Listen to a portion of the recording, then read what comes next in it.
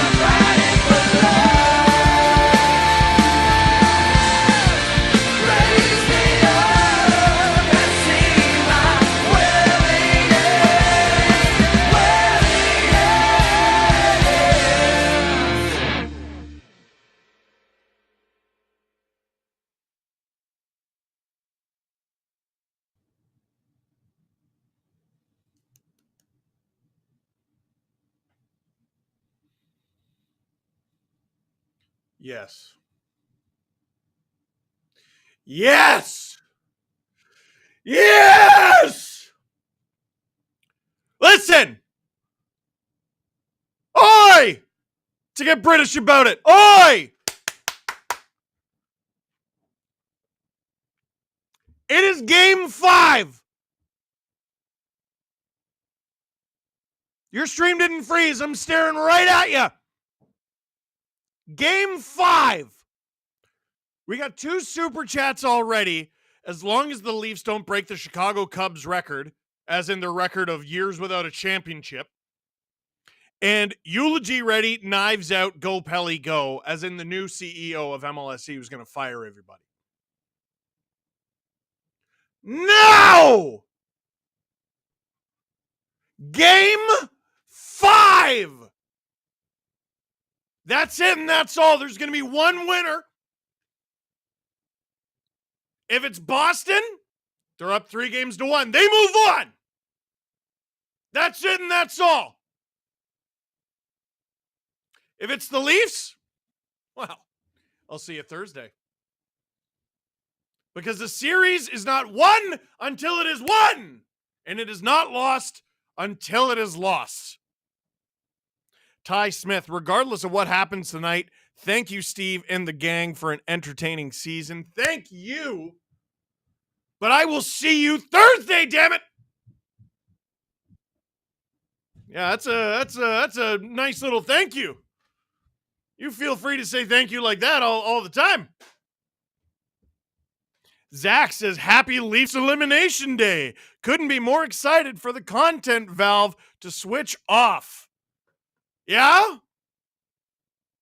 Good luck tonight, says Paul. That's a little bit better. Supercorn. Going late into work to watch this. Go Leafs go. Well, you're going to be very late.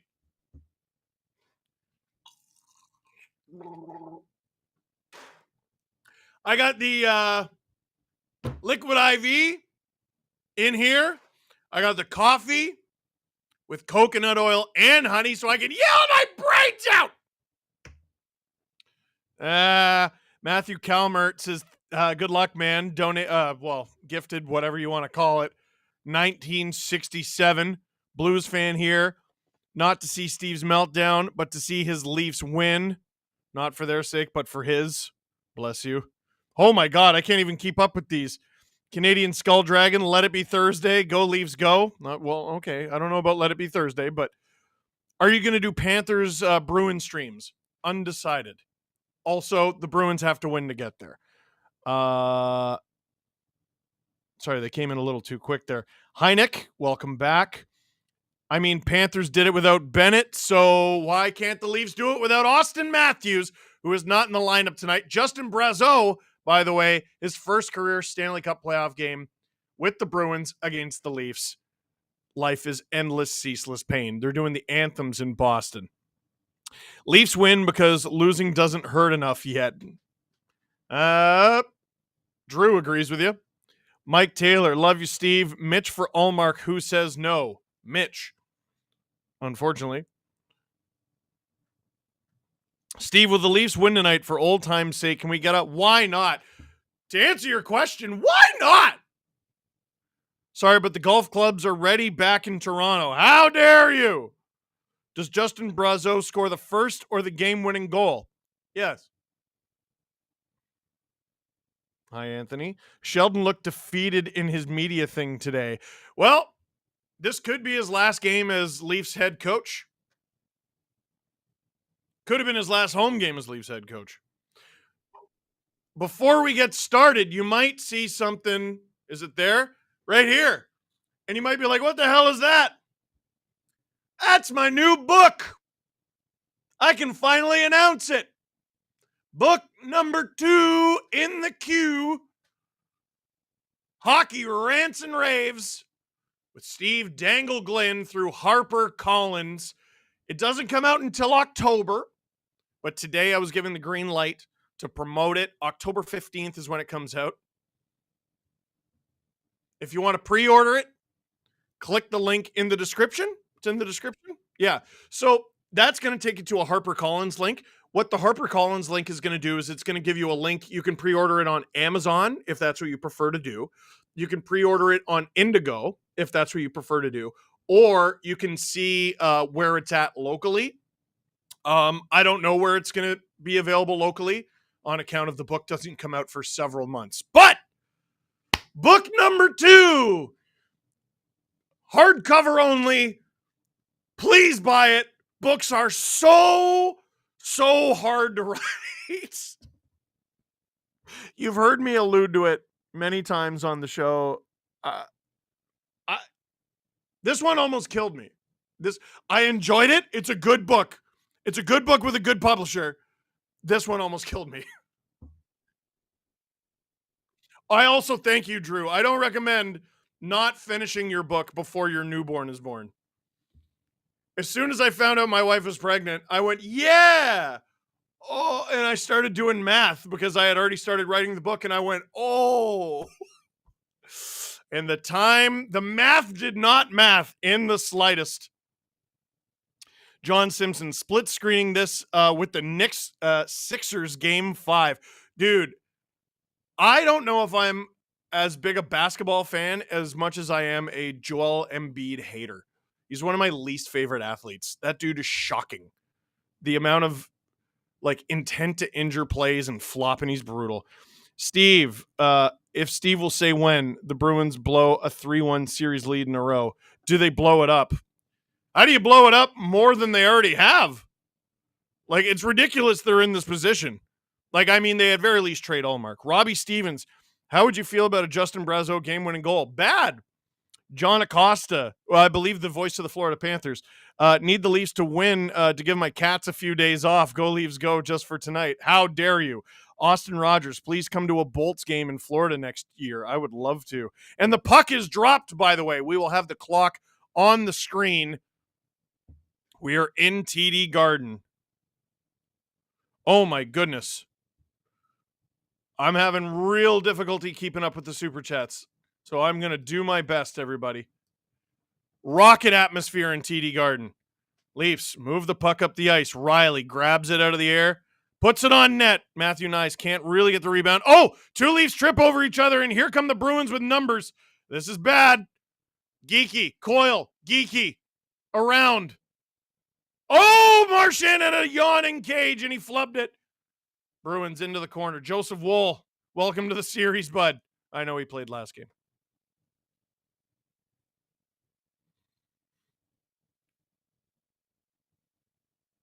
That was Nylander who took out Riley. Jeff Lamarca. Marchand ends it with an empty net clapper. You know what? Damn. Domi, fans on it, puts it wide. Bertuzzi falls down. Isn't Joel Embiid the basketball equivalent of Marner? Regular season star, playoff nobody.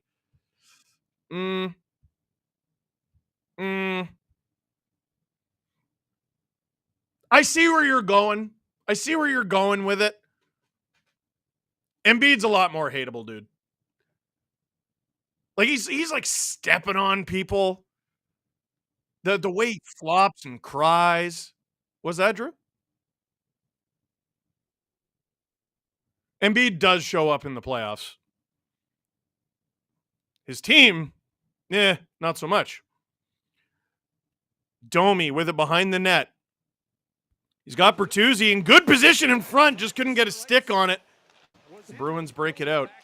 Leafs pretty obviously putting a little bit more emphasis on getting pucks on net in this game and traffic in front.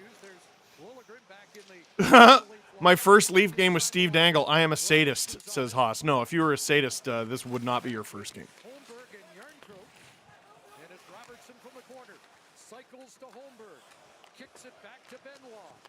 Question about Ovechkin breaking the record. I think he does it. Let's keep it to the game. Leafs, Bruins. Leafs prevent the Bruins breakout, only for a moment. Nick Robertson chasing after it. Leafs really hemming them in here. Here comes Trent Frederick. Robertson dumps it and goes off for a change. If the Leafs break the curse and come back from 1-3, I think they can also come back from 0-3 in the Cup final like they did in 1942. Anyway, here's my contribution to therapy. Thank you very much. Bruins shoot. Woll makes the save. Hey for saves. We like that. Lori picked off by Reeves.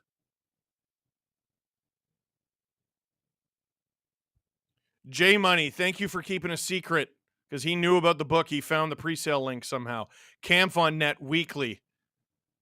Here's Brazeau with the puck. Breaks it up to Boquist. Liljegren, who's back in the lineup for the Leafs, takes it off him.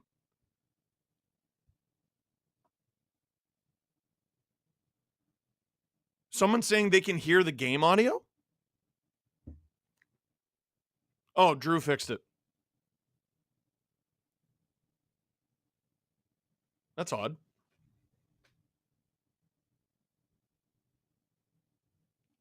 Definitely wasn't on purpose.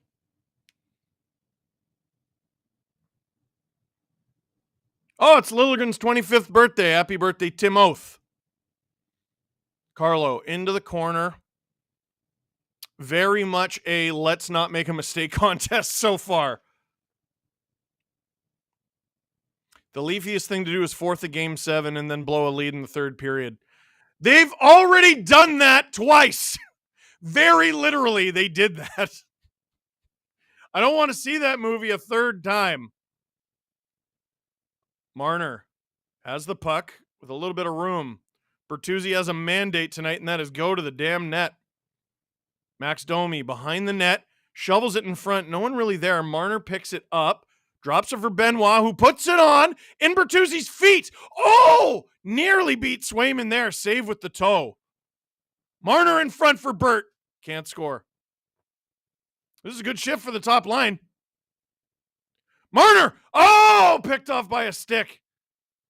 And the Bruins will clear it out of desperation. This is going to be an icing call, though, with 15-18 to go in the first period. Leafs controlling it a little bit early. Good shift. Good shift.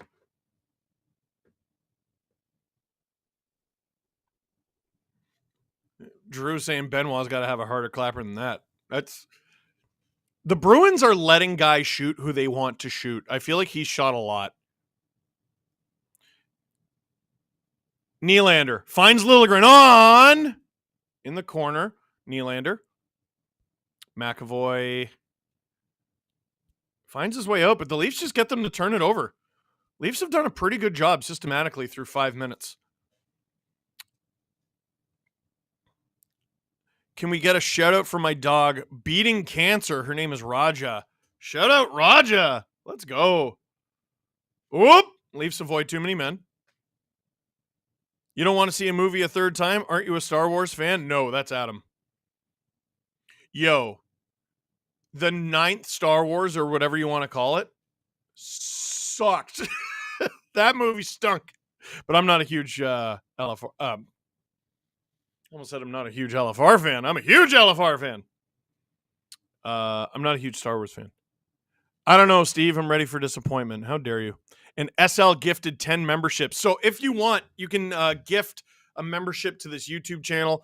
Bottom right corner of the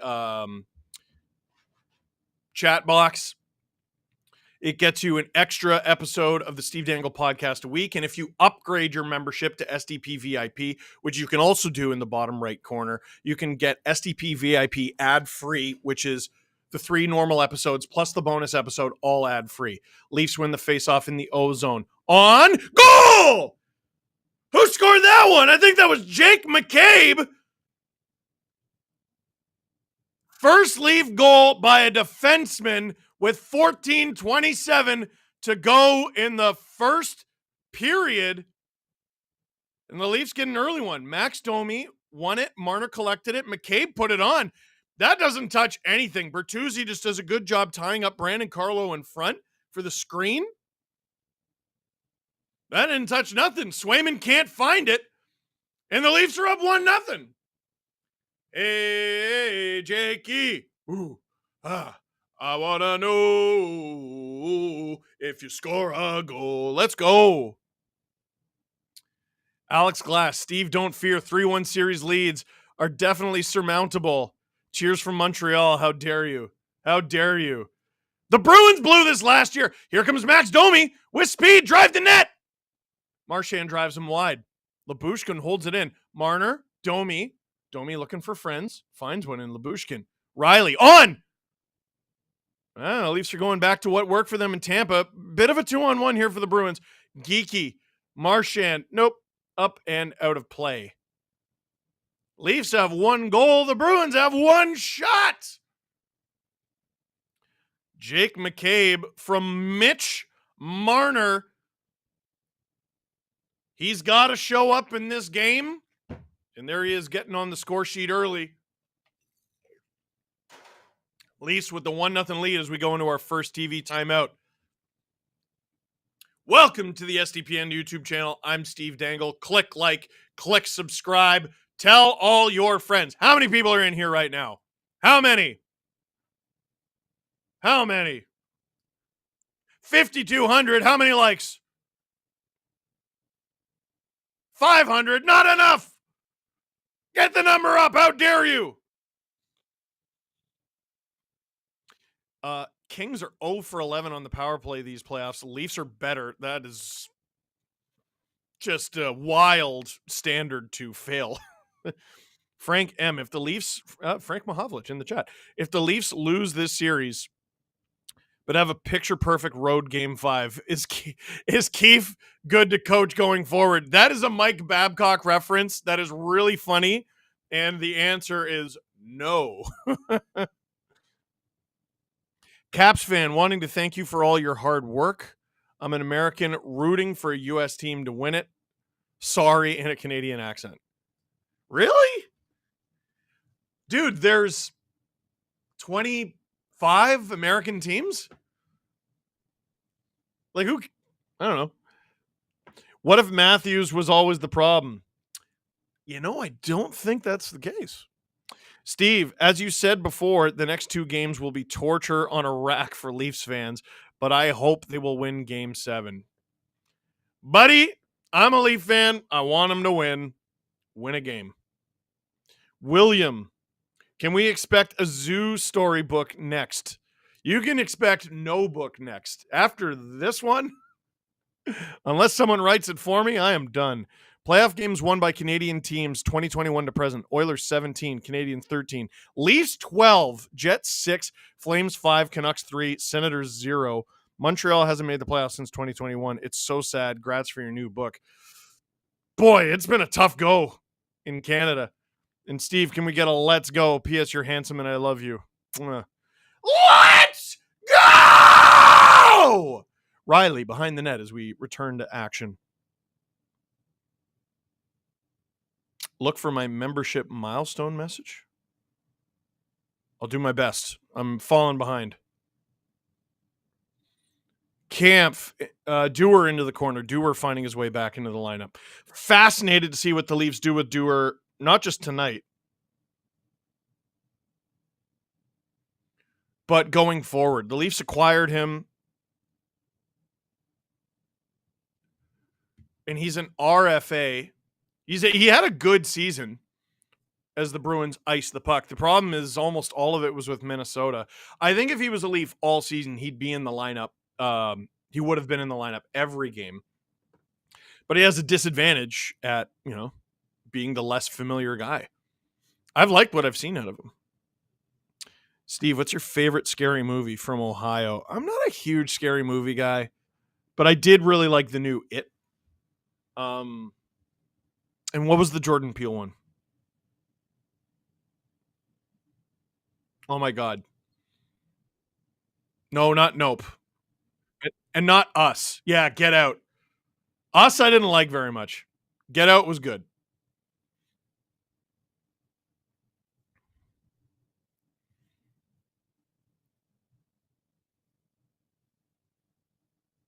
Tavares. Along the half wall. Good battle from JT, but here come the Bruins. Pasta. He flubbed it. He was afraid of Timothy Liljegren. He didn't want the smoke. He didn't want the smoke. Pasta intercepts it. Nice. Airmails it out into safety. Landon, do you have that god-awful What a Pro Wants commercial in Canada? I've heard about it. No, yeah, Drew said no. I've heard it's not popular. I don't even know who's in it. Are you jealous? Greetings from Sweden. Hometown of the SHL champions, Skellefteå. Bruins way up the ice. Breakaway for Geeky. High and wide. Wow, he was waiting there at the blue line, camping.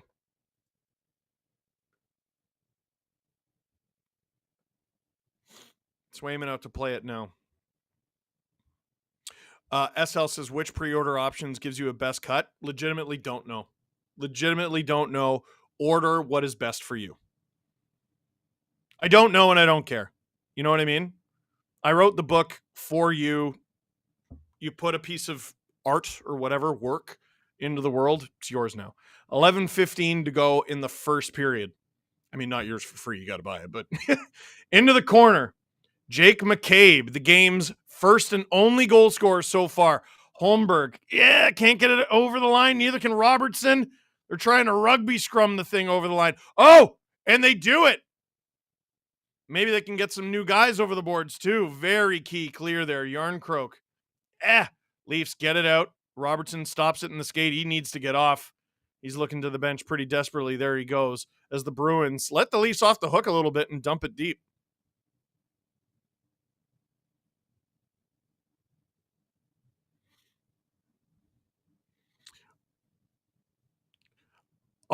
R says, I would trade Marner and Nylander for Datsuk 2008 to 2011. Would you, Steve? Does the time machine come with it? Because then I do the deal and I sell it and buy a new team. Georgia Tracy, love watching your videos, man. Much love from the UK. Peace. Bruins behind the net. Joseph Woll out to play it. We're almost at the halfway mark of this first period. It's going by pretty quick. Whoa, Nyes gets a little lucky there. And here come the Leafs with numbers. Willie, JT, and Joel Edmondson. Swayman steers it clear. Nyes filling in at the point. Dumps it in. Nyes looking to slowly change with Edmondson, and he does. He goes to the net. Edmondson goes to the point. And not a lot of communication there. Nyes gets it behind the net, though. Unfortunately, a centering pass is picked off. Here comes Pavel Zacha into the corner. Liljegren kind of lets him get there first. I don't love that. Oh, but Nyes picks off a pass at the blue line. He's just not going to be able to get there. Knocked the puck too far away and a little late in the shift.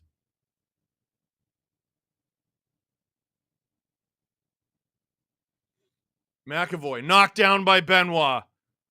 Benoit not quite able to clear the puck. Tyler Bertuzzi is. The Bruins flub the puck. This is a 2-on-1. Domi tries to get the puck through. No, shoot that. Picked off. Marner has it now. On net, Tyler Bertuzzi almost tips it in, and the puck goes into the netting as we get a stoppage in play. Mystic Smoke says they're doing the whole dump and chase thing. I think the Bruins are doing it a lot more than them. Bruins still just one shot through 11 minutes, even though they had a scoring chance there from Geeky. He missed the net as we go into TV timeout. Jared or Gerard said, I only watch LFR for Hat Guy. How dare you? Hat Guy doesn't deserve a full episode. Screw that guy. I don't even like him. Cassie says, hey, Steve, sorry, I thought they started at 8. Yeah, a lot of people are confused.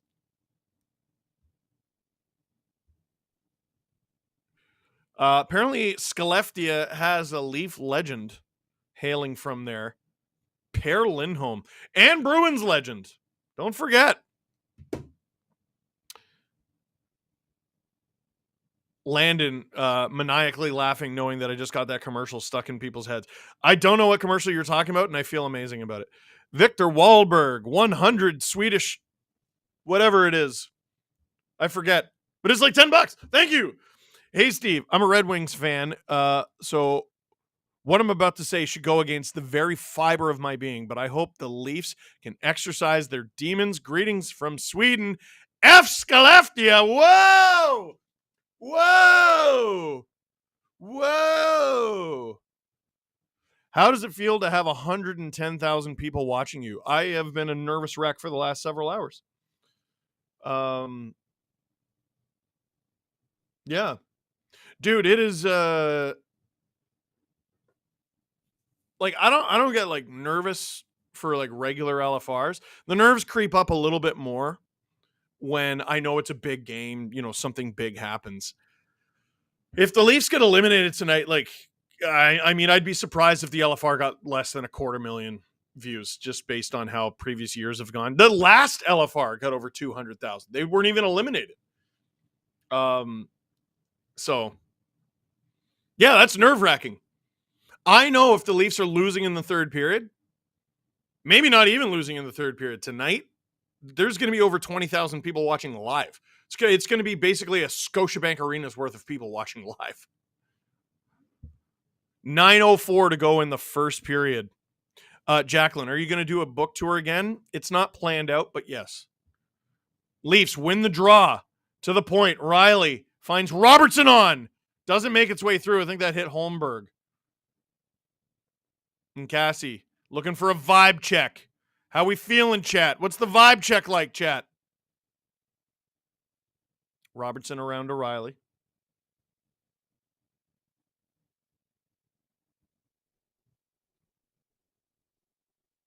Yeah. The Leafs are focusing on set plays off of draws, producer Drew says. That is supposedly what Marner and Nylander were yelling at each other about. SL says, not counting the surefire 3-1 comeback by the Leafs, what is your favorite hilarious, humiliating, catastrophic, horrifying Bruins playoff choke job? Easily 2010 against the Flyers. They were up 3-0 in the series and then up 3-0 in Game 7 and blew both. No one remembers it because they won the Cup the next year and swept the Flyers. But it was a bad one. Pasternak almost created an opportunity there off Riley. Lyubushkin looking for help. Give it to him. Give it to him. Give him the help, boys. Yarncroak across the ice and out with it as the Leafs look to get new bodies over the boards. That was a little bit too much dump and no chase.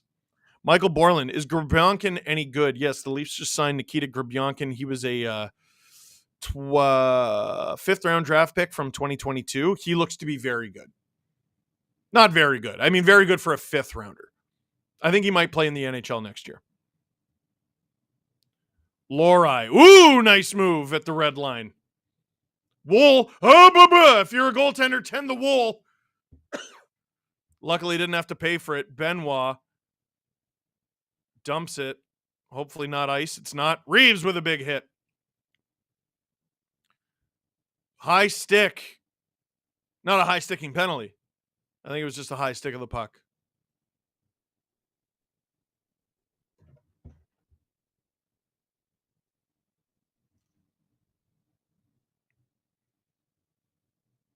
I've been asked to retweet as part of my job. Austin says, my wife was surprised I sang through O Canada. She asked how I know it so well. I simply replied, too much hockey.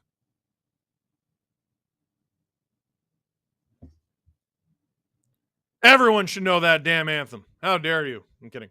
Nice.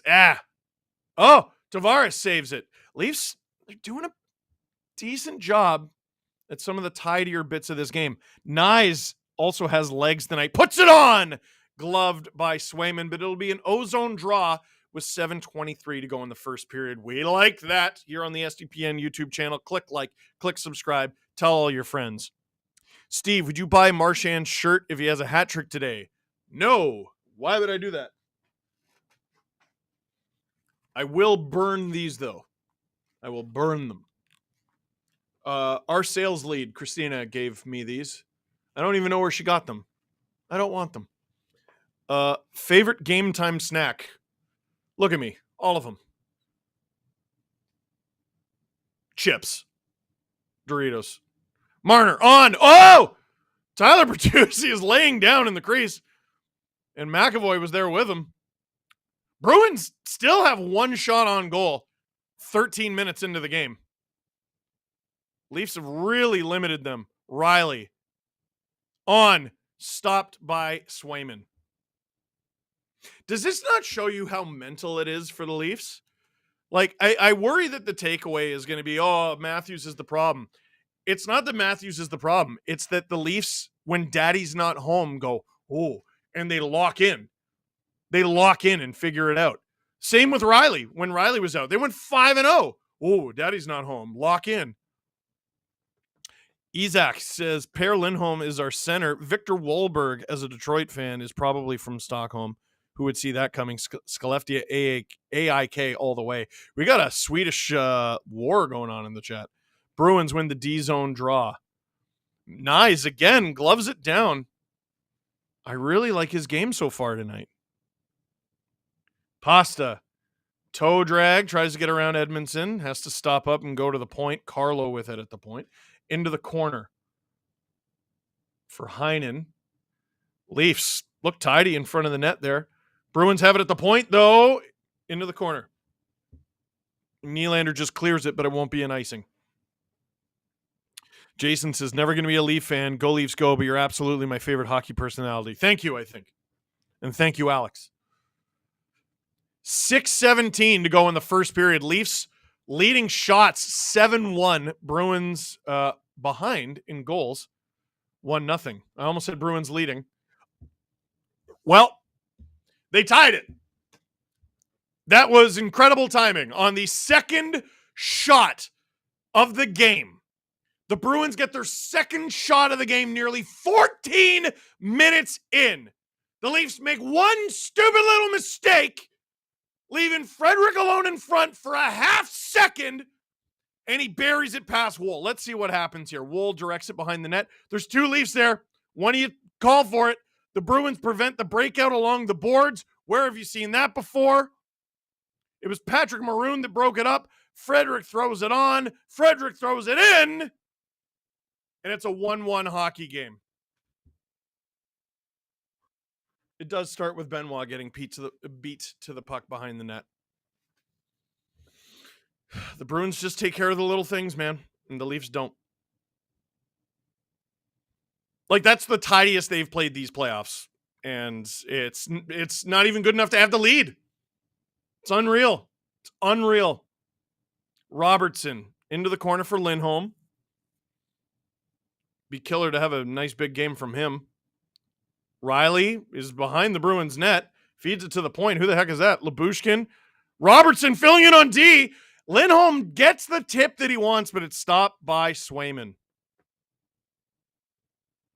Nightmare LLC. What is a Kyle Dubas guy? It is a guy that Dubas brings in and then never lets go ever. You are a prophet, Steve. I wish I wasn't, as we get a TV timeout. Greetings and thanks from a dad in North Carolina whose daughter found her love for hockey and the Canes after watching a certain video back in 2020. She saw me turn purple and thought hockey is good for you. SL, if the Toronto Maple Leafs were a sound, they'd be a sad trombone. Luke Trottier, Toronto play possession and perimeter hockey. Boston waits. Toronto doesn't drive into traffic and play under fire, so Boston's defensive structure eats them alive, and they have worse D and goaltending to fall back on. So all of that is true. I want to know when this happened, because we talked about this on the podcast. Sheldon Keefe, the whole Canada bubble season, I think it was, or was it? It was either that season or the 2022 season. Keefe, every game that the Leafs failed to score, emphasized their need to score playoff-style goals, like rebounds in front and stuff like that. Last year, they got really good at it. And they became deeper, and they became better defensively, and they were getting saves, and they won a series. And this year, despite getting quote-unquote tougher, like, it's gone. All that magic in front of the net, it's gone. Dubas guy equals any Greyhound. Fair enough. Frederic has the same amount of goals as the core four. Please kill me. Will the Bruins have another shot? Nice pull. Damn it. That's the Bruins' fourth line's third goal of the series that I count. Producer Drew counts. I don't know if Frederic is on the fourth line. Boquist definitely is. No, isn't it Brazeau? I think Frederic was just out there. Yeah, the fourth line was out there with him. It was Maroon and Boquist, but Frederic is usually a little higher. Wes Richard gifted 5 SDPN memberships. Let's go. Ready for another urinating tree congrats video? I'm always happy to provide them with content. Seth, no commercial beats the Rogers wrapped in red event. I hated that commercial. I don't work there anymore, so I can say it. Leafs win the ozone draw. Liljegren on. Bruins bring it back to the point. It's bouncing around. Domi with it. Yeah, Marner. Good steal off of Marchand. He's having a nice little game so far. Marner looking for friends. Finds one. Domi looking for Burt. Delayed penalty coming. And we get a whistle. Leafs are going to go to the power play. Can they score without Matthews? The answer might surprise you. And it's Marchand going to the bench.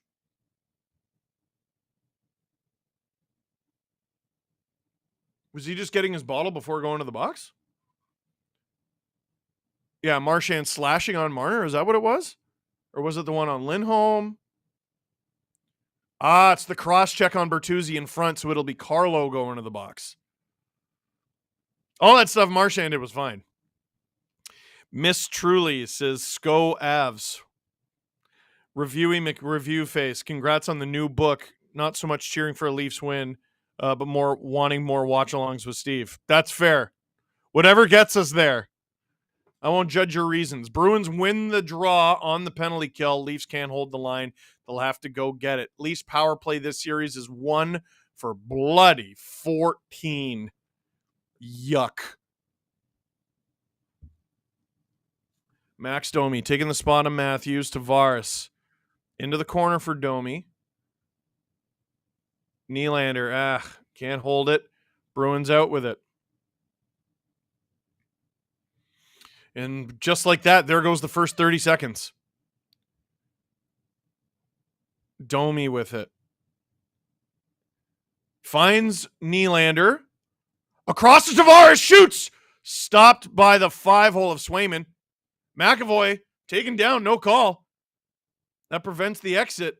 I don't know if he tripped or what. Domi, that's a low percentage pass, my guy. Low percentage. Leafs chasing it around with a minute to go in this power play. I wonder. Marner drops it for Robertson, who's now out there. Willie picked off down the ice with 50 seconds to go in the power play.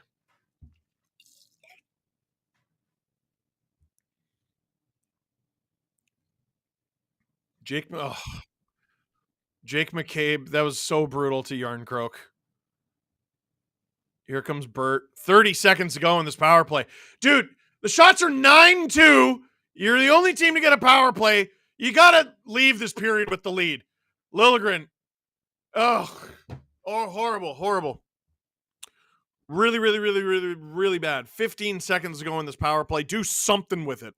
Someone said look out for a shorthanded Marchand goal. There's still time. 8, 7, 6, 5. Bertuzzi. Shot! Whiffed by Connor Dewar. Brutal power play from the Leafs yet again. Cassie says 1-0 Canes 2 minutes into the first. Good for them.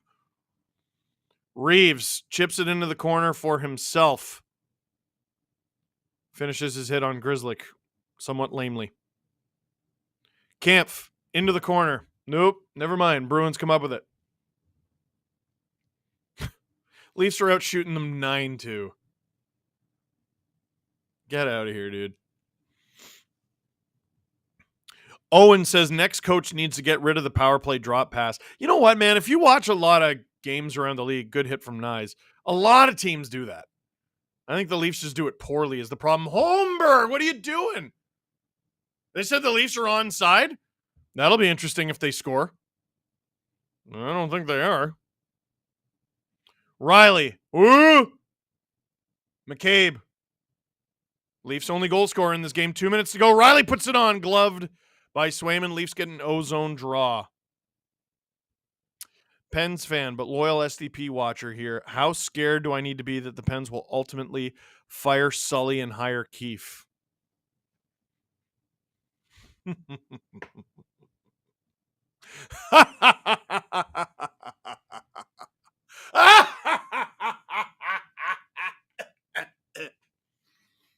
Oh, it's happening.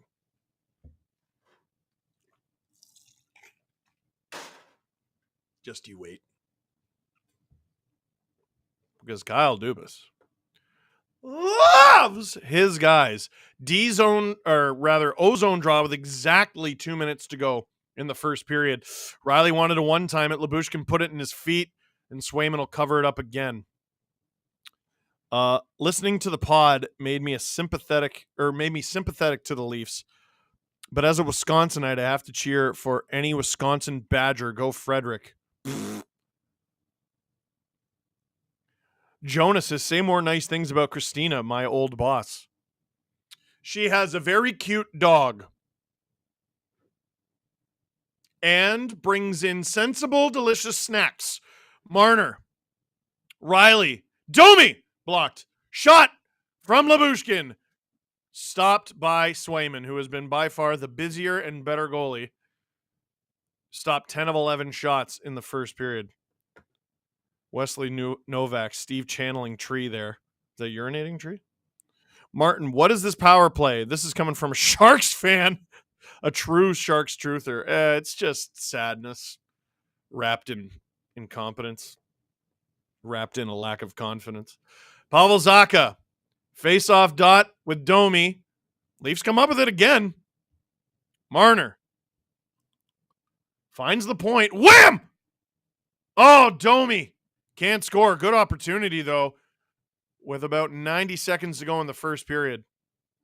Lohrei being chased. Good little bit of pressure from the Leafs there. Again, can't come up with it. Bruins into the corner. McCabe reads that well. No one there to help him. Thank you, Riley, for reading that. SL saying Bruins are only outscoring the Leafs at 7-6 at 5-on-5. They're being outscored 5-1 in the power play. Honestly, I'm surprised that's it. Shot attempts are 29-7. They just showed on the screen in favor of the Leafs. I mean, you got to be happy with the process, but good Lord. They made like 2 mistakes all period, and one of them went in. It's just brutal. It's just brutal.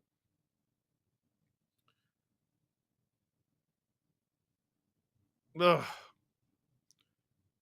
Nice to Tavares. Maybe one more chance before the end of the period. Maybe not. Zacha. Can't find Pasternak, who's standing at the blue line feeling sad about it, as the Bruins ice the puck, and the Leafs will get an opportunity with 26.2 seconds to go. Willie bleeding from the lip. Count of 3, everybody. As a Pens fan, I'd take that. I'd take anyone over Sully. That guy gave you 2 cups, man. If the Leafs charge rent instead of letting the Bruins live rent-free in their minds, they could afford to rent a brand new NHL expansion team. Good one. Domi.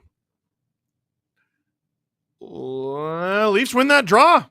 They're offside. Faceoffs 15-4 for the Leafs. They're out attempting the dog crap out of the Bruins. They are out shooting the dog crap out of the Bruins. 1-1 game. Brutal.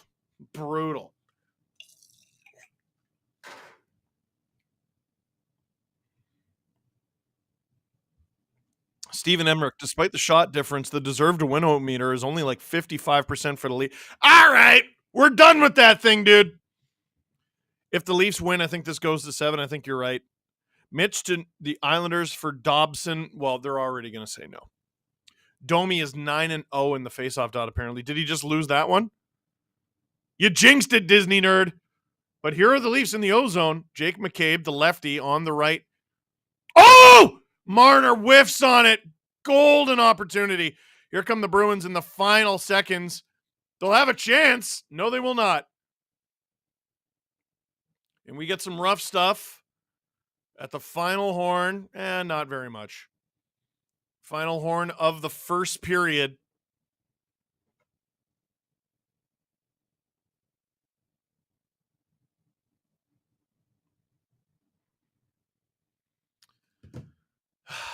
Oh, Mitch, that's a golden opportunity.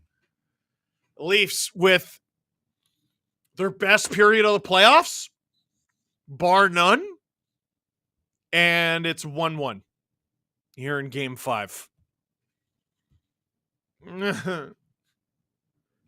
That's not fair.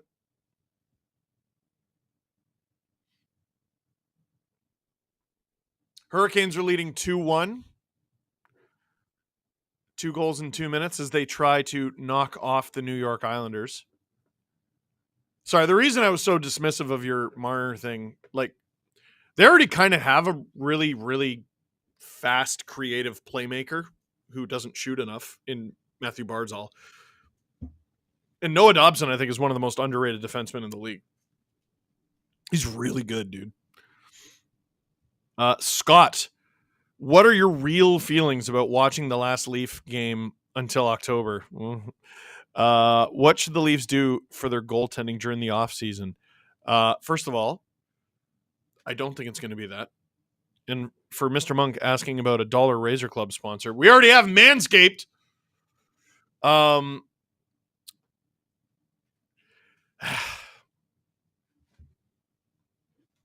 Everyone says just go out and get a starter. Like it's the easiest thing ever. Markstrom, nah, not going to happen. I'm done entertaining the Calgary Flames and their nonsense. They're not going to make a trade with Brad Treliving. They've decided to be children about it. We're done there.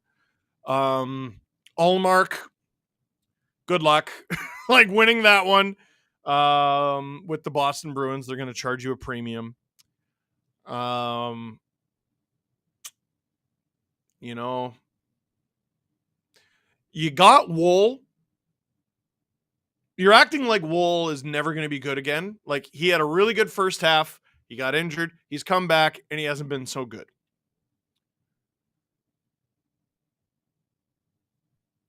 It'd be nice to have there's got to be like league average guys that are options in free agency. Anthony Stolarz is a name that gets brought up a lot. I wonder if Dennis Hildeby gets a shot in training camp. R says, I can send you good antidepressants. We need you after the season. I already got them. I traveled from the U.S. to watch the Laughs in Toronto for games 3 and 4. I guess you can say I got the Leaf fan experience. Never experienced booze like that. Dude, sorry, I was distracted by, do you think Brazo's nickname is Brazzers? No, I don't.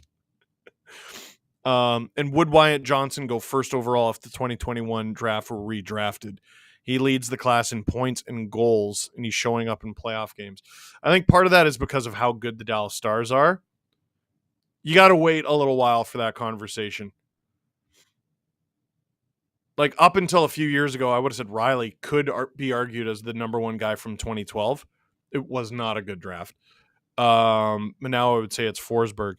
To answer the question about, or the comment about the Leafs in games 3 and 4, man, like I met these guys at Real Sports from the UK, and they went to a stretch of, I think it was like 2 or 3 games in Toronto during the regular season, and the Leafs just got killed in all 3 games. And all I could think of for all those games was those poor guys. Thank you, Alexa.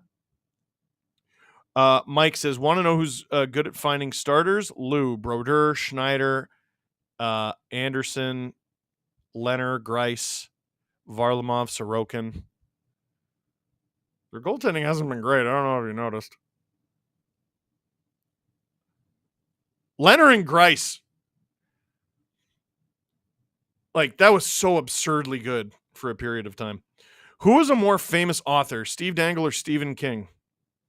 Also, who would you like as coach for Toronto?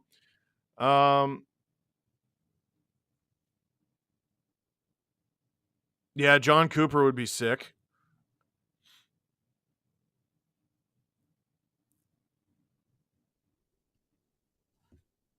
Yeah, producer Drew asked me if I want a break. Let's keep going through it.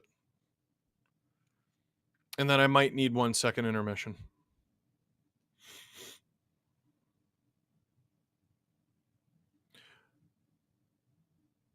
I think on Sportsnet they were saying last time a McCabe and a Domi combined on a goal for the Leafs was a game against the Thrashers.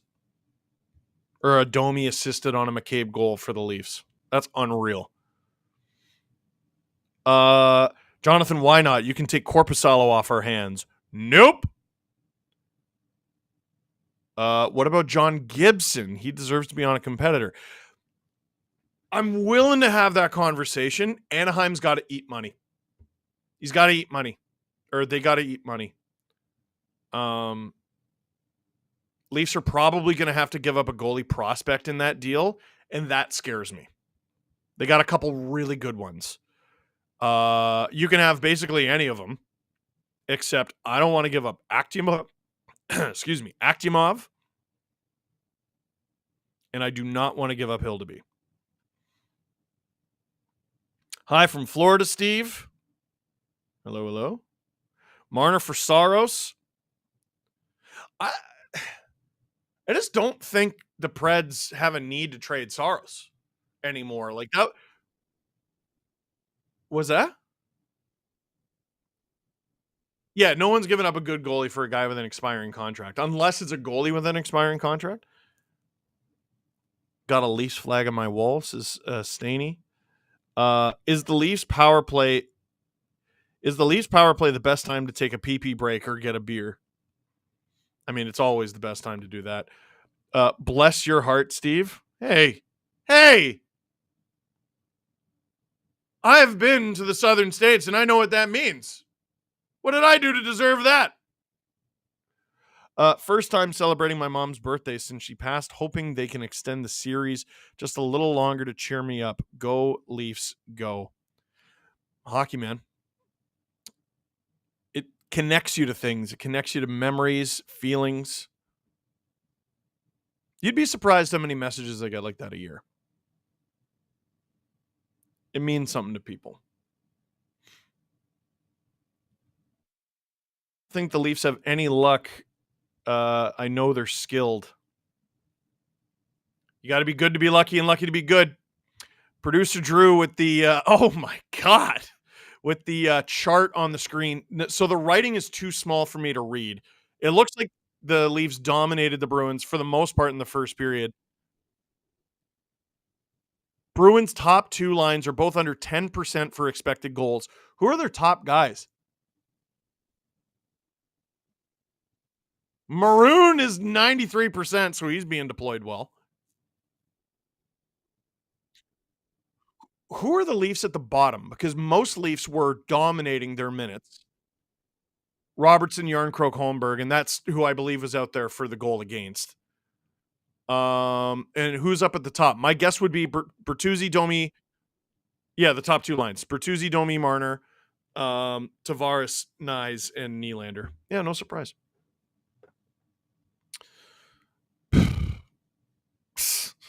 You can't be losing this game, dude. Varlamov had the third best save percentage entering the playoffs as a backup. Like, yeah, I'd take him. It's interesting, but you know, I don't know if his body can handle that load anymore. Like maybe as a tandem guy with Wool, that could be neat.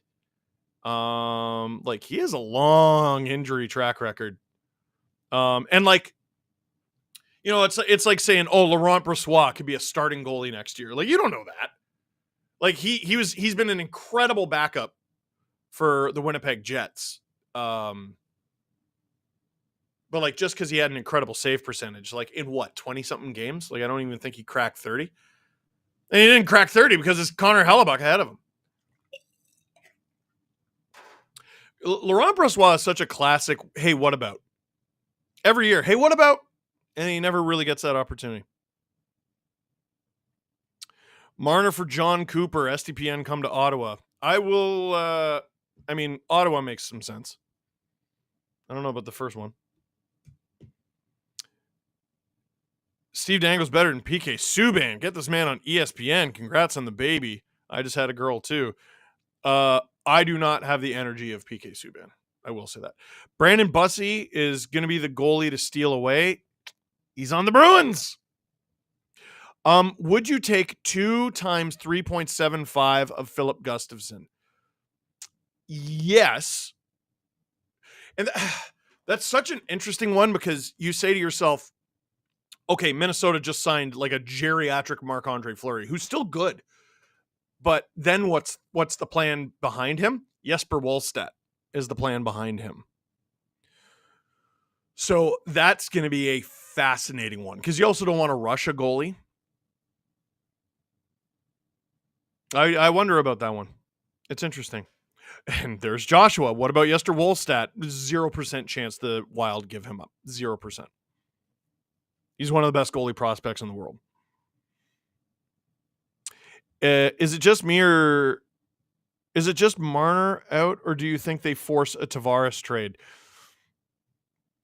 I'm hearing whispers.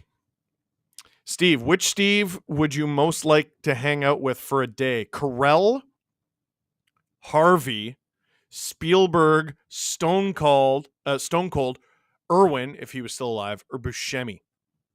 Carell. I love his energy, and also he played college hockey. So we could talk about hockey. Listen, I don't need to talk about hockey to carry a conversation with people, but it helps. What size arena could the Maple Leafs realistically sell out consistently? Probably smaller than you think. Like 41 games.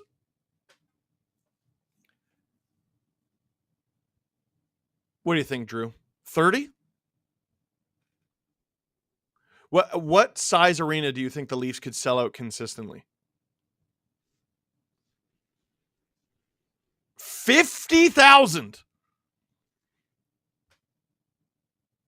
Like, so you think if they put a pad of ice in Rogers Center, they could sell out 41 games at 50,000 a pop? The Jays do. Drew, that number's wrong. The Jays do not have an 82,000 capacity. Oh, 82 home games. I was like, you're on drugs. I'm a jerk. Sorry.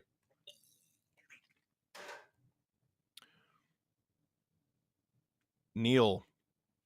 Steve, your game. Oh, where'd it go? Your game 4 wrap up was one for the ages. I'm a Bees fan, but you're what's best about the Leafs. Thanks, unfortunately. One day I hope to watch an LFR after the Leafs win the cup. We'll cry together. I think about it all the time. Marner for John Gibson at 50% retained and Troy Terry. You know what's funny about that is it would do nothing for the Leafs cap situation. I'm pretty sure it would break even. Cheering for your Leafs tonight. Can we get some love for my Canucks tonight as well? Adam Wylde is going to be streaming that series on this very channel. So if you want to hang out with Adam Wylde while he's doing what could be the deciding game between the Vancouver Canucks and Nashville Predators, hang out right here on the Sportsnet YouTube channel. Would you take Jari? No. If you're Steven Stamkos, would you take a team-friendly deal to stay with Tampa or test the market in free agency? I think he's going to be a free agent. From Jonas in Sweden, maybe not the time, but what was that Kyle Clifford versus Boko Imama thing about? So the Belleville Senators eliminated the Toronto Marlies in overtime of their playoff series, and during the handshake line, Kyle Clifford went after Boko Imama. Now, it's hilarious because if you listen to the Belleville Senators feed and the Toronto Marlies feed, they're very different. The Belleville Senators feed is like, get that guy out of here. Kyle Clifford can't control himself, and he's had a few incidents this season. And the Toronto Marlies feed was talking about, oh, Boko Imama said some terrible things to Kyle Clifford on the bench without going into what those things are. Like, I mean, people chirp. What kind of chirp was it? I guess you'd have to prove, right? I don't care what a guy says. You can't try to start a fight in the handshake line. It's a terrible look. It's a terrible look. Drieger's contract is up.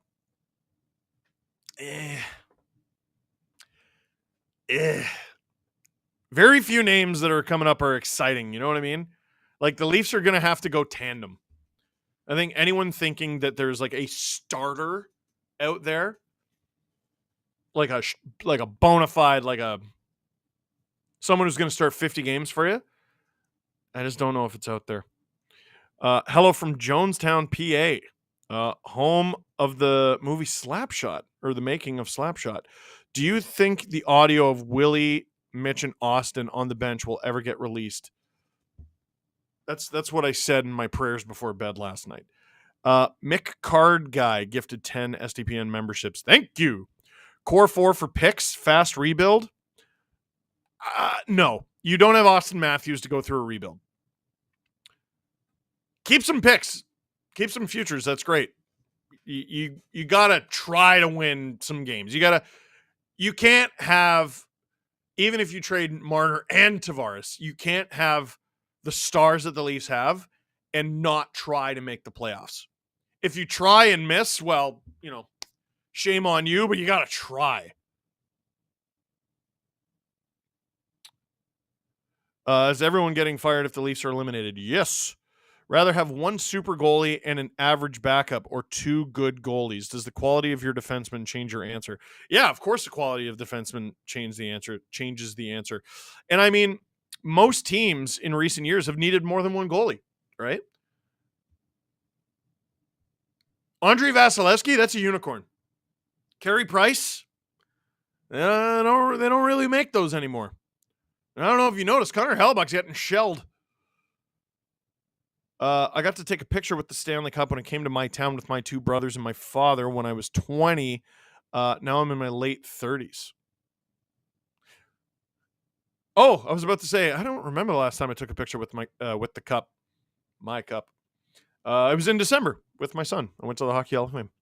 Jake, a team once won a 7-game series with no power play goals. Can you guess which team it was? I want to say the LA Kings.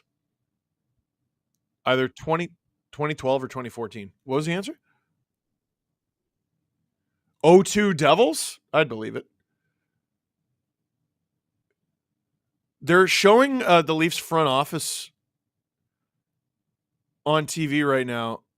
Is surely that's not flies, it's just dust. Look friggin' filthy. Brad Treliving said, at the end of the day, a lot of the answers are going to come from the guys in the room. Leafs are 9-2 all time in Game 5 against the Bruins. That's hilarious. Here's a donation to pay for your therapist. Thank you. Which Canadian team has been a bigger bust, Leafs or Jets? Oh, I'm going to say Winnipeg, honestly. Because they owned Colorado this regular season. And Colorado really limped into the playoffs. No one really expected this. I certainly didn't. Second period, ready to get underway. It's a 1-1 game, and the puck is dropped. Shots fell through.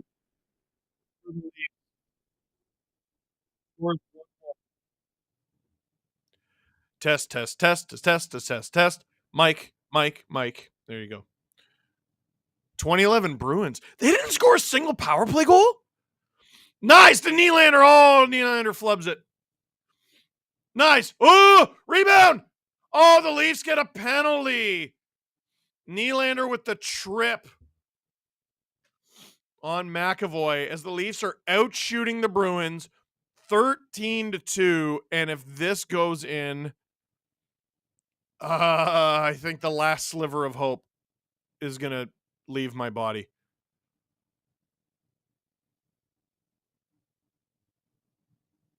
Oh. Nylander's feet collide with the back of McAvoy's. And he takes him down 28 seconds into the second period. In an elimination game, boy. I mean, if the Leafs score off that, the Bruins get pretty pissed. Marner. Chasing Pastrnak. Got to be a little bit more attentive to that diamond there, Mitch. So saith Paul Bissonnette on the TNT broadcast. David Kampf sends the puck down the ice. We like that.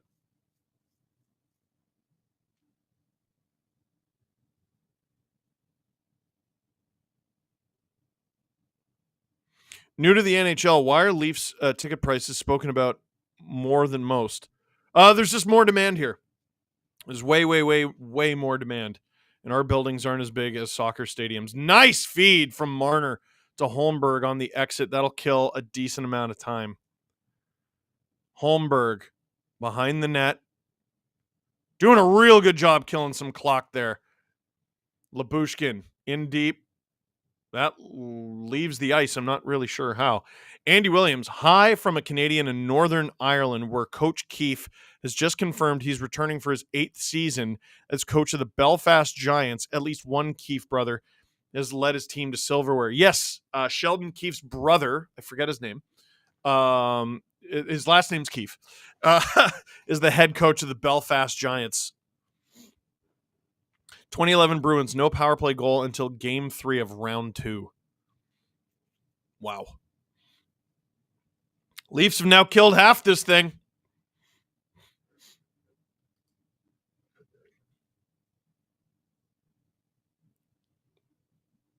Pretty solid penalty kill so far, honestly. We'll see how quickly that dies. Bruins able to hold it in. Geeky working along the half wall. Benoit gets to it first. Can he ring it around? He does. 25 seconds to go. Bruins power play was 1 for 3 in game 4. Having them be 0 for 1 here would be pretty good. 15 seconds to kill. 10 seconds to kill. Heinen. Oh, holds on to the puck. Bruins with traffic in front. Put it on. Stop by Wool. Just his second stop of the game. Oh, Nylander. Breakaway. Out of the box. Shoots. Over the net. Oh. Here comes Frederick the other way. Whistle. Were there penalties behind the play? Interference call. I think it's going against Boston. Steve, which series will you stream after tonight? We haven't decided. And also, screw you. This series is going to continue after tonight. So maybe there's the answer to your question. This one. After tonight, we will stream this one. Oh, Willie had Swayman beat way too high. Oh, it's at the crossbar. Oh!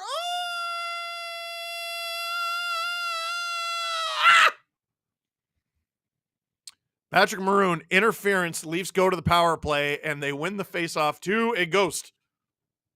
By the way, remember I said Joseph Wool stopped it for his second save of the game? Nope. They didn't count it as a shot. Shots are 13-2, 3 minutes into the second period. Domi screws up the drop pass. They called that offside. Oh, I thought they got it.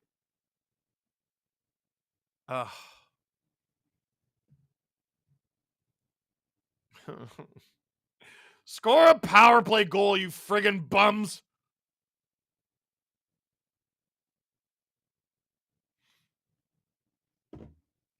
Tavares. Charlie Coyle kicked out. Other face-off dot. Marchand going up against Tavares. And he wins it clean. Down the ice. I don't know if the Leafs mind that because they get the puck in their own zone so they can attack with speed. What does the Marner extension look like? With another team. Riley. Half wall to Tavares. Also 12 mil. Nylander. Riley. Domi. Riley. Someone shoot! Nylander in front. Steered wide. Marner. Riley. Marner. Shoot. Oh, rebound! Tavares! Marner! Tavares! Kicks it too! Riley gets it. Marner. Tavares! He's got a good shot! Oh, stopped by Swayman. Marner. To Domi in front! Riley! Oh, what a stop from Swayman! Oh, robs Morgan Riley. Oh, maybe he didn't get the pep on that he wanted. What a stop as the Leafs are out shooting the Bruins. Says on the scoreboard 16-3. I think it might be more afterward. Nylander almost beat Swayman there. Good stop against Tavares there. Domi. Oh, Riley. He didn't get a great shot as he was falling. I think it might have been tipped in front by Lindholm.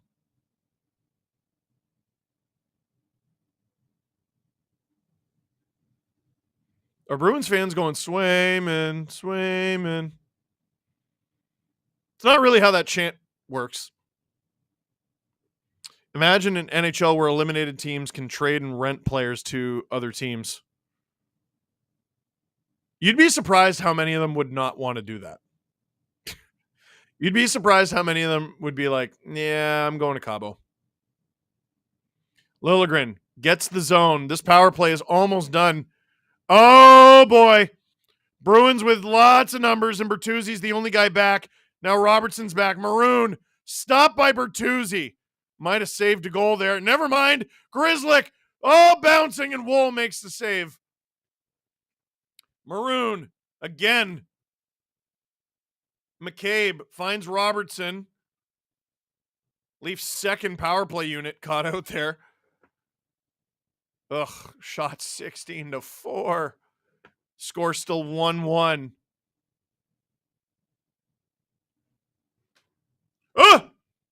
Bruins, Grizzly, on.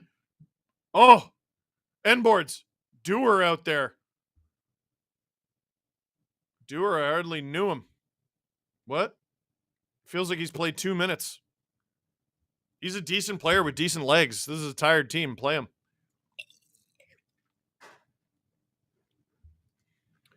Leafs fans wish they had a good goalie to cheer for. Yes. Brazo in the corner, waiting for reinforcements. Oh my God! Almost set up JVR for a goal. Leafs, Bruins fourth line again. Brazo. Oh, finds an open man! Wool is way out of position. Oh! Jake McCabe just steers it into the corner. Bruins can't hold the line. Get after it, Dewar. Weird bounce off the glass. Penalty kill woke the Bruins up. You're right, Drew. It's just, I don't even know why the Leafs look to the refs for a call. Like, I really don't. It's basically just 2 minutes where it's harder for the other team to score. The problem is it's also harder for you to score because you suck. Lindholm drops it from Marchand. Ooh, almost found Heinen. Heinen blows the tire. Nice. Riley. You can definitely tell Riley's taking on more of an offensive load tonight. Nice. Ew. Tries to get it to the point. He does. One-timer. Wide of the net. Oh, Marchand, what a stick. He has Boquist. Stop by Wool. Whoa. What a play from Marchand. What a timely save from Wool. Oh, hey, good play from Nylander. Put it in on Swayman. Swayman had trouble handling it, so it'll be an O-zone draw for the Leafs. I believe we're going to TV timeout because Wool is leaving the net. Wow. Wool made a couple tricky saves there. Jake McCabe might have made the best one, though.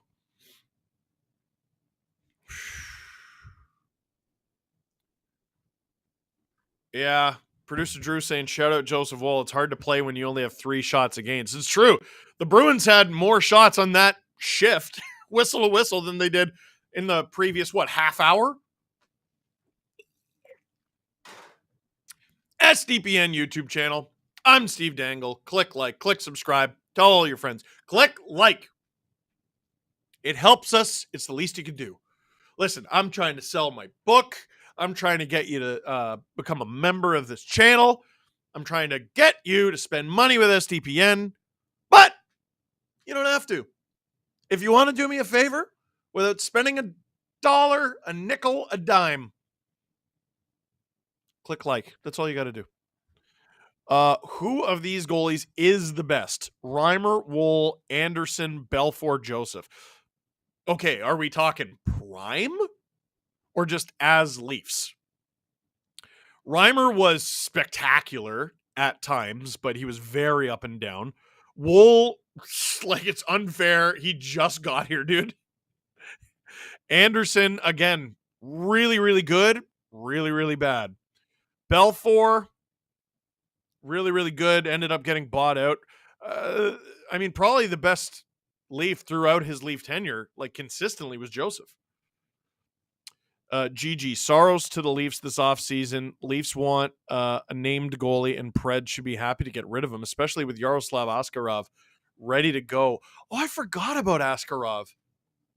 But you're just going to give a rookie goalie the net like that? That doesn't really happen very often. Like Dustin Wolf, like, look how the Flames are easing him in. Look how the Sabres are easing Devin Levi in. They tried to give Levi the net. It didn't work. And that's going to be a spectacular goalie. Drew says, is that breakaway scored if it's Sammy and net? Don't think I hadn't thought of the same thing. If I spend money, will the Leafs win? I can't in good faith tell you yes. Hey, Steve, look, a 5-hole that isn't a black hole. Yeah, see, Drew, he was thinking the same thing. Dumped into the Bruins zone. Forget trade. Imagine NHL where a series winner got to pick any player from each team they vanquished for the rest of their playoff run. There'd be too much espionage. Leafs with numbers. Marner blocked. Bertuzzi rebound. He can't get his stick on it. Pasta is reeling in front of the Bruins net. He's in pain. Leafs still with it. Riley, Marner blocked. Up in the air. Oh, Mitch. Mitch keeps it alive. Domi, shoot that. Stop by the other one. Swayman. I almost said Wool. Bruins. One-on-one. Danton Heinen coming at Morgan Riley. Gloved easily by Wool as the Bruins desperately need a change. Almost feels like Montgomery told his team not to throw everything on net so Wool can never get settled. I mean, it's not that the Leafs were limiting the shots on goal. The Bruins weren't even getting attempts. With this inflation, clicking like now costs 69 cents. Nice. Bruins flub the pass. That'll be icing. 11-13 to go shot. Aye! That got him right on the outside of the knee. Oh, that doesn't tickle at all. Trey Tyson. Max Verstappen is so bored he's wearing goalie gear on the Leafs bench. Is that what Max Verstappen looks like? I don't know. Leafs in the corner. Tavares. Nylander. Gets it around. Edmondson with a shot. Ugh. DeBrusk blocks it. Nylander again prevents the breakout. Walking the blue line. Very skilled. What a move on DeBrusk. What a move on Marchand. Finds Edmondson. Oh, into the corner. You got to do something with that. What a play. And now the Bruins 2-on-2. DeBrusk. Fans on the shot. Wool crashed into. Leafs with it. Ref telling everyone to get out of the Leafs net except for the goalie. Gil-galad. May have missed it, but does the physical version of your new book come with an audiobook code? I don't know the answer to that. I only got permission today to tell you about the book. I can tell you that the book isn't it's done. It's in copy editing. There are still going to be tweaks to it. It hasn't been printed yet. It will be ready for October 15th. And we haven't talked about an audiobook yet. The priority is getting the manuscript done, and then you figure out the audiobook. Brazeau, what a move! Stopped by McCabe, thank goodness. I don't think I could survive that. Reeves, offside. Jake McCabe and Pontus Holmberg going at it with Trent Frederick and Justin Brazeau.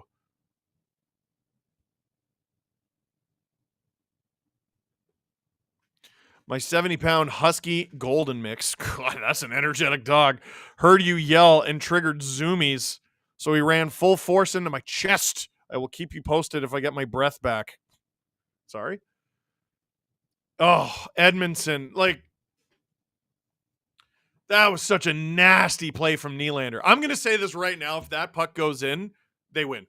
Leafs win. 100%. We're going to game 6. It didn't go in, did it? Welcome to the SDPN YouTube channel. I'm Steve Dangle. Click like, click subscribe. Tell all your friends my book, Hockey Rants and Raves with HarperCollins, is coming out in October. I just got permission today to tell you about it. Go to the link in the description. You can pre-order it. So the description is going to take you to HarperCollins Direct. And there's going to be a couple buttons you can click. If you want to pre-order it from Amazon, you can pre-order it from Amazon. If you want to pre-order it from Indigo, you can pre-order it from Indigo. And then there's an option to pre-order local. I don't know if there's much there yet, just because the book doesn't come out until October. So your local bookstore may not have ordered copies of it yet on account of it doesn't come out until October.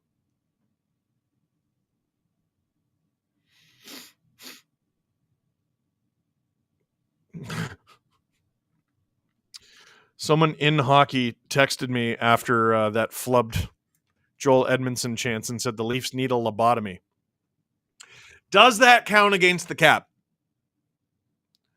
Dylan Probert, Wings fan sicko that came for the meltdowns and became a Dangle diehard since 2018. Now I listen to more Leafs propaganda than my own team thanks to you guys. Shout out to the Dub Dub Club, though. Let's go Red Wings.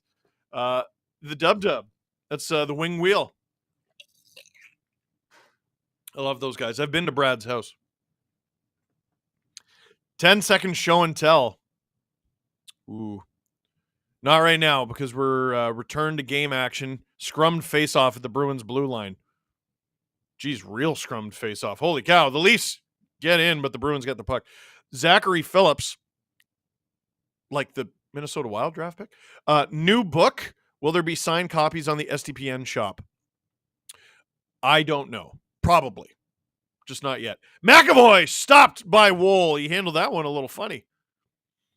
Yarncroak up the ice. Riley gets it deep. Holmberg trying to get in there. Interfered with by Boquist. Still first on it, though. Robertson around for Liljegren. No one expected that. Liljegren had lots of time and space. Ugh, and the Leafs get nothing out of it. Oh, maybe they do. Yarncroak to Robertson behind the net, who's just completely alone as the Leafs try to get new bodies over the boards. Liljegren chases after the puck in his own end. No ice. Unworthy Thor. Oh, no, I'll read that after. Marner along the half wall. Picked off by Marchand. Marchand, I think he's going to beat Liljegren here. Liljegren's laid into a shift. Liljegren takes down Marchand. Is there a hand in the air? I don't see one. Oh, Bruins into the corner. No, it looked like Marchand and Liljegren took each other down.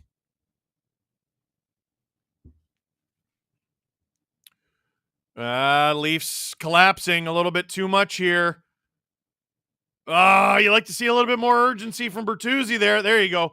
Marner finds Bertuzzi. He'll dump it in. Tails, will you be doing an audiobook? I don't know the answer to that yet. I would like to. Put it that way. Oh, Domi puts it in front for a ghost. McCabe.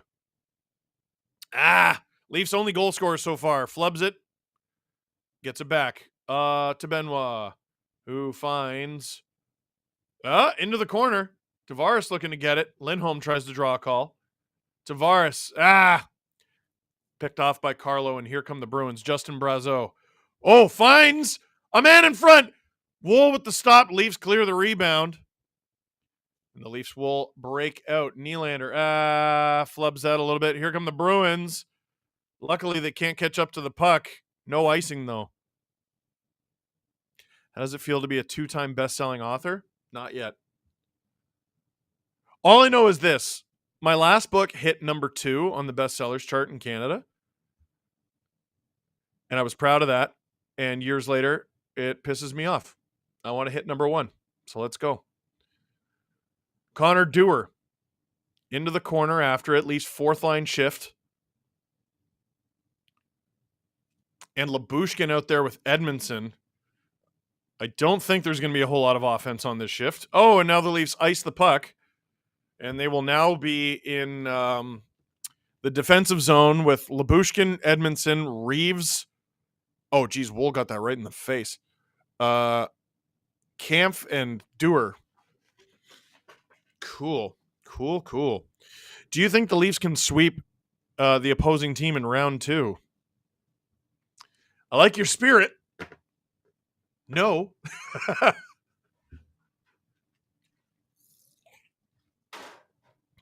Oh, and Wool is... Did they fix his mask, or is that a... No, that's another mask. That's not his mask. So he's got to try on his new mask here. So excited to watch you and Adam back-to-back tonight. Adam is doing the Preds Canucks series. Thanks for all you guys do, keeping this Hawks fan entertained when her team is not in it at all. Cries and nervous optimism for the future. I know that feel. Bruins. Whoa! Win the ozone draw. Zaka. Bruins at the point. Lori. Lindholm. Ungloved by Wool, who didn't have his stick.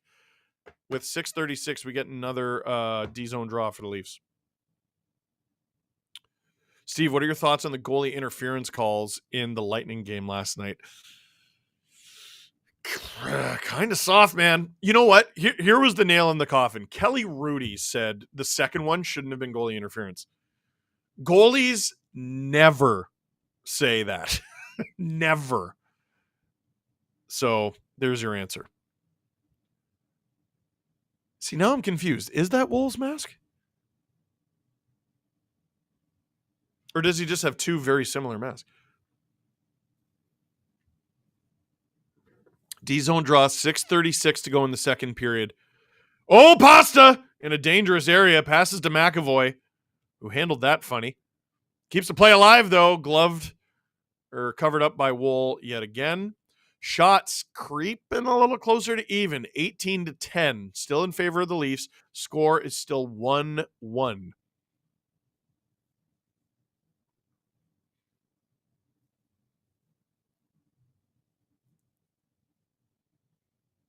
You can get Leafs plus 155 if you're interested. It's a party in Boston, man. Look at that. It's always a party in Boston.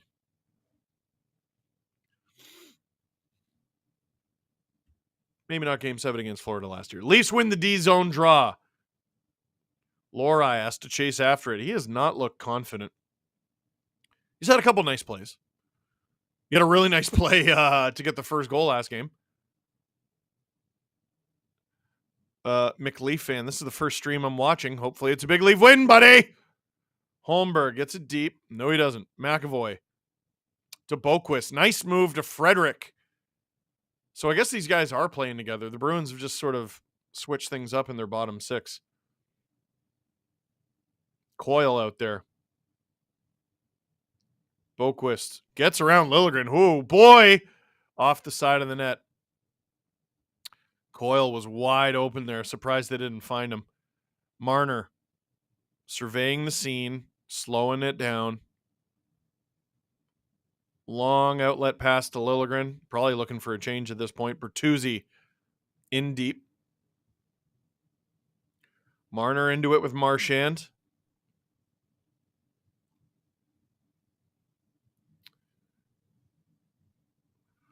Man, Leafs once again struggling to score. Here comes Jake DeBrusk. Oh! Lyubushkin steers it wide. Bruins still have it, though. On from Wotherspoon. Where's the puck? Behind the net. Marchand can't find anyone in front. He goes to the point. Wotherspoon into the corner. Marchand with it. Being chased by Riley. Bertuzzi picks off the pass. Oh! Domi stick lift. Leafs managed to get rid of it, though, as they struggle to get new bodies over the boards. Leafs starting to look pretty tired as the Bruins go offside there. Wotherspoon getting into it with Lyubushkin.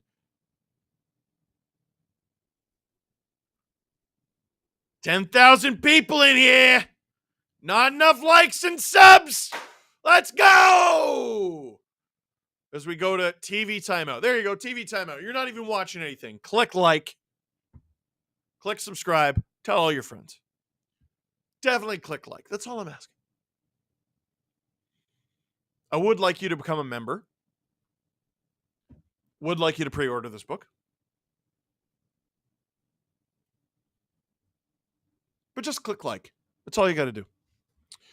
Old man Bucksaw? What's softer, those kittens from the old toilet paper commercial or Mitch Marner? I've never seen one of those kittens block a shot. So I'm going to say the kittens. Hurricanes scored the 3-1 goal on a penalty shot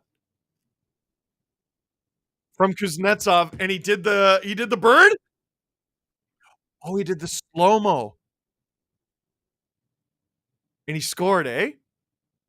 Dude, like, it almost always works. Like, people are like, oh, they should outlaw it. Dude. Like, what are they going to do? Have a radar gun out there? Create a maximum amount of times you can stick handle it? Not the famous. Hey, Steve, Bruins fan here. Leafs deserve the win so far. Love the videos and commentary. Deep breaths. McLeafin McLeafin gifted 5 SDPN memberships. Congrats to everyone who got one. Omer says Vegas in 6. You just lost 2 at home, buddy. How dumb is that series, by the way? A home team through 4 games has not won a game. 2-2.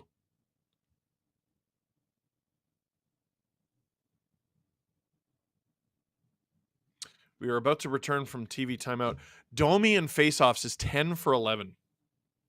Absurd.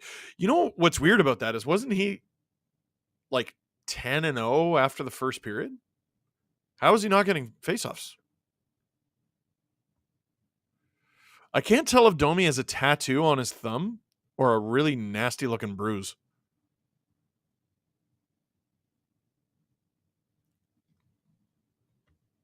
Oh! Tried to hit Zacha there. Didn't connect, but it results in an offside. You know what's funny? The Leafs have not had a shot in a long time. And you know how I know that? Because at one time, their shot counter was at 19. It then lowered to 18, and it is now sitting at 17. So it keeps going down. AV, I don't think Belfour gets enough credit as a Leaf. Buying him out was an enormous mistake. Huge mistake. And I think it contributed to the Raycroft trade. His cap hit was on the books for way too long. They didn't need to buy him out. We got a whistle with 4:06 to go in the second period. Shot 17-10 for the Leafs. Score still 1-1, just like it was after the first period. Steve, if you could have any athlete read your book for the audiobook version, who would it be? Who?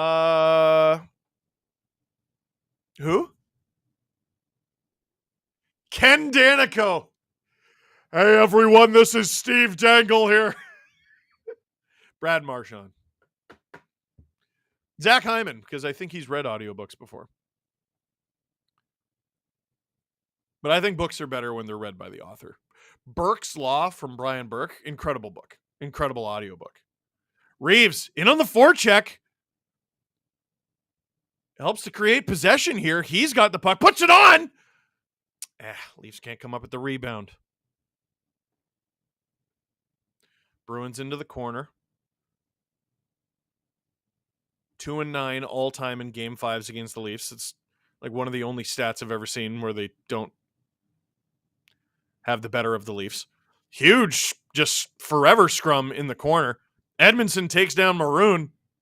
Maroon on his knees. Yep, puck is loose now. Leafs break it out. Dewar, he's been out there for a while. Chips it in for himself, though. And Kampf not going off for the change. He's digging in there, too. Puts it around for Marner, who comes on for Reeves. Riley, Labushkin, Riley. Domi shoots. Cleared out of the crease by the Bruins. Riley goes back to get it. Under 3 minutes to go in the second period here. Been a pretty low event game. Here comes Coyle with speed. DeBrusk with none. Coyle still has that. Oh! Jake DeBrusk almost had a yawning cage there just from a funny bounce. Bruins still have it. Put it on. Wylde. Yeah, you were straying a little far to the net there, bud. Bertuzzi. Finds Labushkin. Oh! Who almost finds Domi. Who's looking for a change. That is a terrible line change there, Max. Giddy up. Holmberg. Good off the boards to Mitch, who's definitely looking to change. Labushkin with it. Blood Rush. Do you know any strange random facts? Yes. Oh, and Swayman covers it up.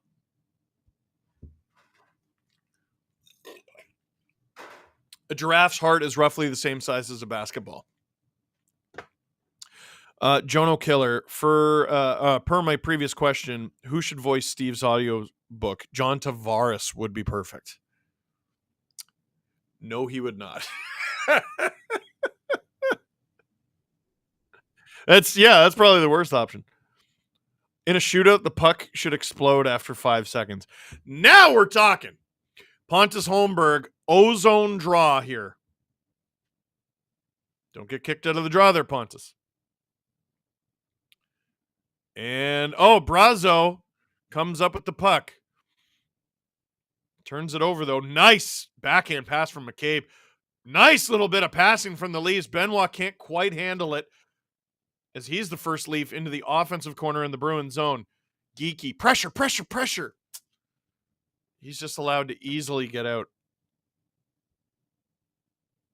Under 90 seconds to go in the second period here. Oh, Leafs get away with a bit of a trip. They're not calling that. It's an elimination game. No chance. Tavares, drives the net. Taken down by Carlo. Here come the Bruins, 2-on-2. Zacha drops it for Pasta. Stopped by the leg of Wool. Pasta. Wool with the save. I think Zacha might have tipped that. Exactly a minute to go in the second period. Once again, the Bruins catching up in terms of shots. 18-12 in favor of the Leafs. 1-1 game with 1 minute to go in period number 2.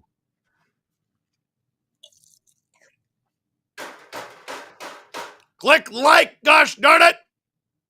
Click subscribe, tell all your friends. John Tavares out there for the D-zone draw with Nyes, Nylander. Edmondson is out there with Morgan Riley.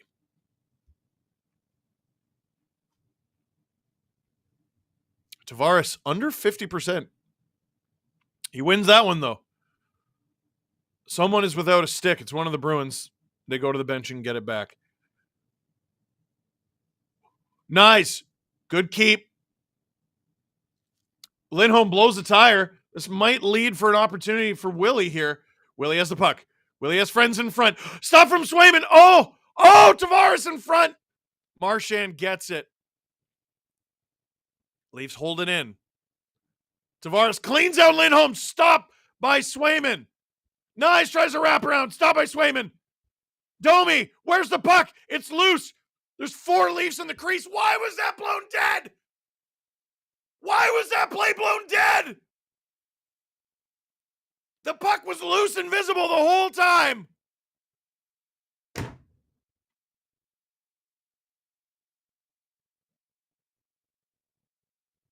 Pasta going at it with Riley. Edmondson was going at it too. Marchand finds Marner. Of course he does. Of course he does. Of course he does.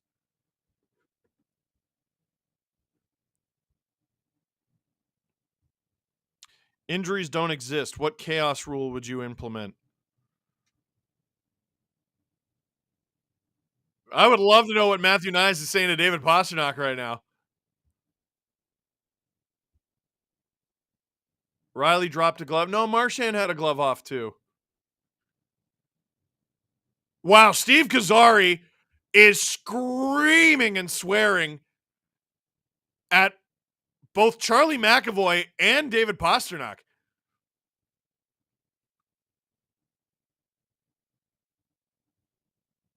I wonder if they're going to review this.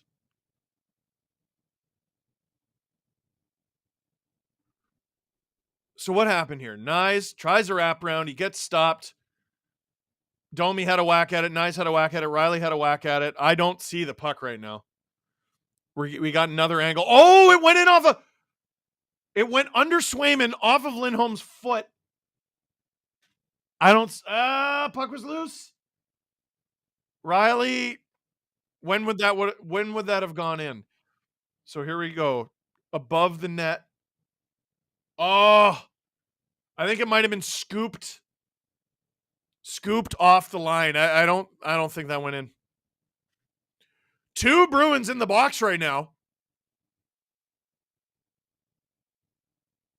Is there a Leaf in the box? 22.1 seconds to go in the second. The series for me. Brad Marchand. They have the net cam. There's no way of seeing that puck.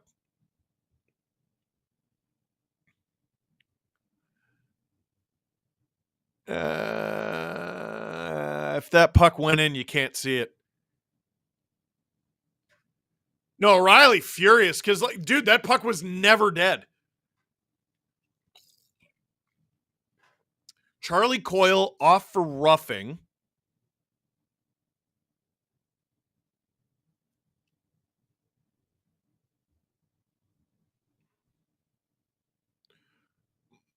Coyle for roughing, Marchand roughing, Edmondson roughing.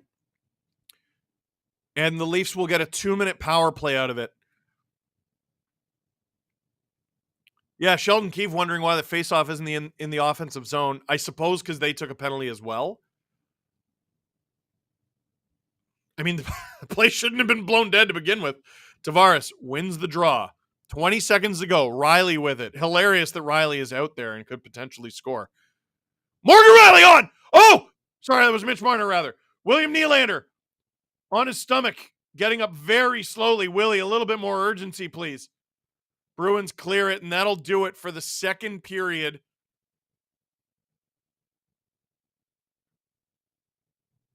William Nylander arguing for another penalty.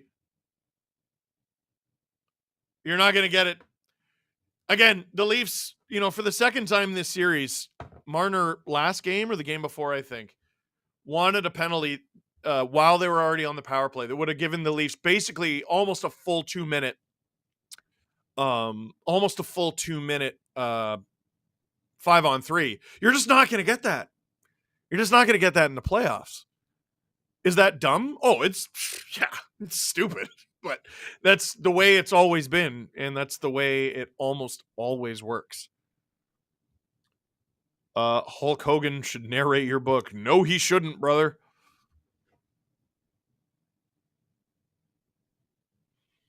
Man.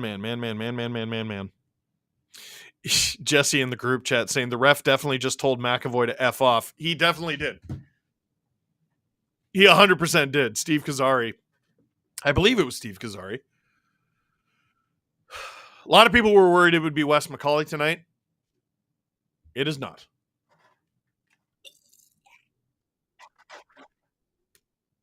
The Hurricanes are down 3-2? Islanders are down 3-2.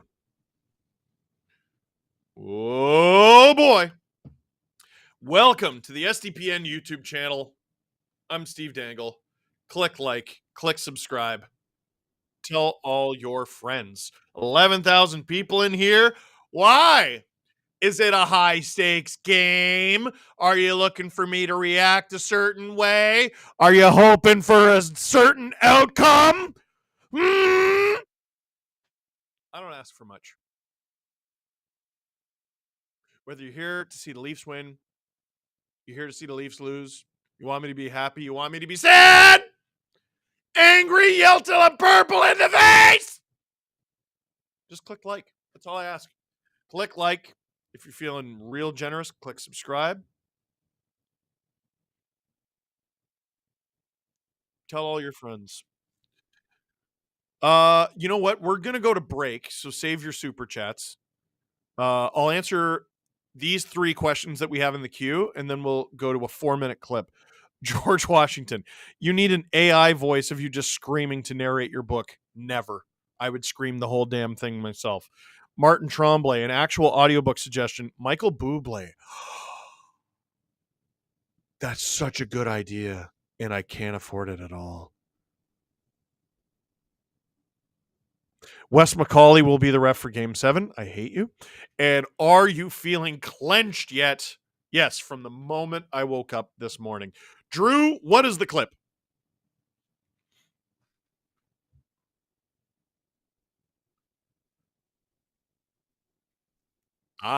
It's the CJ show, the Chris Johnston show with Chris Johnston and Julian McKenzie, found here on SDPN, talking about Sheldon Keefe and his potential future, or lack thereof, with the Toronto Maple Leafs. Take it away. Sheldon Keefe today was trying to accentuate the positive. He was talking about like he wants the players' minds to be in the right place. Like that's his job. It almost felt like he's more therapist today than coach. I wondered if he was doing that yesterday too, or if he was trying to just downplay stuff because the the way he was, the one quote going around about how you shouldn't question the team's effort. Is that, I don't know if that's accurate. I don't know. I just, you tell me. But I thought that was a really interesting thing to say. Okay, let's imagine you're at the microphone with all those cameras and your team just had that loss on home ice under those circumstances. Mm-hmm. How do you handle that question? Because if you say the effort wasn't there, to me, you risk losing your players, right? Your players might be like, what the hell, man? Because, it's still they had like 50 odd body checks in the game. Like, it's still a physical game. I'm not defending the Leafs by any stretch, but I'm sure the players are ice bags after every playoff game, pretty much everywhere, but especially in the Atlantic, like these teams go at each other. Like, I don't know if you saw the end of the Panthers Lightning yesterday, like right to the end of the buzzer, like slashes, body checks, like the dark arts are very much at play every time there's I can accept that, but if I'm Sheldon Keefe, like, what's wrong with me saying we need more? The players are going to tell me they don't want to give more. I think if you say this, if you're in a position like that and you say, well, you know what, we're down through in the series, we need more from our guys. Yeah, is that bad? No, I'm just saying it's a interesting debate. Like, because keep in mind, part of what he's saying is for the fans and for you and I to have some quotes in our story. Part of what he's saying is it's players are going to hear it or see a snippet of it or whatever. So he's messaging externally and internally at the same time when he answers those questions. And I'm not sure there was a win there. Because I will say this, and I actually wrote it. So if you read my column, you know what I'm about to say. I don't actually question that the Leafs aren't full of players who really want to win. I just don't think that they're capable of doing it together. Like, I don't think they're the right collection of players in the right situation, being deployed in the right way. I don't see it happening. But I don't think they don't want to win. Like, I don't think it's a lack of care or effort. I think it's a lack of either the right mix of players, well, a bit of that, and then a bit of just in a moment, like, they looked lost in that game. They did. They didn't look like they weren't trying. They almost looked like they didn't know what to do, which is a little different, right? Like, it didn't look like they were quitting on the team or the season. I just think that they didn't have an answer. They haven't figured out a way to accentuate their offensive talents against the Bruins, to generate chances, to score goals, to get a lead. Like, they barely led in the whole series. Yeah. They barely led against the Bruins all year. Anyway, I will say it was, I've attended, because I did the math this morning, the last 61 Leafs playoff games I've covered. That one will be the one I might remember the most. The only other close would be the Game 7 in 2013, just because of the very unique circumstances of losing a 4-1 lead in the seventh in Game 7 in the third period. But I think I'll remember last night even more. Like, it really felt like rock bottom, like the end of something. It felt like a moment that was overdue, and like they've been steadfast in not touching certain aspects of the roster. And I don't know how they're going to do it with the no trade clauses. I don't know who's going to be making those decisions, but I can't imagine we're back at training camp if this just ends in Game 5. Yeah. With all those players, like, so, how was the summer? What's going to be different this year? Like, it's bad business at this point. It is. The fan base is completely fed up. Like, the people that pay a lot of money for those tickets, they've seen enough. They need a new plan.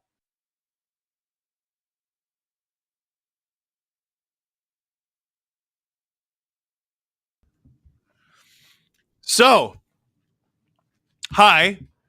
If you're wondering how things are going in this game right now, so it's 1-1. Leafs had a real good chance at the end of the second period here. I can't play the audio. Wait, let me confirm it's real.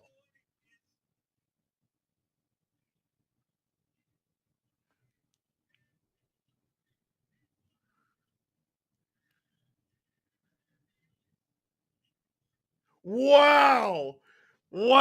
So, okay. Steve Kazari is the one who told Charlie McAvoy to F off, told David Pastrnak F off. He definitely told McAvoy to F off.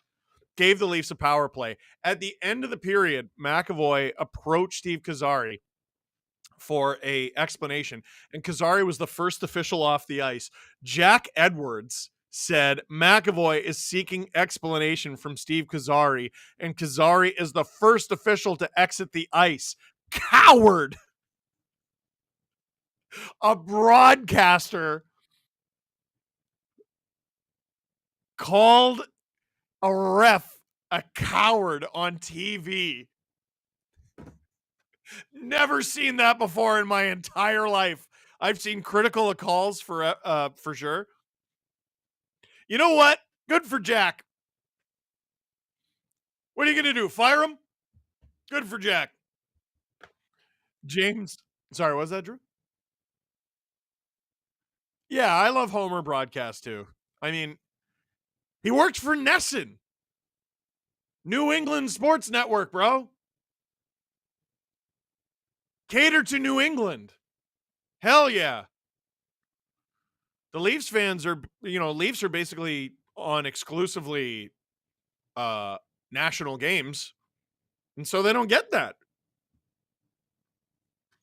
TSN's broadcast a little bit more of a Leaf skew. They definitely acknowledge, like, hey, most of you watching are Leaf fans. Sportsnet's a little bit more, whoa, anyone could be watching. Well, okay, yeah, it's true, but like, come on, man. James Gentry, Buble is a Canucks fan, so you can't have him. The hell I can't. So that's my close personal friend, Michael Buble. How dare you? We FaceTimed the other day after the Canucks had their ridiculous comeback against the Preds. He was excited. Only a bit. I just wanted to give you a couple of toonies. Thank you. I love toonies. For your information, in the first 4 games of the series, Matthews and Domi had the same number of goals, 1, and assists, 2. Thoughts? Yeah, it's pretty bad. Like, you know what sucks is leading into this game, you could already tell that people are ramping up to hammer Matthews after this series. He was pulled from game 4 by the doctor. He was sick, and Elliot Friedman alluded to he's also injured. We don't know what the injury is, but like, I'm willing to bet the Leafs got a very incomplete Austin Matthews. When he wasn't hurt, I'm going to assume he got hurt in game 3. He had a not so great game 1. No one had a good game 1. He was spectacular in game 2. Goal and 2 assists. Got the game-winning goal. And then obviously the valve shut off hard. What's that? Oh, okay. Considering Swayman was interested in Toronto during his draft, did the Leafs offer sheet him and pray he wants to play here? First of all, that's not going to happen. Second of all, a lot of people don't know this. So there's a clip going around. Chicklets was on it. John Scott's podcast was the first one on it. The Leafs had a pick. I think it was 110th overall in 2019. And Jeremy Swayman was picked 111th by the Bruins. Swayman was told by the Leafs, hey, we're interested in you. The Leafs picked a goalie. They picked Ian Scott. Ian Scott hasn't played a game in the NHL. He also only played 7 pro games, if you count the ECHL as pro. So he played in the ECHL. Some people call it semi-pro. It's pro. He played in the ECHL and the AHL. He was CHL Goalie of the Year. Like, that's an award Carey Price has won. You know what I mean? Darcy Kemper has won it. Some really good goalies have won that trophy. And after the season after he won 2019 CHL Goalie of the Year, he only played 7 games of hockey total that counted after that. He was forced to retire due to injury. He was forced to retire in June of 2022. And that interview on John Scott's podcast with Jeremy Swayman didn't take place until I think it was September of that year. So, yeah, it'd be great to have Swayman. And if I was Swayman, I would use that to fuel me too. But like, oh, who the frig is this Ian Scott guy? We'll never know. Right now, he's a retired 25-year-old. And that's so unfair. He could have been something. Like, he was not a bad draft pick. He simply needed multiple surgeries after winning MVP after 2 years after he was drafted.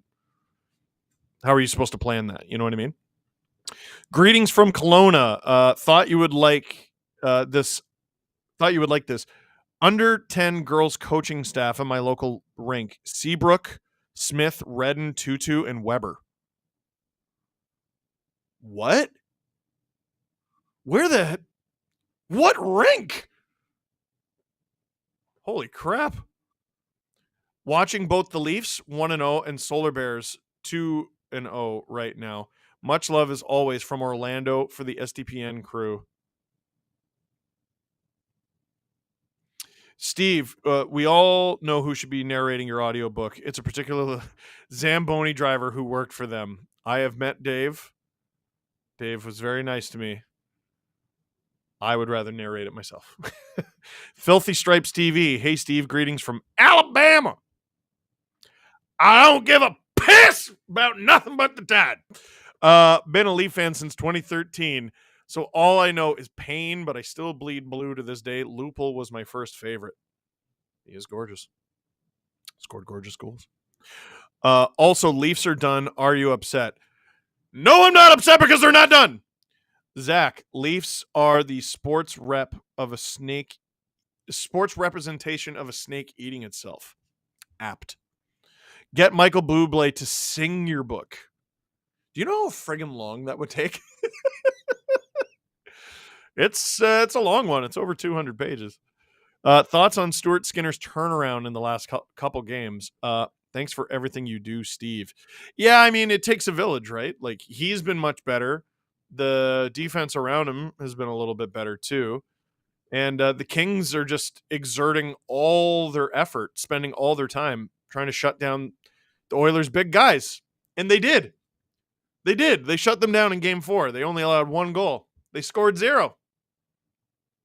Dude, you played the Edmonton Oilers in a playoff game with Dave Rittich as your goalie, and he only allowed 1 goal. And you lost. Like, you're toast. You're toast. Should I put on my jersey for the third? It's a Stajan. Yes. Matt Stajan, I'm pretty sure, won a playoff series with the Leafs. At least one. He might have won several. I'm not sure. I'm a goalie. Swayman looks like he's having fun. That's terrifying. He does. I think that's just who he is, though. I got to interview him in Henderson, Nevada at the NHL Player Media Tour 2022 or 3. I don't know. Very nice guy. 2022. Because I was still with Sportsnet. SDPN is not allowed at those events yet. One day. We will be getting a Marley Minute, by the way, in tonight's LFR video. I'm going to be doing a LFR video after this game. He will be breaking down the end to the Marley season because they got eliminated. Kyle says Sid Sixero should do the audiobook reading. I can't afford him.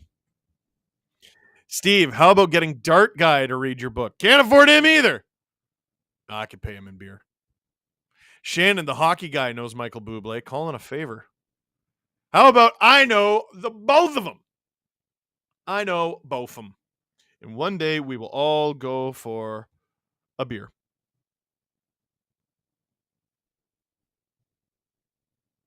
Or a gummy.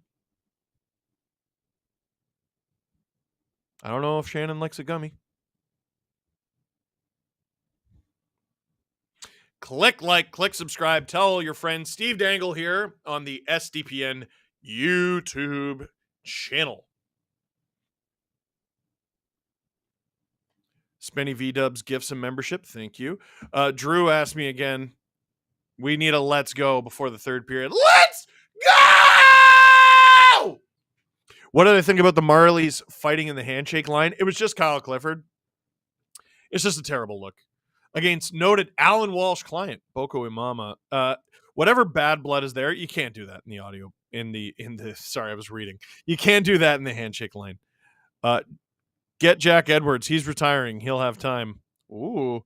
I'm Steve Dangle, the Bruins. Sketch should do the audiobook. I don't know who that is. Clayman V. All right, Steve. I'll do it. I'll narrate your book for free. Gotta learn how to read first, though. Words are funky. Yeah, it's tricky, right? Ooh. Oh my God. Now they're coming too fast. The third period is about to begin. Just walk by your old house in the Schwa. How do you know? To manifest all the good that came from that house for the rest of the playoffs. They did not win a series while I was in that damn house. And the puck is dropped. John Acosta, I'll dub your book for free. Now we're talking. Leafs on the power play. Nylander misses it. Riley to Marner. No one has said Joe Bowen yet. Can't afford him either. I am the most affordable option. Domi, locked up there by Carlo. Where's the puck? Marner, wide open, Riley! Stopped by Swayman. And a minute to go in this Leafs power play. Hey, hockey brother from Boston. Love this rivalry, and it's a close one. Here's coffee money. Thank you. Marner. I wonder if the top unit stays out for basically the full what's left. Hopefully they do stay out for the full thing because the Leafs score. Right here. Max Domi gives it to a Bruin. That's a bad idea. Bruins throw it down the ice. 30 seconds to go in this power play.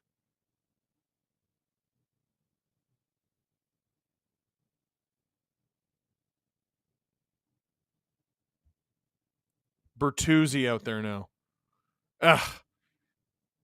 McAvoy gives him trouble. He holds the line, though. Finds McCabe. Shot! Up and over. Nylander keeps it. Yarncroak trying to get it to him. Someone get it to Willie. McAvoy gets it to his friend, and the Bruins kill it again. Charlie Coyle, stopped by Bertuzzi. Into the corner. Robertson collects it. Leafs now what? 1 for 17? Ooh, Robertson just got hit up high. 1 for 16. Lovely.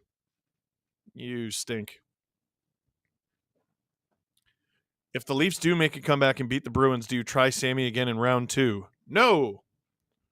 If they come back and beat the Bruins, it won't be with him. Unless it is. Hockey's pretty dumb. Ryan Reeves chases after the puck. Benoit just cycling it. Nothing offensive there. Reeves hits JVR. Not a heavy hit. Reeves chops at it. Gets it to David Kampf as the fourth line changes. God, be nice to have more out of the fourth line. Look at what the Bruins are getting out of their bottom 6. Some really good play. Leafs third line's getting caved in. Fourth line's, I don't know, not hitting a whole lot, not driving the net a whole lot. Hi, Mike from BC. I know you're probably watching. Hope you're feeling good with a spicy margarita in hand. I don't know who you're talking about, though. Bruins into the Leafs corner. Maroon hit. Boquist with it. Justin Brazo and that huge frame go to the net. But Nyes is having a nice little game. Gets it out. Bruins hold on to the puck, but he gets it out. Get Brad Marchand to narrate your book. That would be hilarious. See, that I think he would do for free. Just to be a dick. Bruins put it on. Wool gloves it. Benoit up the ice to icing? Icing. With 16:22 to go in the third period. Shots are 23-13 for the Leafs. Score's still 1-1. Hasn't been a goal since the first period. Jake McCabe was the first to get on the board. Trent Frederick left alone in front, tied it up. Adam Gontier, formerly of 3 Days Grace, has a great voice for audiobooks and is fairly local. Let's go. I have a great voice for audiobooks, just not in the middle of the playoffs. It's okay. Like, the book comes out in October. That's when my voice is freshest. You're getting raspy, Steve, right now.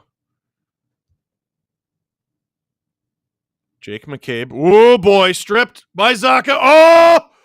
Bruins were alone in front. Wool held the fort. Zacha loses his stick. It broke. Marner can't get to that puck first. Benoit. Marner.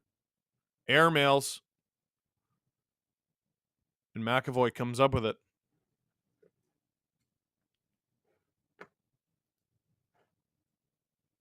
Bruins into the corner.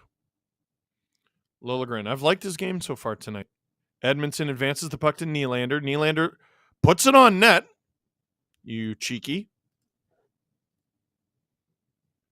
Uh-oh. Charlie Coyle. Oh, he's got a wide open teammate. Oh! Bruins just wide. Oh, my goodness. How did that stay out? Tavares along the half wall. DeBrusk.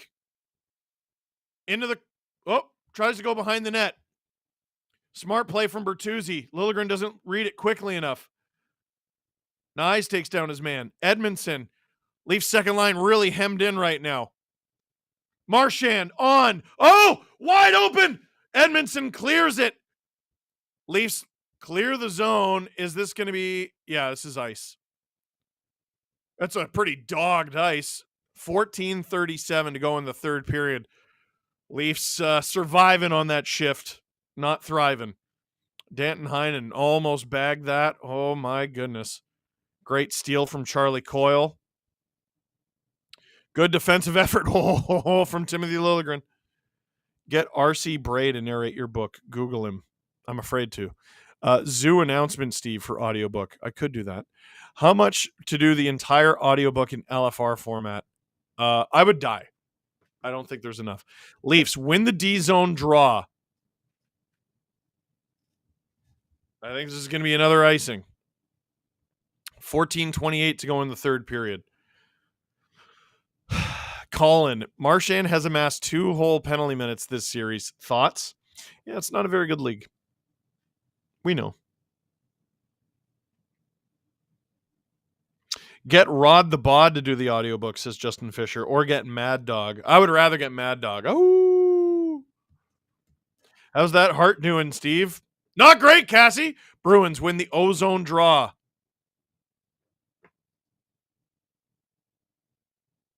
Geeky with it. Read the book as you doing an impression of John Tavares. Now that I could do. Pasta. On! Stopped by Wool. Wool's really starting to get tested here. Bruins hold the line. Oh, boy. Leafs are really playing survival hockey here in the third period. Not good. Not good. Willie strips the puck off Geeky. Bruins hold the line again. Oh! Pasta almost scored. Wool. What's up? He can't. Can he not get up? Is he hurt? Did he lose his skate blade?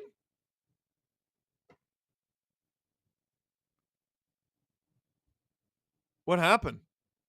Oh, yeah, he lost the skate blade.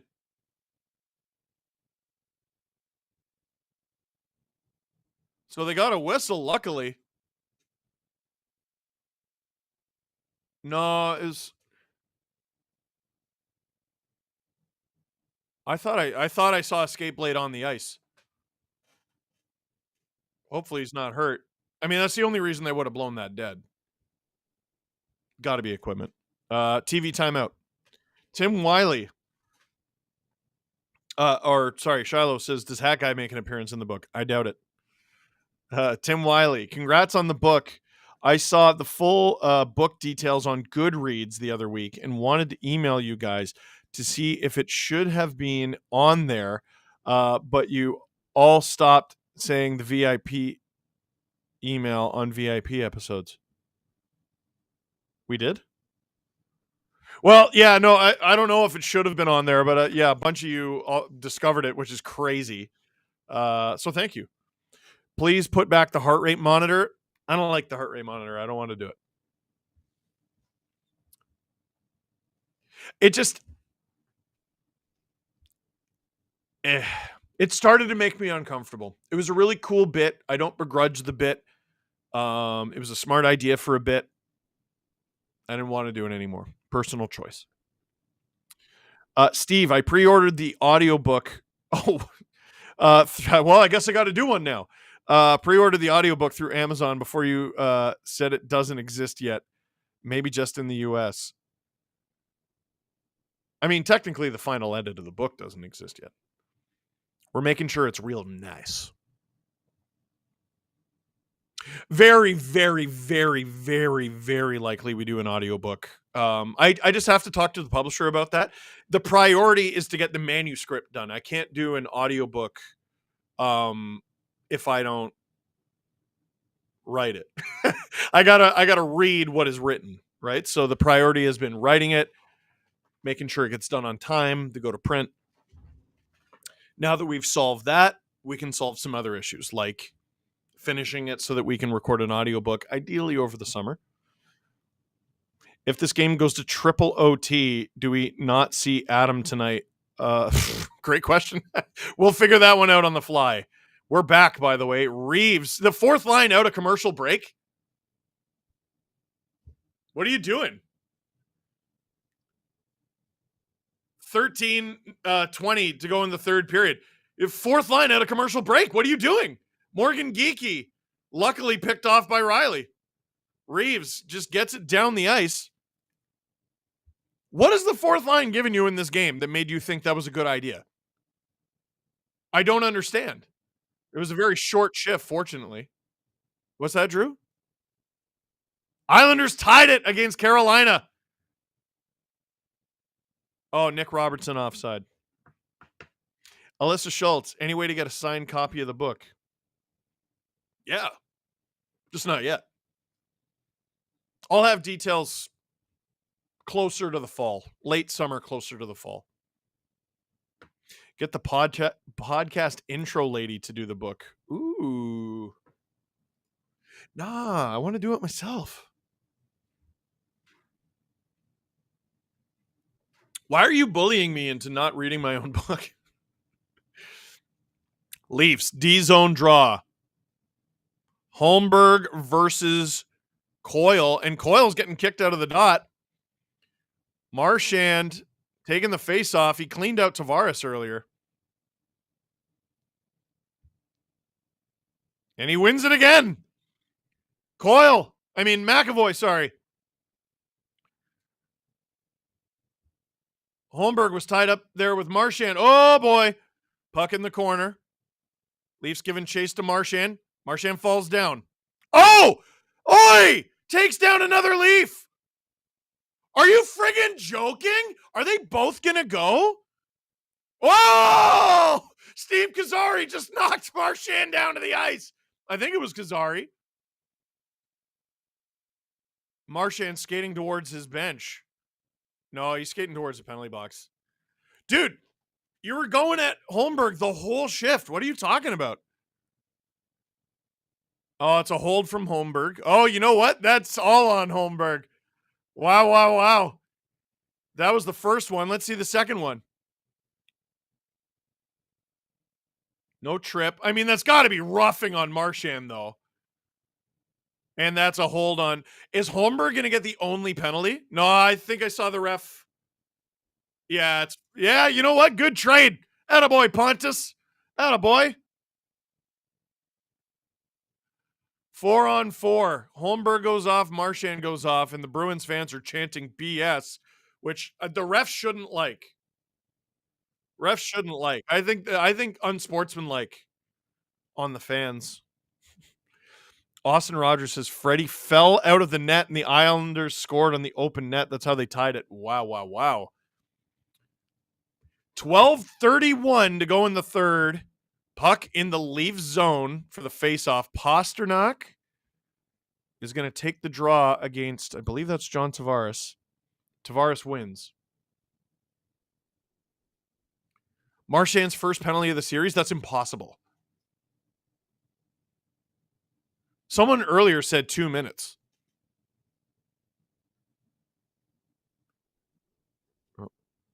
No, I think Jesse might be wrong. I don't know. Maybe not. Don't be cheap, Steve. Pay yourself well, says Shea. Oh, my God. Puck up and over the Leafs net. Thank goodness. The puck has been in the Leafs zone for the whole first 30 seconds of this 4-on-4. Ref, you suck. Ref, don't let them say that.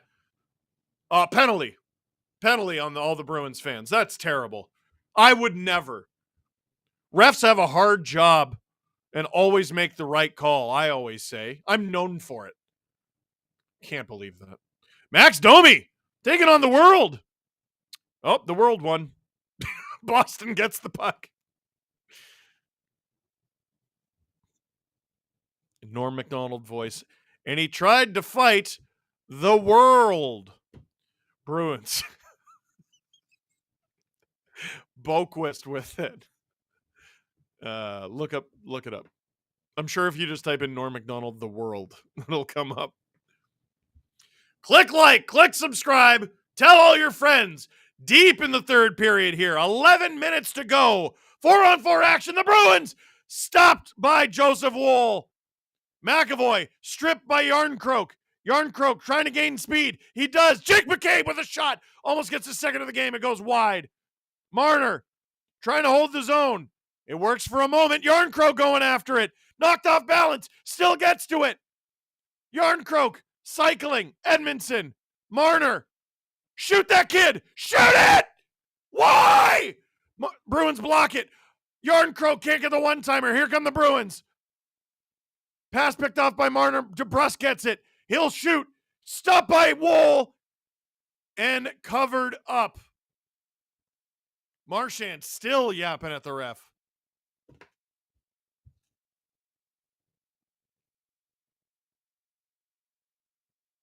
Marner has so much time to shoot, bro. Show the replay. Oh, this is the Coyle chance. Oh, off the crossbar. Marner. It was a good pass to Yarncroke, but like, bro, that's Cali Yarncroke. Ugh. James Gentry, Chris Jericho should do the audiobook. Here's the problem. We're going to record it on January 6th. Might not be available. If someone invented real-time automated officiating, how accurate would it be? It'd be terrible. Automated? Like automated by who? I think NHL officiating needs to be done by a human. This isn't baseball, right? Riley enters the offensive zone.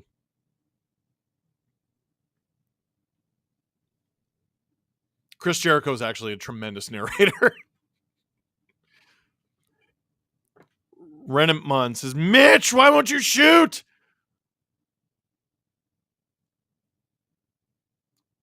Nylander. Thanks, Steve. I needed that laugh. You're welcome. One-timer! Stopped by Swayman. Offense picking up big time here in the third period. Nyes. Into the corner. Tavares. Tries to cut it off. Leafs getting much better at picking off the Bruins zone exits.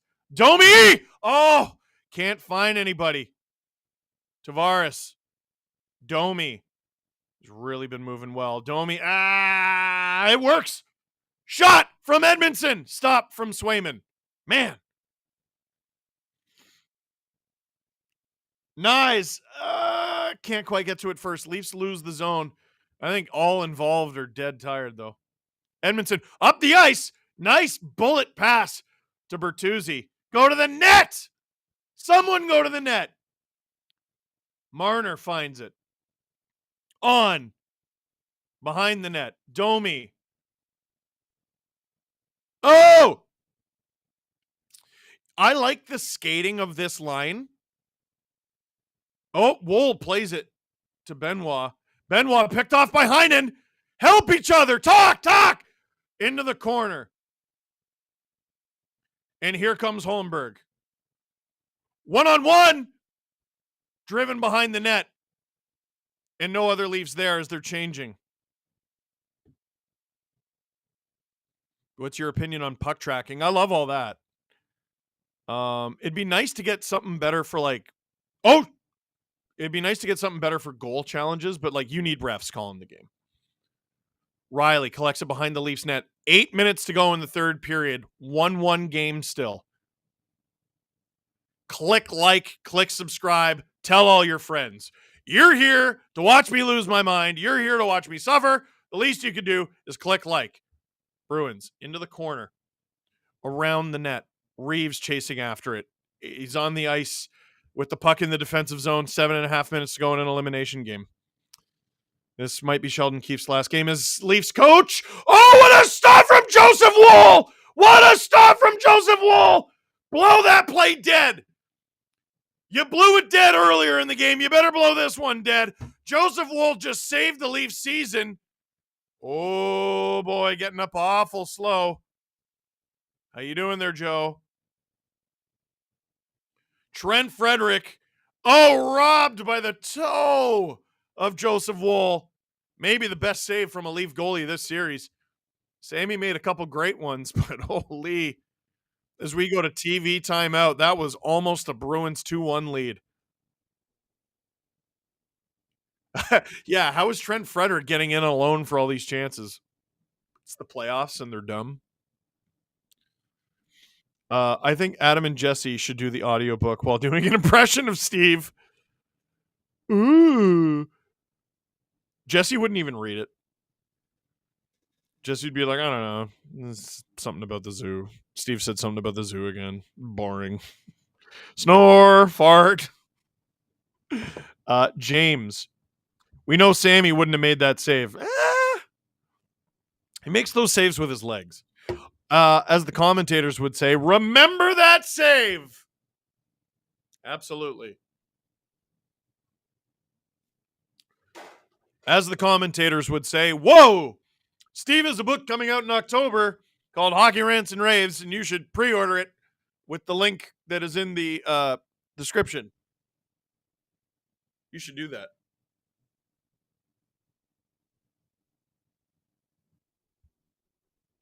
Is that the last shift the fourth line gets tonight? Asked producer Drew.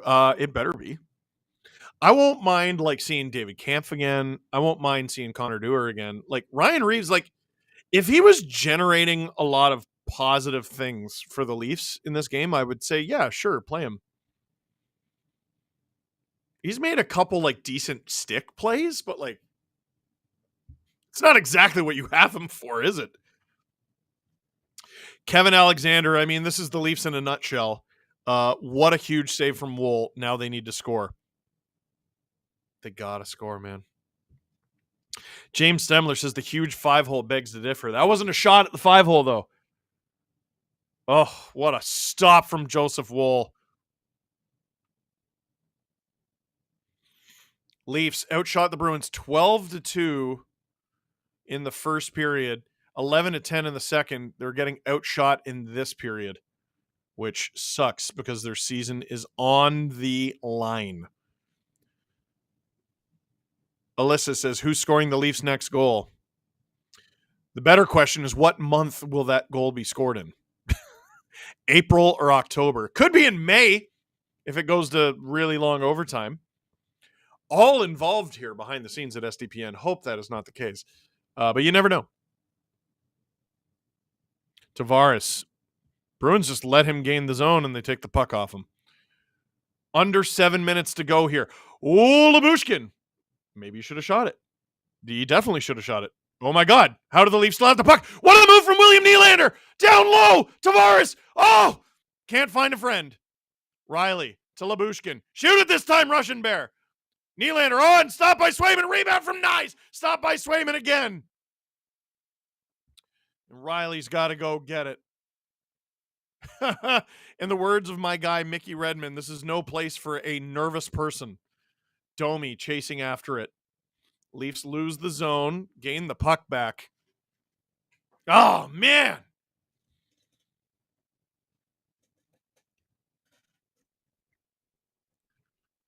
Click like. It'll result in a goal. Oh, my God. Puck under Woll. Bruins stabbing at it. Maybe don't click like. No, you should definitely click like. 5:59 to go in the third period.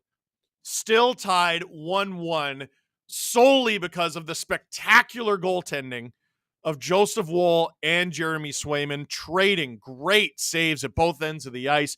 Crossbars, goalposts, pucks being cleared with wide open nets by defensemen. Incredible third period here. Pretty good game. Pretty gosh darn good game. And we're all pretending like the season isn't completely hanging in the balance. Curmudgeon says, I would like an entire book of zoo stories. That was the first one. That joke was for Adam Wylde, who says that. There could have been more podcast stories in the book. There were not very many. And part of the reason is one day we would like to write a podcast book. But we need to live more life. If my wife is watching this right now, actually she's asleep. But if she sees this clip, she'll be like, "Don't you dare!" Yeah, writing this book almost killed me. So,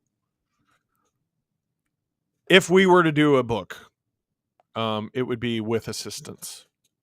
It would also be the three of us telling all our stories at once. James, I generally have a soft spot for Sammy. Just playing devil's advocate, to be honest.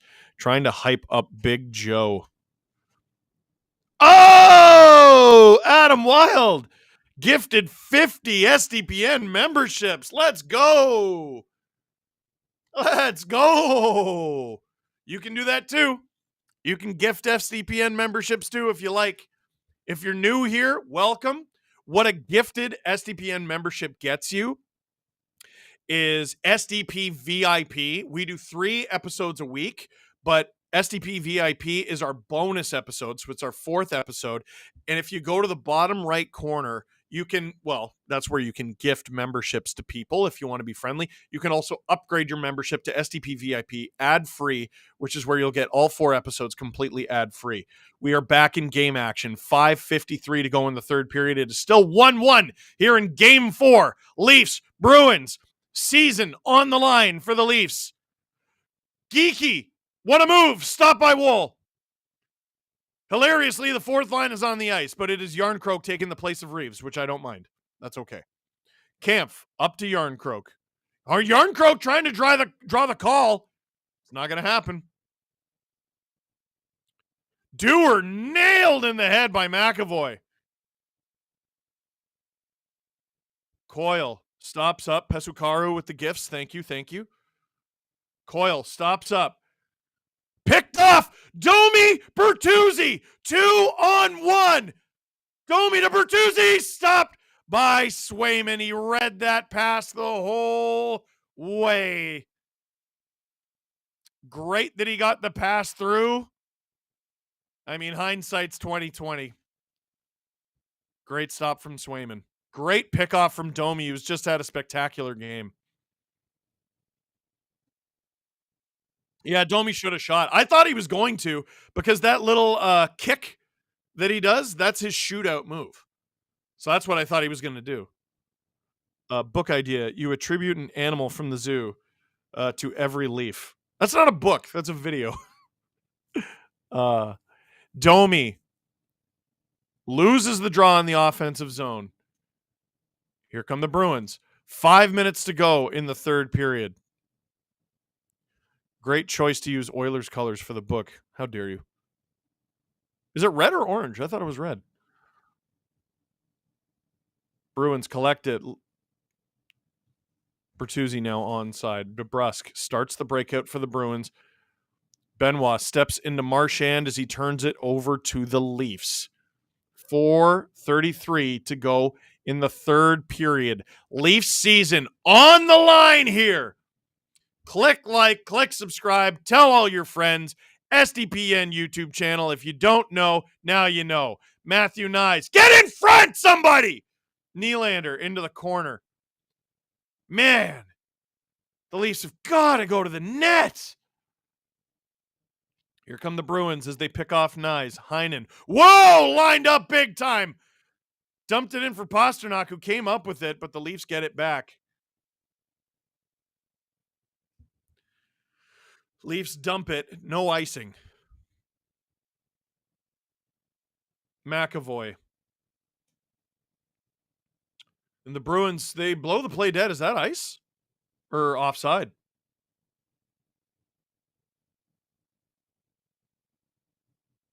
Wool made a play at the line. The Bruins are arguing, so they're thinking the puck is going to go to center ice.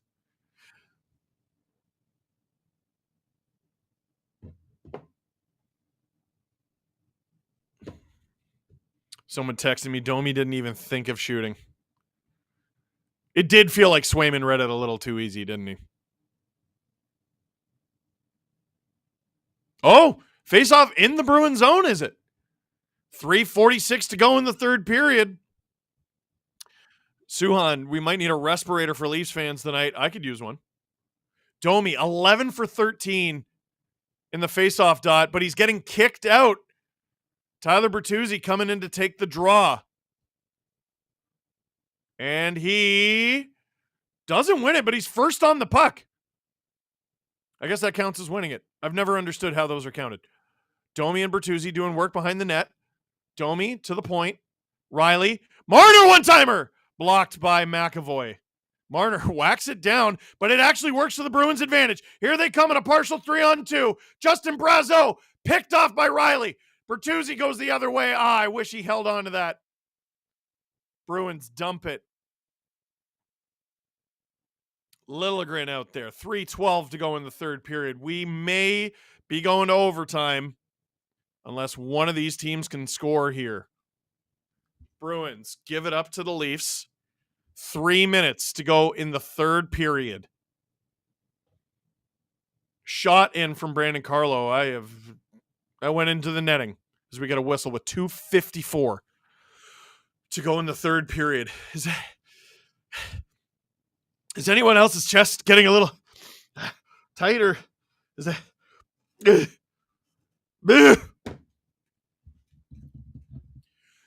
Steve Dangle here, getting lightheaded. On the SDPN YouTube channel, click like, click subscribe, tell all your friends. If Colorado played this style, they wouldn't score versus Winnipeg. They constantly drive into traffic and play under fire. Thank you! Bruins win the center ice faceoff. Might be the last center ice faceoff of the evening. Yarncroak skating after it. Didn't quite have the wheels. Swayman maybe shouldn't have played that. Works out. Here comes Geeky. Drops it for Pasta. Fans on it. Riley prevents the rebound. Fortunate from Riley there. Nice. Tries to chip it around for himself. Carlo all over him. Oh! Big collision between Riley and I think that was Geeky. Tavares plays it with his feet into the corner. William Nylander giving chase. Leafs, hold it down. Tavares can't. Oh, on! Stopped by Swayman. Katarina's Garage says, hydrate. I don't have any more water. There's some drops. If the game goes overtime, I got to get water. Welcome to Emma Samuel, new member, SCP VIP. 2:03 to go in the third period of this here hockey game. Max Domi face off in the Bruins zone. Marner on, stopped by Swayman. Marchand comes up with the puck, stopped by Swayman. I'm going to be screaming in my nightmares tonight if this game goes a certain way. My advanced condolences for the Leafs' defeat. How dare you? Although the Bruins have the puck in the Leaf zone. Coyle with it. 1:40 to go in the third period. Wotherspoon. On. Marner bats it out of the air with his stick and no ice. Good job. Breathe deep, Steve. I'm trying. Bruins. Oh, Heinen gets it to Pasta. That's not what he wanted, but it worked out.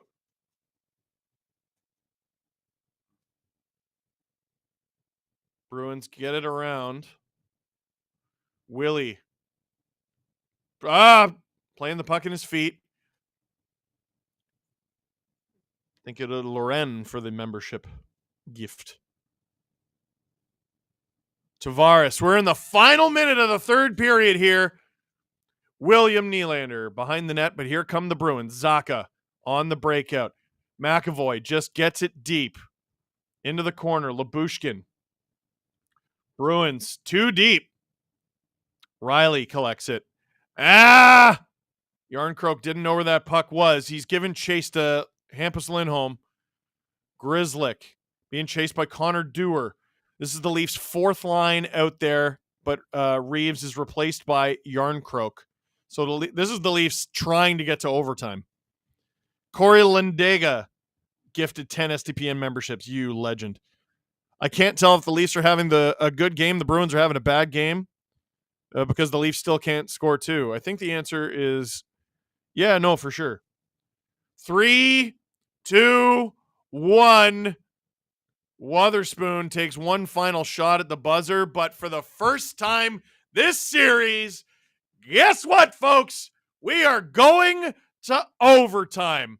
Leafs 1, Bruins 1. We haven't had a goal since Trent Frederick in the first period. The next goal either sends this series back to Toronto for Game 6 on Thursday, or it sends the Leafs home and the Bruins to the second round to take on the Florida Panthers. I'm Steve Dangle. This is the SDPN YouTube channel. Click like, click subscribe, tell all your friends. Click like. If you're here just to see my reaction, if the Leafs lose, and I'm going to continue to say if you're only here for that, you sicko, you sadist, you owe me a like. I almost burped into the mic. You owe me. Is Adam Wylde available to come on at intermission? He's sitting around. All right. You get that set up. Jeff Cirillo, a couple of bucks for the Paddle Save Emporium. Thank you. Thank you. Florida is going to sweep either of these options, says Austin. I don't think you've watched enough hockey. It's too stupid. Overtime equals a beer for Steve.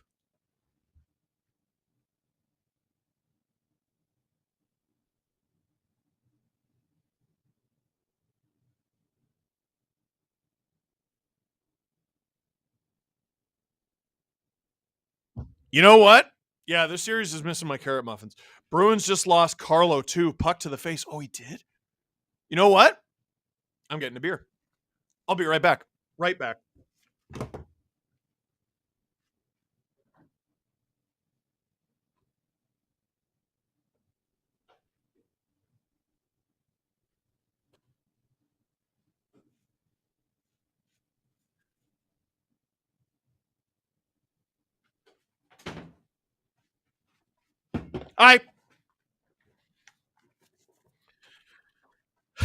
I'm not allowed to show it to you, but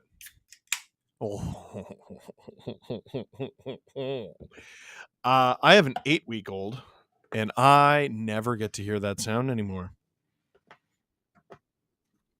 Adam is getting set up to join the stream. This beer will maybe loosen my lips for the LFR. Never know. Never know. Never know what I'm going to say. I'm nuts. Landon, you knew it would go to OT from puck drop. No other way. Landon, I did not know that.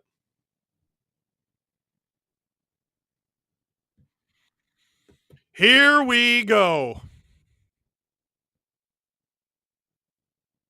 Let me tweet this stream.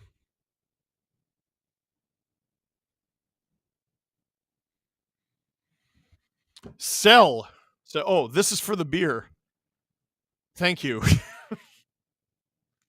The Bruins were born in The Bruins were born in overtime, molded by it. 26 on the season. I hope they make it worth it for me. Sell. I don't know when I discovered I could do that so well. Steve, lifelong Sens fan. Okay, screw you. No, I'm kidding. I was one of your first 1,000 subscribers from back in the day. That's crazy.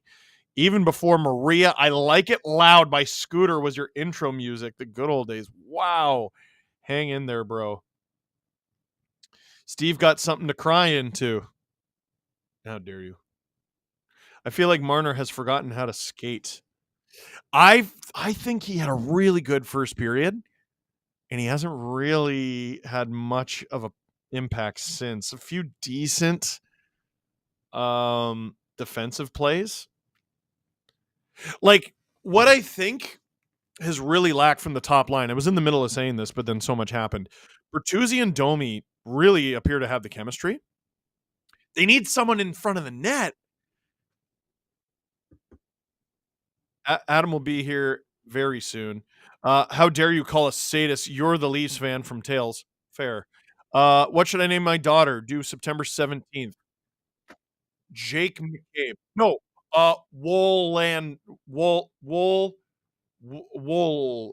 Josephina. There you go. Gifted 5 STPN memberships. That's Melissa's girl. Thank you. Steve, you should have a heart rate monitor hooked up while you watch this game so we can see how bad this team is for your heart.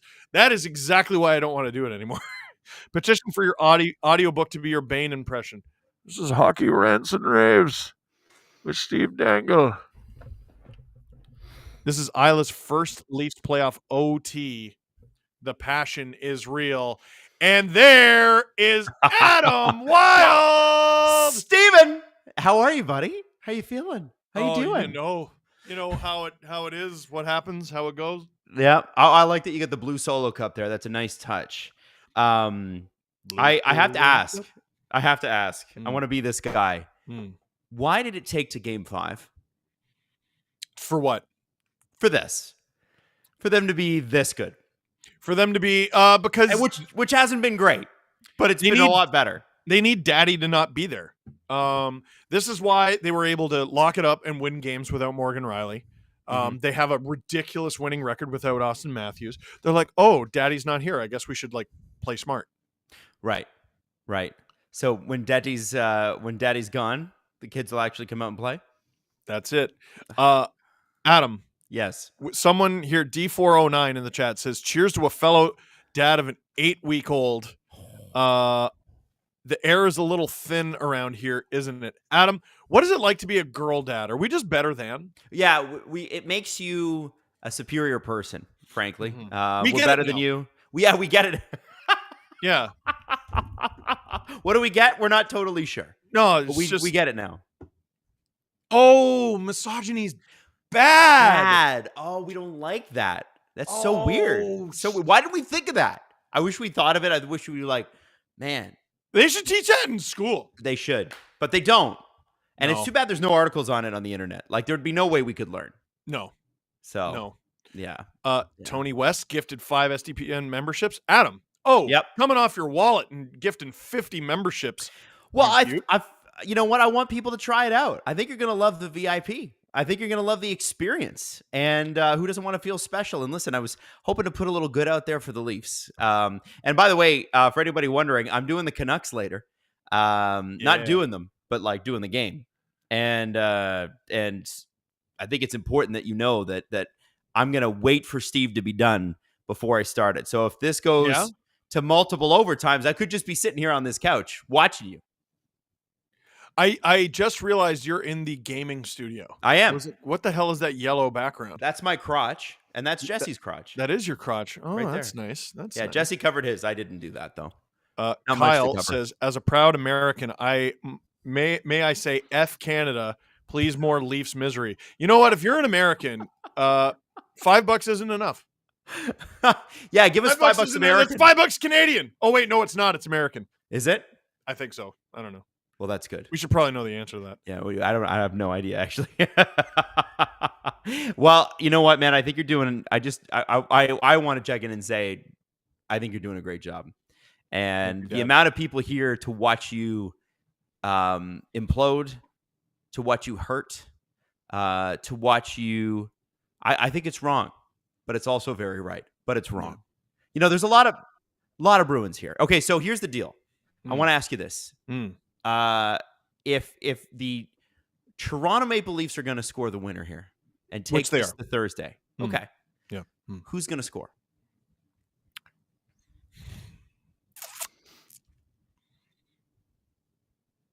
Kelly, Matthew Nyes. Matthew Nyes. Little rookie magic. Is that because of the go me? Like, don't go him, go me? For Morgan Riley earlier? Oh, is that what he was saying? Yeah, he's like, don't go him, go me. Oh, I didn't know. Yeah. No, it's just I think he's been having an excellent game. Oh, okay. All right. He's been having I'm gonna say Mitch Marner. And the reason I'm gonna say Mitch Marner, Oh, Mitch would be great for the narrative. because the narrative. We're in for the narrative, right? Okay, so We're in Steve, it for the content. here's the other question. If it's somehow the black and gold, okay, Yes. If it's the Bruins. has to be JVR, right? Oh God! or Because the only one that would be remotely worse, I don't even know if it would be worse. It'd be Justin Brazeau, because he was a prospect for the Leafs, but never quite got up there. Oh, Marchand's easily the worst. Is Marchand the worst? Yeah, but Marchand would end this era of the Leafs. He would end it. It would be over. Oh. Yeah. Yeah, I found it. Right? Oh. Yeah. Yeah. I had to Yeah, that's consider why it. they pay these big bucks, kid. That's what. Holy shit! How many sips into this beer am I? Jesus. What kind of beer is it, by the way? I don't want to say because they're not giving us money. Oh, okay. They're not being a sponsor? Fine. Screw them. I also think a lot of Canadians would be upset. Really? Is it because it's an American beer? Yeah. Wow. Steven. Did you do anything? It's a Yingling. Oh, I love Yingling. Yeah, my father. Amazing. I think it was my father-in-law. Someone brought me a bunch of them, Yeah. From No, the States. amazing. which no one ever does. Yeah, Yeah, we got lots of super chats. Get to it. Ryan Reeves scores the OT winner. Okay, this isn't Jesse's video games. Didn't he do that in the Stanley Cup Finals? He did score a goal in the Stanley Cup Finals. I don't think it was an OT winner. Oh, okay. James Requiem says keep Adam for OT. No. As a proud American, F Boston, go Leafs. I like that. Steve, can I get a shout out for my son Zach, who loves LFR out in Newfoundland? Yes, bye. Shout out Zach. Do you have a box of tissues nearby if the Leafs lose? Why would I do that if the Leafs lose? Oh, you mean like crying? Crying, I think is what he means. Yeah. Oh. Yeah. No, I don't. Road to Leaf fan recovery. This is sick, Adam. I want to know what you think. Oh no. Road of Leafs fan recovery. Every year they miss or get bounced from the playoffs. Remove some memorabilia from your man cave. Oh my God. No, you can't ask him to do that. No, that's horrible. They That's either all he reach the has. peak or eventually you free yourself from the pain. No, because that puts an end to it. Like there's a time limit on it, like friggin' Beauty and the Beast. Yeah. And the Rose. No, you I can't hate do that. idea. Listen, all Leaf fans really have are memorabilia and hope, right? That's what we That's have. all we have. We've got a cool logo. Question for Canadian fans. If your team gets eliminated, do you root for other Canadian teams because it's been a while? No. Adam? Well, okay, I'll be honest with you. I have been that Canucks comeback Oh, made me believe a little bit. Doing that stream while that happened, that was crazy. That was crazy. I do. I cheer for my close personal friend Michael. I do. Oh, the boobs? Booble? I didn't say that. But yeah. Patrick says, can we get it? If you're a goaltender, tend the goal. That's definitely how this is going to end. Hope Toronto stays alive to keep Leafs versus Oilers for the Cup dream alive. Oh, wouldn't that be great? Hey, Steve, love your videos. Wish you were a Bruins fan so you celebrate some success. How dare you? I would have laughed if it was a Sam Adams. Definitely not a Sam Adams. No. Revo won the Western Conference Final versus the Jets for Vegas. Oh, yeah, I forgot about that. Why can't it Don't be worry. Revo? Bruins fans are clenching up too. Yeah, and that actually makes me mad. Because, like, why? Oh, wait, you blew a 3-1 lead last year. Never mind, I get it. Jamie Benn not committing a felony and throwing a legal hit. Who would have thought? Are they playing right now? I will check Sportsnet. No, but the Hurricanes are up Hurricanes are up 5-3. The Islanders season hanging in the balance. William Richards gifted 5 SDPN memberships. Thanks, William. Hey, Jets are up 1-0 too on the Avs. Jets They got to up get back in 1-0. this series. Get wrecked, Drew. I'm torn. I want to see the Leafs lose for the explosion of Steve. However, I want to see Boston go out first round again. Hey, You know how you can have your cake and eat it too is if the Leafs get eliminated later instead. Imagine. What would that do? Man, imagine what that would be like, What You know could I that mean? look like? Mike says, let's go Caps. Mhm. Condolences. Yeah, you know what? The Caps got there. And TJ Oshie's a hero, played with a broken hand. Like, that's, we love the heart and soul. SDPN staff, kombucha or Adam's apples for the win. I want kombucha. We got enough Leafs apples need coming. Messy at this point. All right, Adam. We're about to... Oh, David with the 20 SDPN membership gifts. All right, I'm going to log off, and I'm going to let you take this, sir. Thank you, Adam. And Adam, you will be on with the Canucks and the Preds later on after this game. If you're Eastern Standard, I'll see you until 1 a.m. Woo! See ya. My God. All right, have fun. The Refuge, before we start here, it's going to be harder to... Oh, wait. This way. Here, let me push away the... There. Oh, it worked! As a girl dad, 9 and 11, it gets better and worse at the same time. Shout out to Megan and Rowan. What's that? Oh, yeah. Usually the guest waits until you say leave. It's okay. It's Adam's first time. Never been more ready for an LFR. See, this is why I don't like having a beer during the streams. I got to talk into a microphone and it makes me burp. Isles fans here, season's over. Canes live rent free. You're just trying to speak it into existence. You're trying to do the Drew thing. And the puck is dropped for overtime. Charlie Coyle already missing his bucket. Charlie Bucket. Nice. Can't clear the zone. You'll never get those apples, Steve. I know. Bruins put it on. Oh, my God. Oh, my God. Labushkin doesn't pick it up. Nice. Trying to take it off Marchand. Bruins already have the Leafs reeling. McAvoy. Stop by Wool. Get it out. They do. Holy. Leafs and Jets will survive tonight. We'll see. Yeah, sorry, guys. I'm not going to be able to read the super chats in overtime. Jake DeBrusque. Oh, my God. Almost in off a skate. Labushkin wires it around. Bruins. Oh, what a golden opportunity. What a golden save from Joseph Woll. And almost a breakaway from Max Domi. He's first on it, being stapled to the boards by Hampus Lindholm. McAvoy collects it. Leafs lose the zone, but not the puck. Benoit up the boards. Bruins come up with it. Here comes Lindholm as the Bruins get some fresh bodies over the boards. On, directed wide by Woll. Remember when he only faced 2 shots in the first period? He's faced 27 now. 28, rather. The Bruins have almost tied the Leafs after that. After the Leafs outshot them in both the first and second period. Marchand does look like he's getting frustrated. I agree.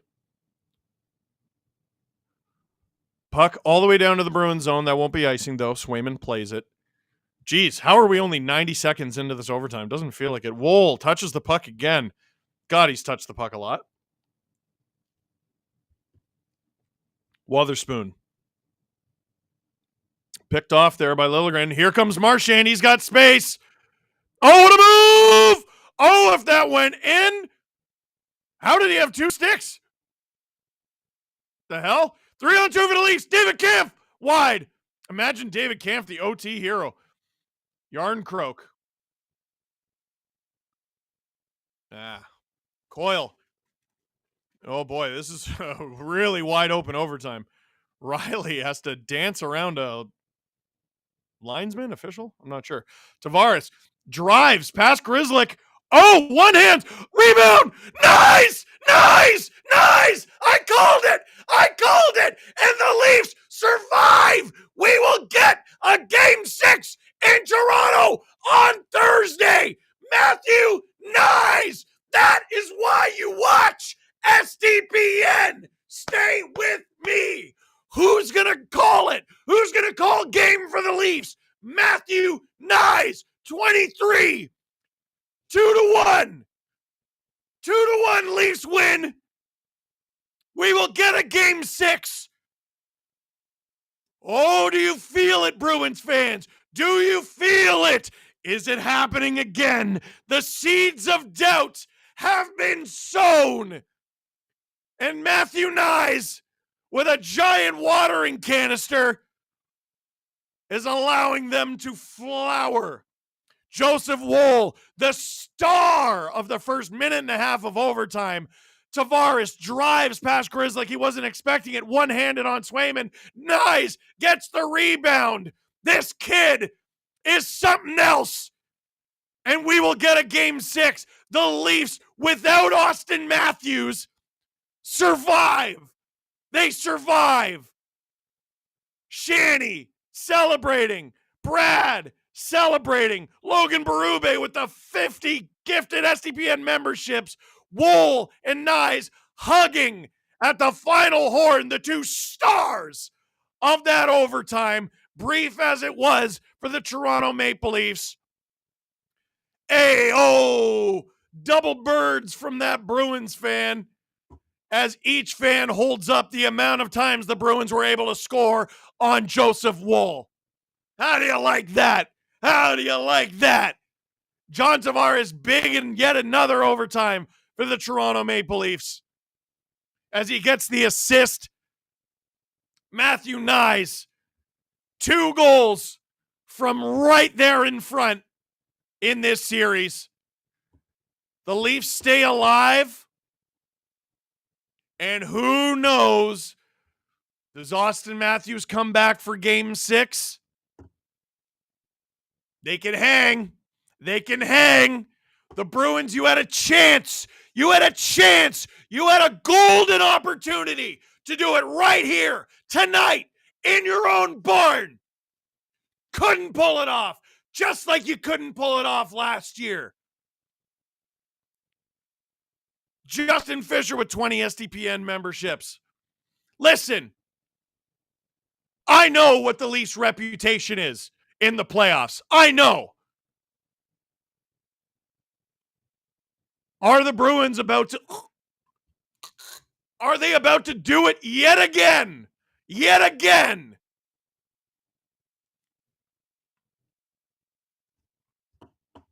The Leafs are toast. The Leafs... Where?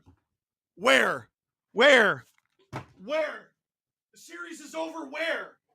Is the series being over in the room with us? Not tonight, it's not. Not tonight, it's not. Not tonight, it's not. Not tonight. It was the beer, confirmed. You might be right.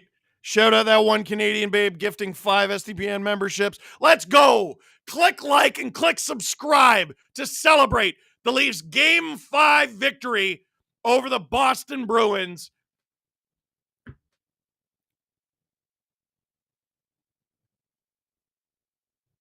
Here we go. So is Adam going to join this stream?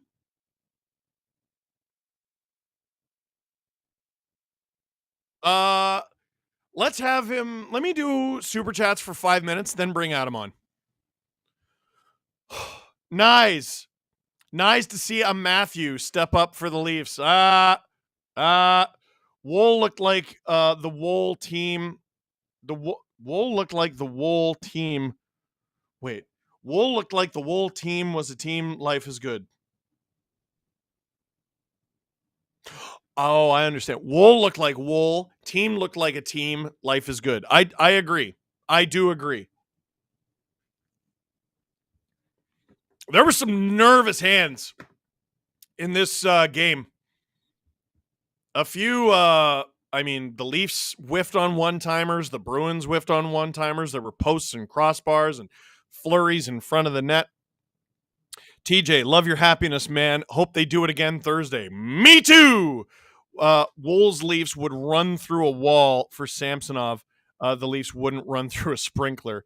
They certainly paid more attention to detail. Also, Wool made saves, dude. Wool made saves. Some saves that the team didn't necessarily deserve. Oh, what's he supposed to do? What's he supposed to do? Make a save! Oh, what's he supposed to do? Make a save! And he made nearly 30 as the Leafs survive. LFR has to be called Wonder Wool. Today is going to be the day. I mean, it could be. Yeah. Yeah, Drew said boo. I was saying Drew Earns. Something about Nyes. What will the victory puppies look like tonight? A golden doodle. Pesukaru, you need to have beer every time from now on. Twist my arm. Not a Leaf fan, but I am a Steve Dangle fan here. Great call. Oh, STPN social team, you better be clipping that. You better be clipping the hell out. I don't know when you call it off or cut it off. I yelled for about 5 minutes straight for one goal. Eris Mix. Oh my God. Needed this win to keep my bracket alive. Have the Leafs going to the conference final along with the Jets. All right, good luck with that. I didn't even react when Nye scored. Look what this team has done to me. Cannot take another Game 7 loss. No one wants to hear that right now, Fretzelmania. No one's trying to hear that right now. The Leafs are alive. The Bruins are the ones with the seed of doubt. These mofos are going to give me a heart attack. Good.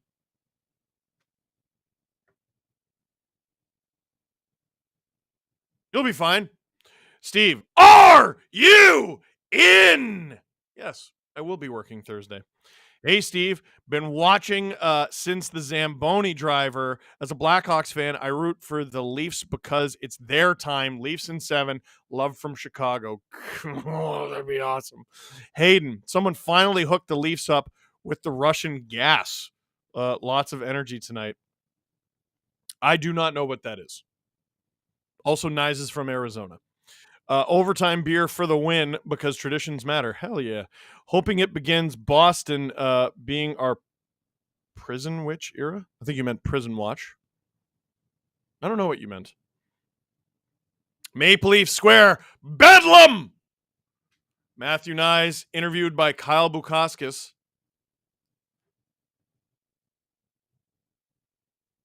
Guys are moving their feet today, playing hard. I think no one quit. No one gave up. Johnny made an unbelievable play. Fortunately, I could bear that. Send the series home.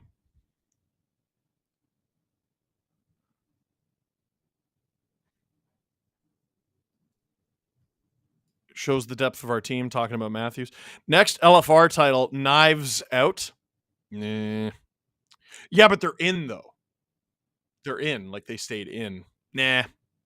We all know it's a Ross Boston lager. I should make that. Bruins fans should be giving me money. Bruins fan here. I knew y'all would win. Pain. I don't understand why Bruins fans are so down on their team. Ooh. Let's go, Nyesy. Let's go. Now, you know what? Tavares has been huge in overtimes. Go look at Matthew Nyes on the Game 6 winner against Tampa last year. It's a playoff performer, man. I love this kid. And he's only going to get better. Wow, Wool can follow the puck! The puck! Yes, he can. Feel like putting on my staging jersey help. It probably did. We figured a Matthew from Arizona would put the Leafs on their shoulders, but we were not specific enough. It doesn't matter. The Bruins delaying the inevitable. Yeah, them choking. You know?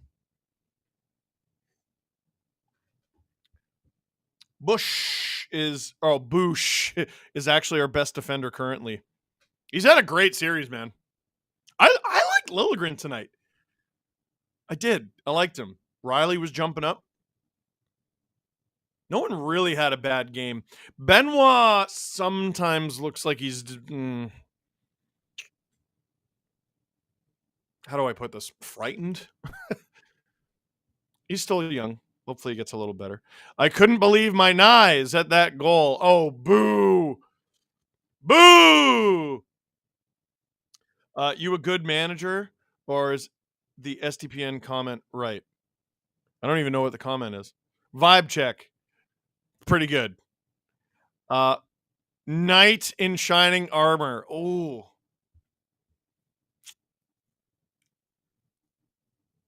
We're not there. We're not. I like where you're going. It's a step in the right direction. Leafs played better without Matthews. Yeah, because they're stupid. Leafs still can't score 3. Not good enough, even with the W. Okay. You had me until that last part. Like, dude, they won. Swayman was very good. As was Wool. This was the best goalie duel of the series, like, Bar none whatsoever. What do you think of Marner's game? He started really well. I liked him less and less as the game went. He did some positive things defensively, but like, you're Mitch Marner, you got to drive. It just felt like so much of the offense ran through Domi, trying to get the puck to Bertuzzi. He was okay. And like, even Willie wasn't spectacular. Like, that was just a team effort, man. Hypothetical, Leafs win the cup. Do Sheldon and Mitch stay? No, if it ain't broke, don't fix it. Nyzy or Wool jersey if they win the cup. Wool. Because Leo loves Carlton the Bear and Wool wears 60 and so does Carlton the Bear. Thanks for the heads up on pre-order. Good vibe day started then. Absolutely. Pre-order. Wait, am I pointing the right way? No, I'm not. Yes, I am. Pre-order. Can JT walk us through his goal in the LFR? Oh, good idea. Fell to my knives. Great stream. F that. Leafs play better without Sammy. Thank you. How is the takeaway? Oh, they're better without Matthews. Dude, they're better with a goalie. Thanks for the stream. I can add Nyes time. Mike Schmidt gifted 20 SDPN memberships. Let's friggin' go. Hell of a Nyes. Well, Steve, I'm glad you're here Thursday. Is Austin Matthews 34 or AM 34 benched in game 6? Shut up. Shut up. Koki gifted 5 STPM memberships. Love you. Hope the live show was good. It was on my B day, so I wanted to go, but I couldn't. I was in Niagara for dinner. Hope to catch the next show. Must be nice. You know what's great is I hear Adam setting up, just beating the crap out of his microphone. I don't know what he's doing. He's setting something up, and he didn't mute his mic.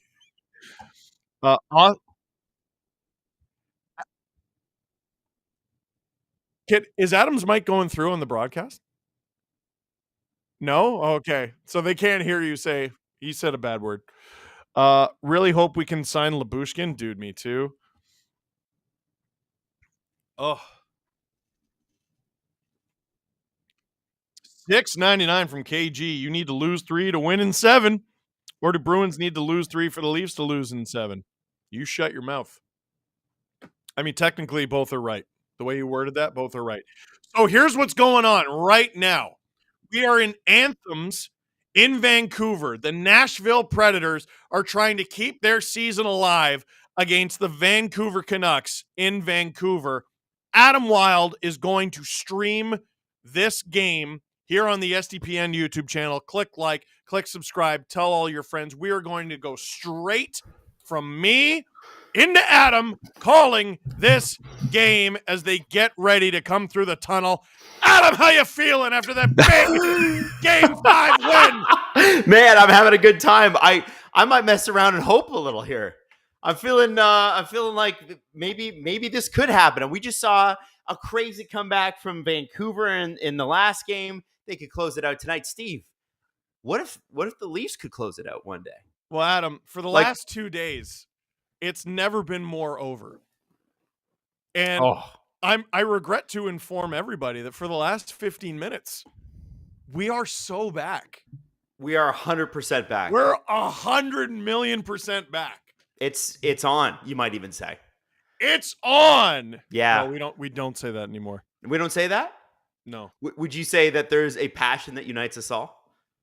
And that it is strong? Oh my God, I might prefer it's on to that.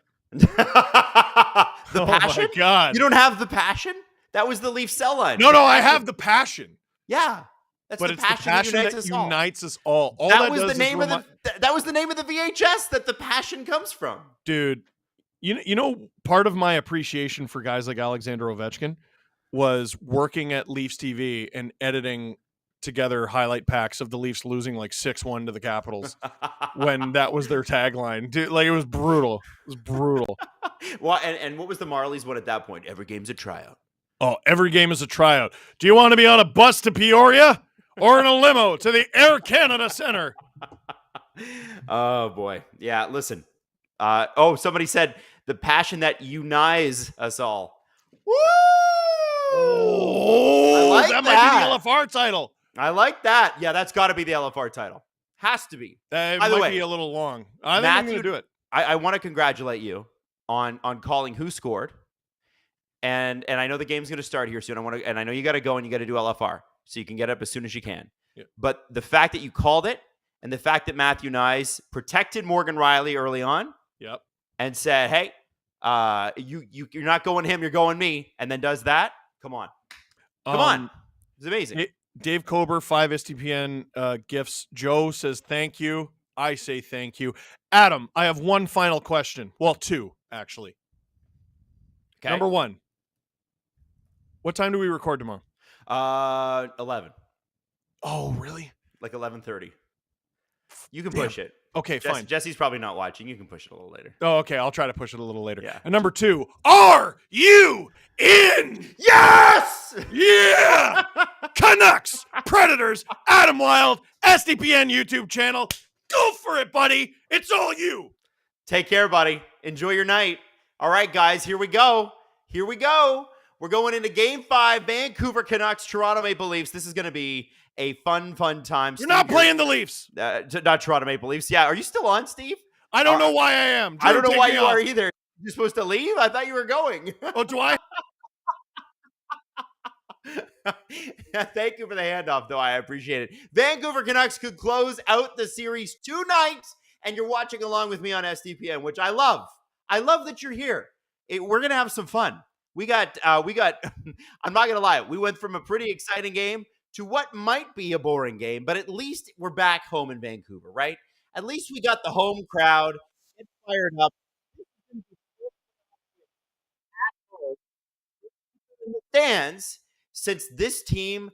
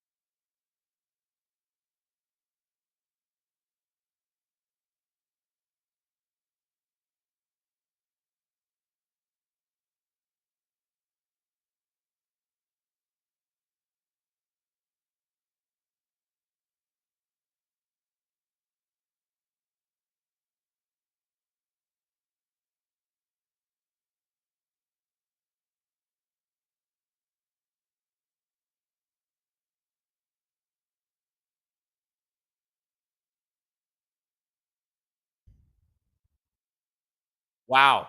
Drew hates me that much that he cut off the stream. Can you believe that? Can you believe that?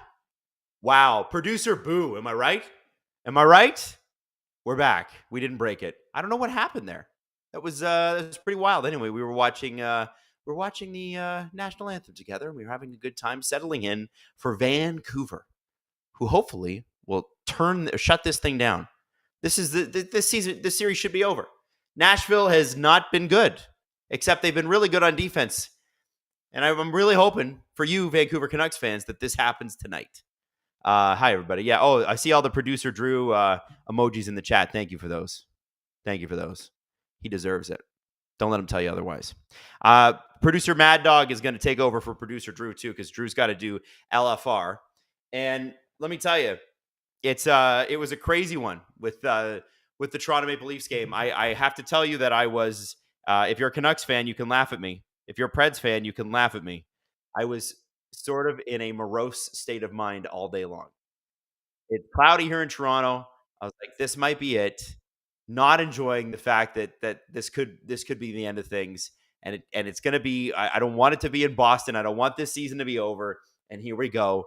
We got another game. What Vancouver cannot allow is Nashville to do the same thing. This has got to end tonight. And I think the reason it's got to end tonight is I want to see the streets of Vancouver go wild in a good way after this. I want to see people, after the game one celebrations, people were dancing in the streets. I want to see more dancing in the streets. I want to see a Vancouver Canucks victory. They deserve this. It's going to be a pretty tough second round. but let's worry about that later. Let's enjoy this for now. So listen, everybody. I want to know first off in the chat, what are your score predictions? There's the towels. They're going crazy. Just finished up the anthem. We're gonna get ready here. I'm gonna give you a nice clap too for. I'm not gonna give you the clap. I'm gonna give you a clap to kick things off. And there they are showing the Henrik, Daniel, and Marcus Naslund banners in the rafters. Should be a lot of fun. Man, playoff hockey, right? Toronto Maple Leafs without Austin Matthews. Look at this. Vancouver Canucks without Thatcher Demko and Casey DeSmith. And they still won too. It's amazing. Amazing what you don't even believe or realize that you can do. Artur Silovs, I think he had a solid game to start. Like, a couple got through him, a couple squeakers, things that you don't love. But he was nervous. And it was in Nashville. And now he's got the home crowd around him. And Nashville's loud. So is Vancouver. So here we go. Boom. Face-off is ready to go. And we are playing hockey.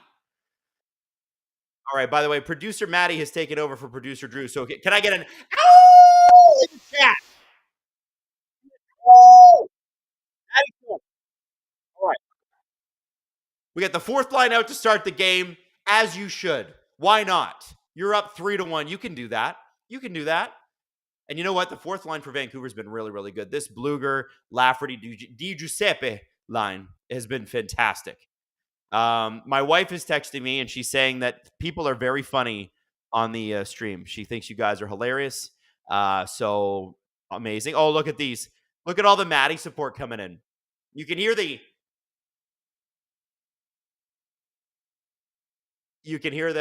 Canucks fans taunting UC Saros. Love that. We love that. By the way, thank you to everybody that gifted subscriptions tonight. It's a big deal for us. Helps our business. And we love you. And I really appreciate it. Let's keep the love going. Let's have some fun. Let's hope that Nashville just does not clog the neutral zone tonight. That's why I'm praying for a Vancouver Canuck wide open goal fest. I want it to be like 9-0. We deserve it. You deserve it. Vancouver gets their first playoff series since 2020, like in the middle of COVID. And then before that, like 2015. And it happens to be against the world's most boring team. It's not fair, but the playoffs aren't fair. Gotta be honest, though. They have made a lot of their chances. They've made the best of their chances on pretty much every game. The fact that you can have in game 3, 12 shots on UC Saros and still score 3 or 4? It's amazing. Pretty crazy. You have 6.7 liking a stream for Preds Nucks, the Adam Wylde effect. LOL. Yeah, no, that was Steve. That was Steve. But we're continuing on. Why not? Nils Hoglander, big hit. Crowd will get into that. You got to love that. Susie to Myers. Puck tipped. UC Saros out of the net. Will he get caught? Absolutely not. He's actually not bad at managing the puck. I wish he was bad at it. Be a shorter series. I gotta give some props to Nashville here. The fact, here we go, Mikheyev. Just a little bit wide. Tyler Myers, 6 foot a million every time he steps on the ice. Being big, being scary, using the wingspan. There's the fourth line out there again. Am I wrong? Is that Di Giuseppe? I thought I saw that number. It is Di Giuseppe. Got the fourth line out there for a couple of shifts. Start the game. Look at Mikheyev with that nice little shot. How do we feel about the Hoglander, Pettersson, Mikheyev line? I know Pettersson was catching a lot of crap in game 2. And I honestly thought it would be a completely different narrative had he converted on a couple of those goals. Because you remember that one on the power play was just like a little bit wide and it hit the back netting. That goes in normally for him. Yeah, the fourth line's back out. That goes in for Pettersson. I think we're having a different conversation. But it's not been his best series. It's not. But I don't think it's been as bad as people are reporting. I'm calling him Hoglander. You're going to deal with it. You're going to deal with that. Well, look at producer Drew giving 10 memberships, even though me falling off was not actually his fault and I blamed him for it. It wasn't his fault. It was my computer. I don't know why. I don't know what happened.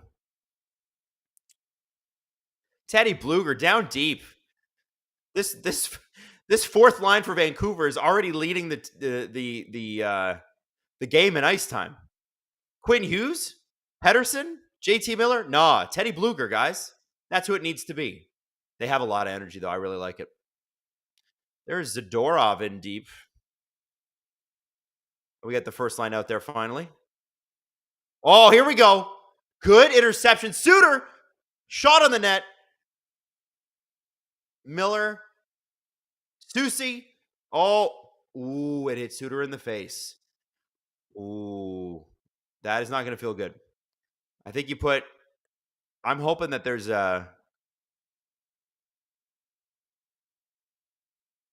damn. Yeah, so he's probably going off. Suter's probably going to get some work done. But like a true hockey player, he'll be back on the ice with stitches. And you know what? Scars are cool. Do you guys have any scars? I'll show you mine. I don't know if you can see that. Can you see that? That I was cutting. Oh, no, you can't see that. Now you can. See that? It's like right there. It's my pirate scar. I cut it cutting up cardboard in my garage. Very cool way to get a scar. 8 stitches. Literally looks like a pirate scar. Definitely something that I would not recommend. I wouldn't recommend getting a scar that way. The way Suter's going to get one, way cooler. Probably a lot more painful, though. Way more painful. Yeah. So I was cutting a laundry box because we had these tiny little gray recycling bins that my dad was like, you got to fit all the cardboard in because they won't take it. Because they wouldn't take it. And so I was like, how do I collapse this thing? And it's this big thing of sunlight from Costco. And I was like, I had a big X-Acto knife and it was brand new. And then it slipped. Am I off now? Oh, clapping for the face off. Oh, okay. Maddie's asking me to clap for the face off. Please. I know. Well, we'll get the time set up. Let's go Oilers. Yeah, it wasn't a cardboard cut, guys. It was an X-Acto knife cut. All right, here we go. 15:46. There we go. That was my best clap all series. I'm finally getting the claps. It only took finally getting the claps, not the clap. It only took 5 games. Putting this thing on full screen. I'm ready, guys. I'm ready to see Vancouver's come out firing. Would like a few more shots on net, but they've had some good scoring chances. This is the first real sustained pressure Nashville's put on them. Evangelista has been a bit of a factor. Ooh! Oh, boy. Damn, if Garland hadn't broke that up, Yossi might have had a clear shot at a wide open net. Unbelievable. Boca Chica Crane, ready for another wild game tonight? Yes, except they're not. They're mild games. But tonight, actually, the first 5 minutes has been exciting. I don't know how long Andrew Burnett's going to let that happen, but maybe the Vancouver Canucks can make this happen. I don't know. Here we go. Hoglander. Ha ha. I know it's Hoglander, but Hoglander sounds way better.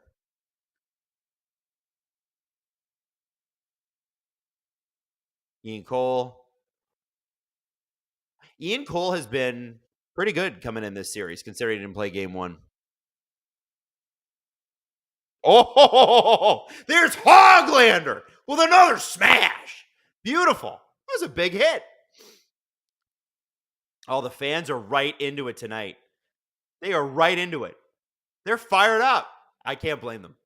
I think everybody wants the party afterwards. Sedin Magic 15. I love a Dangle Wylde doubleheader. Go Canucks, go. Exactly. Let's go Canucks. Let's see it happen. Whoa! Nice little tip by Di Giuseppe. There's another shift for that fourth line. Oh, they might just get one here. 13:50 left if you're aligning your stream with mine. Here we go. Oh, baby. Susie. Oh, Di Giuseppe's going to get one. Oh, man. Di Giuseppe is out there for Suter. That's what's happening. That's why I got confused. And he's doing a really good job. And you know what? He deserved it. He had a heck of a first period here, or first 5 minutes. Damn. Wow, that was some awesome pressure. Need a few more shots. Need a little bit more on the net, but love it so far. Love it so far.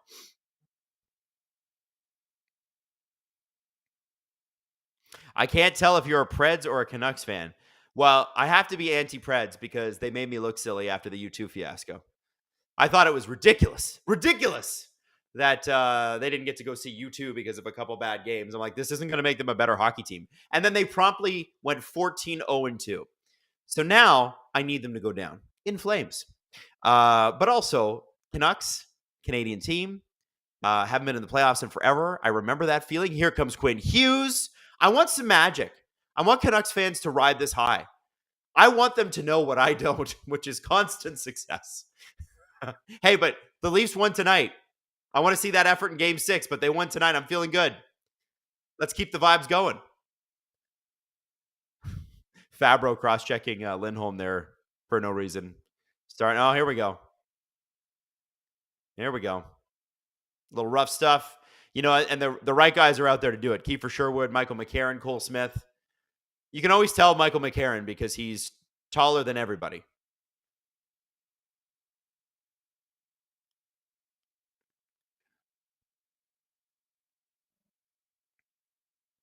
Looking for Dakota Joshua to have a big game, by the way. All right. All right. Good start. Good start. Good start. We feeling good, Canucks fans? We feeling good? Preds fans got to be a little nervous tonight. And listen, I can relate. My team was in the exact same position your team is currently in 3 hours ago. Man, not even 3 hours ago, 1 hour ago. They hadn't won the game. So it's kind of scary, right? Also, I guess the difference is that everybody, including myself, discounted the Preds. They're like, who's got a shot? Do they have a shot? Well, they have a shot. They're doing it. They're doing a good job.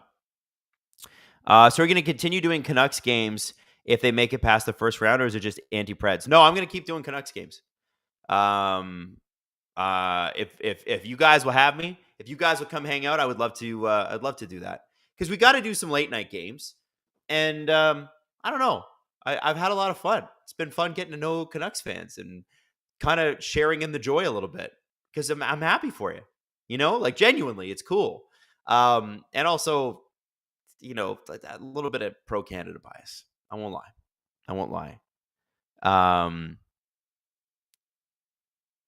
Here we go. What else we got in the chat here, guys? Keep them coming. Keep them coming. Except the Preds will be better next year. Will your team? Yes. Remember, every year is a potential Leaf Stanley Cup year. Okay? You need to look at it the way we do. You know, people say Leaf fans are the most annoying on the planet. Let me tell you something. There's a reason for that, and that's because we believe. We believe. Check the super chat. I'm not seeing it yet, Maddie. Not seeing it yet. Yes! Somebody just ripped us off on Apple Podcasts, which means they got a year subscription to VIP. Good for you. That's a smart purchase. There's SDP VIP here on the channel, which is the first tier, and you get the extra episode, and that's ad-free. And then there's the VIP ad-free tier, which is the next tier, and you can rip us off and get that for $4.99 a month on Apple. Now, I think until the 1st of June. Everywhere else, it's a little bit more expensive, but you get to watch every episode with no ads, and we love that. And guess who edits those? That's right, it's the Mad Dog. Here we go.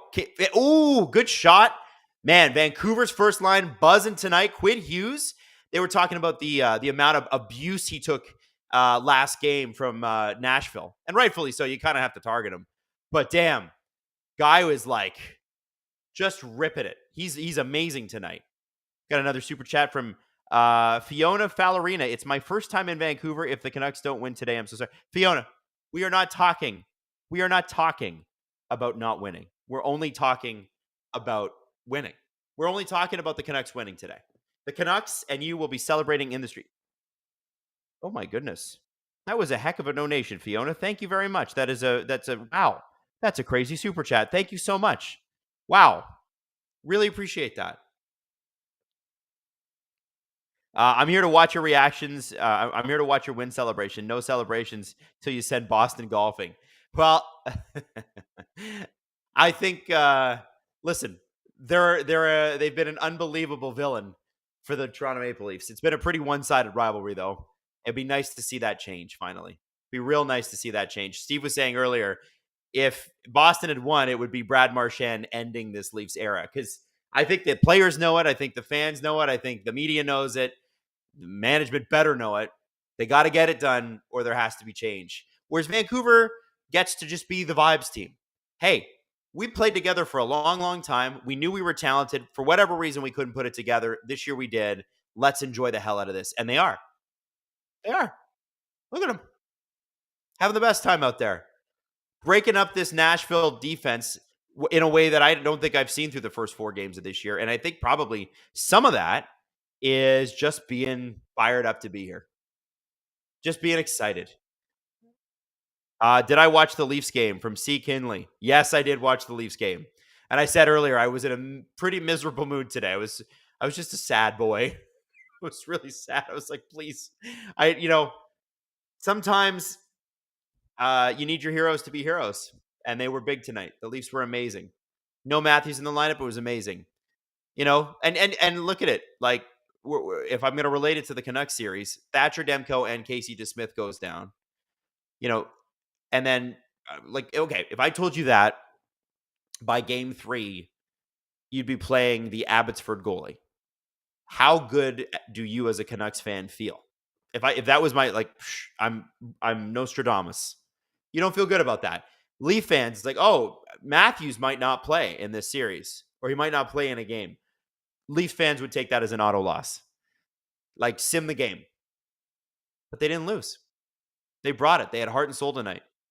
Give them credit. And you know what? Seeing that from this Canucks team. Listen, they might not get a lot of shots normally, but or at least they get a lot of shots normally, not against these Preds. But damn, they were like Florida last year. Florida was like 12 to 15 shots a game some nights, and then have 4 goals.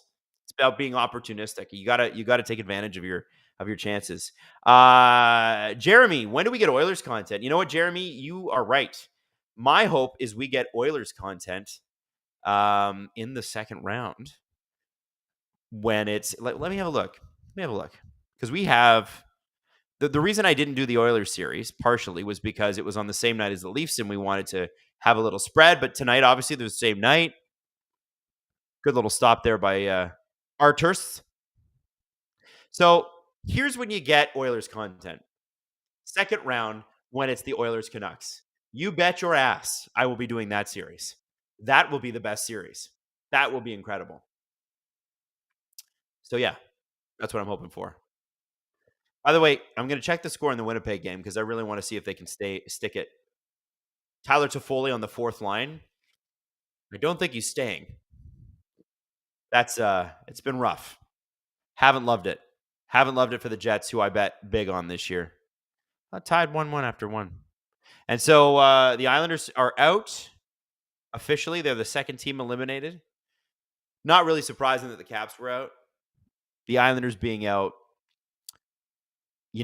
I'm glad I took the Canes in that series, but I thought it was going to go longer. I had higher hopes for the Islanders, especially towards the end of the year. Post Patrick Waugh. I know they didn't have a great record, but I kind of felt like they were underperforming and that they would figure it out and that they played playoff style hockey. But it just turned out to be just not great. It's flawed. It's flawed. I'm just tweeting the link out here. Yeah. What's going on here? I see you. They play this commercial constantly and it's stuck in my head. Silops is a solid young goalie who's lights out the world. Just needs some seasoning. This experience will do nothing but help him. Todd S. said that. Yo, Todd, true. It's kind of like what we had to do with Joseph Wall last year because Matt Murray went down and Joseph Wall came in after Samsonov got injured, and he was really great in that Florida series. They didn't win, but he was spectacular. And then when Sammy was struggling earlier this year, Wall came in and was awesome. And you're like, maybe this guy is the real deal. Like maybe it's legit. And then he got injured on a weird play, like he went down strange, and it's like Casey DeSmith, right? Like we still don't even know fully, really. Like we've got rumors about what's wrong with Casey DeSmith, but why isn't Casey DeSmith playing? Anyway, it's a great experience because the first goal that he let in where it kind of squeaked through him, you'd like to have that back. And there were a couple that kind of made their way through. But as he settled in, I think Nashville gave him some really tough looks. Like, I think what do you have? I think did he stop 29 of 32? Is that what it was? Or 30? Yeah, anyway, long story short, awesome. Did a great job. Did a great job. We'll see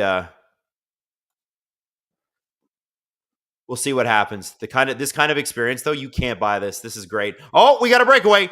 We got a breakaway. Oh, and it's a nice little poke shot and takes out the goalie.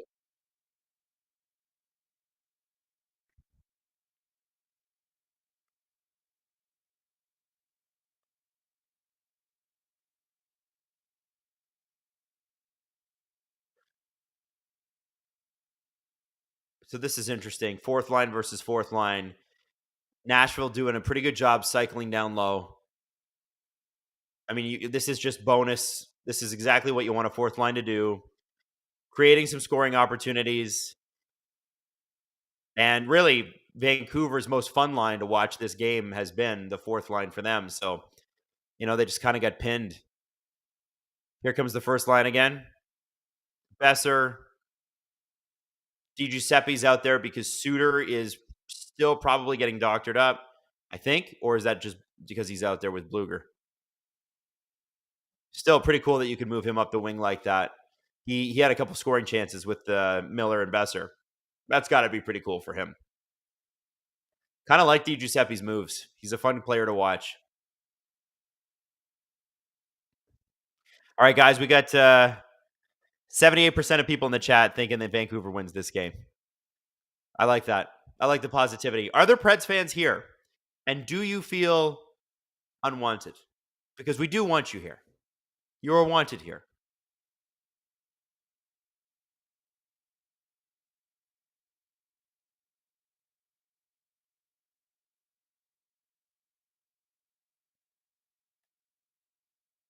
Adam hates the state of Florida. Dude. Why do I hate the state of Florida? Why do I hate the state of Florida? I don't hate the state of Florida. I just hate when they make my team look bad, which is often. Man, is that the last game for Stammer in Tampa? Like, I know John Cooper, among other things that he said, I know John Cooper was like, he belongs in Tampa. I don't know if Julian Breezeball feels that way.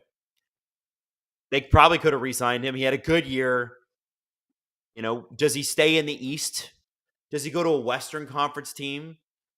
Is he next year's Patrick Kane, but he signs in training camp? Oh, wow. Ignoring Tampa being out. Oh, you're right. I did ignore Tampa being out. I hate the state of Florida. There are a lot of people who don't hate the state of Florida. It's a beautiful place to be. There's just some wild things that happen in Florida, and Floridians know that.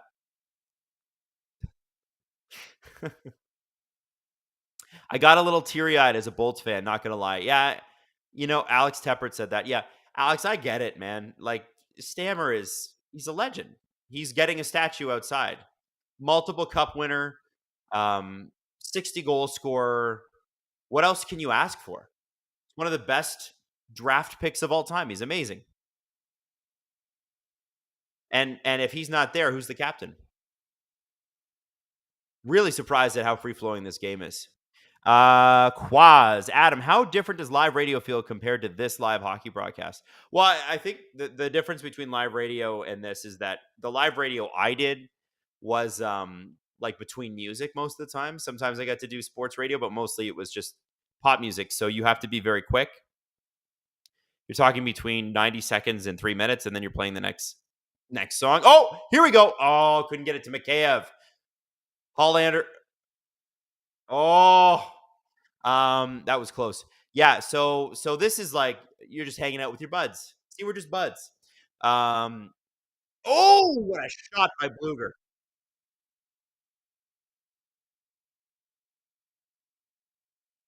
Hollander's just in there. He's in there tonight, throwing hits, making stuff happen. I'm impressed. Yeah, it's not that different, but it's a little bit less pressure because we're just hanging out and talking and watching the game. And I'm not like Steve likes to do it like he's narrating the game. And that's just not my style, man. Just want to hang out, have a chat. I also like the stakes are different for me, obviously. You know, I haven't spent 20 years watching the Vancouver Canucks fail. I've watched the Leafs do it. So there's a lot on the line, especially for a guy like Steve, who's based his entire career on the Toronto Maple Leafs and hockey. So anyway, Panthers versus Dallas for the Cup from Peter Grimshaw. Damn, that'd be a war. But Dallas has some catching up to do. I wouldn't be surprised if it ended up like the way the Panthers sort of played with their food with the Lightning most of the series. I wouldn't be totally shocked if we get a Vegas Florida rematch, and that'd be pretty cool. I prefer it to be Leafs and anyone. Leafs Canucks, we'll say, but that would just be a monster series. Absolutely crazy. A lot of people saying Dallas isn't getting out of the round. Adam, who's the guy reaching for your head? Oh, him? So maybe at some point I'll show you because my camera's way over there, so I can't reach it. But that is me as Johnny Cage. Is that egotistical? Maybe. But Steve over there is Sub-Zero. We had it painted on the wall because we thought, let's do something cool. And then that's what we came up with. And then there's actually a whole mural of athletes on this wall, which is pretty cool. We haven't done enough streaming. And so we probably need to do a little bit more. And Jesse, by the way, is here. He's the referee. So getting ready to clap for the face-off. Teddy Bluger, big shot, and absolutely crushed. Damn. Manifesting Leafs Oilers. Here we go. And we got a face-off. 5:38 left if you're trying to align the game with us. What's up with all the 2021 Habs in these playoffs? There's like 9. Well, they went to the Stanley Cup final. They were a much better team than anyone gave them credit for. Here we go. Oh, Suter back on the ice. I want to see that face. I want to see the scar. Show me the stitches. Oh. If Besser had just, it's hard for, here we go. Oh, what a great play. Suter almost had a nice tip in there. Damn, that was awesome. Besser, had he been on the right angle, I think could have had a goal there too. Quinn Hughes is like dynamite tonight. He's so fast, it's crazy. He's been amazing. Would Stamkos sign in Chicago to play with Bedard? So the problem with Chicago right now is they're probably 2 drafts away from really saying, let's go make the playoffs. Like, listen, I know the Western Conference is weak, but it can't just be Bedard. Like, as we've seen with the Leafs, like if Bedard is a Matthews, you need a Marner Nylander and probably more, Like, so Celebrini would be nice or somebody of that ilk. But they're going to have to draft really, really well and then start signing guys. So I don't think this is the year for Stammer to go to Chicago unless they pay him an outrageous amount of money, which they did with Nick Foligno and Corey Perry. And I think who else signed there? Was Zucker signed there last year? I think so. Yeah, I think Stammer, if this were 2025, maybe. I think he wants to go to the playoffs. Big save by Artur Silovs. Dialed in. And the building is rocking. Look at those Canucks fans. Man, that has to feel so cool as a goalie. You make a good save and the entire crowd gets up and cheers. Feel like a lightning bolt through your body. Freak 811. I'm playing NHL 24. Traded Marner, 50% retained, and an extra goalie to Boston for Swayman, an AHL center, and their 2025 first round pick. What do you think? I think NHL 24 is a fun game.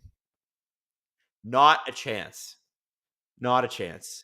But I love it. You got to get creative.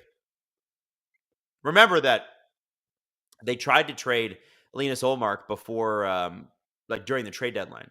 So if Boston is going to trade any goalie, which they are, very likely, it's going to be Linus Ullmark.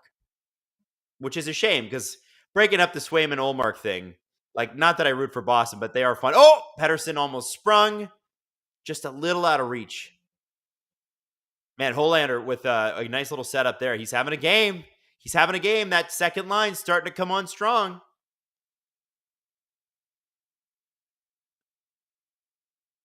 Preds dressed Barry for maybe a better PP. Yeah. You know, the fact that he hasn't played much in this series kind of goes to show how much this team has changed over the last year. Like Barry Trotz taking over is monumental. The fact that guy was, we got a penalty and it's going to be Vancouver and it's going to be hooking. Oh, that sucks. Listen, when you see the replay of this, he deserves to go to the box. Like, it's a penalty you just can't take. Offensive zone, there's no reason for that. And I love JT Miller, and he's had a great series. It's just a penalty he didn't need to take.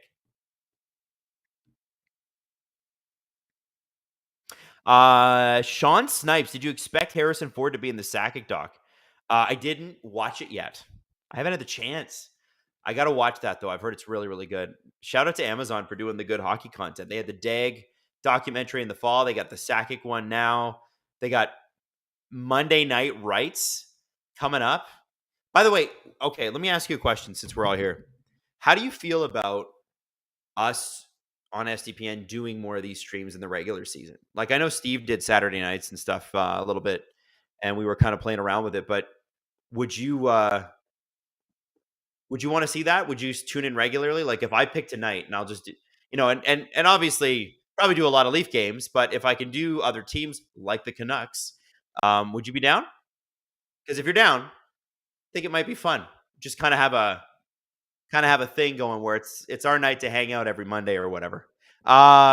Freak 88, I agree it should be Allmark. That's honestly the one I think is leaving. Oh, this is the NHL 24 trade. I don't know what the trade looks like or who will get him. I think Los Angeles wanted Allmark, and I think it makes a lot of sense for him to go there. But I understand why he didn't want to go, because he's got a good thing going in Boston. Probably wants to take one more shot at it before he gets traded this summer. I mean, he does have a no trade clause, so he can protect it. But like, who wouldn't want to go to LA? That's a good team.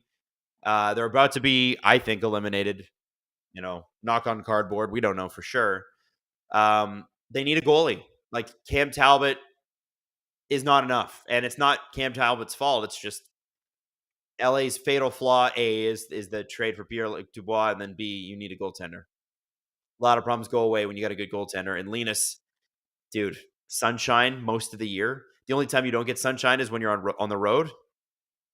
Dude, you get to play for the LA Kings. I think you take that opportunity.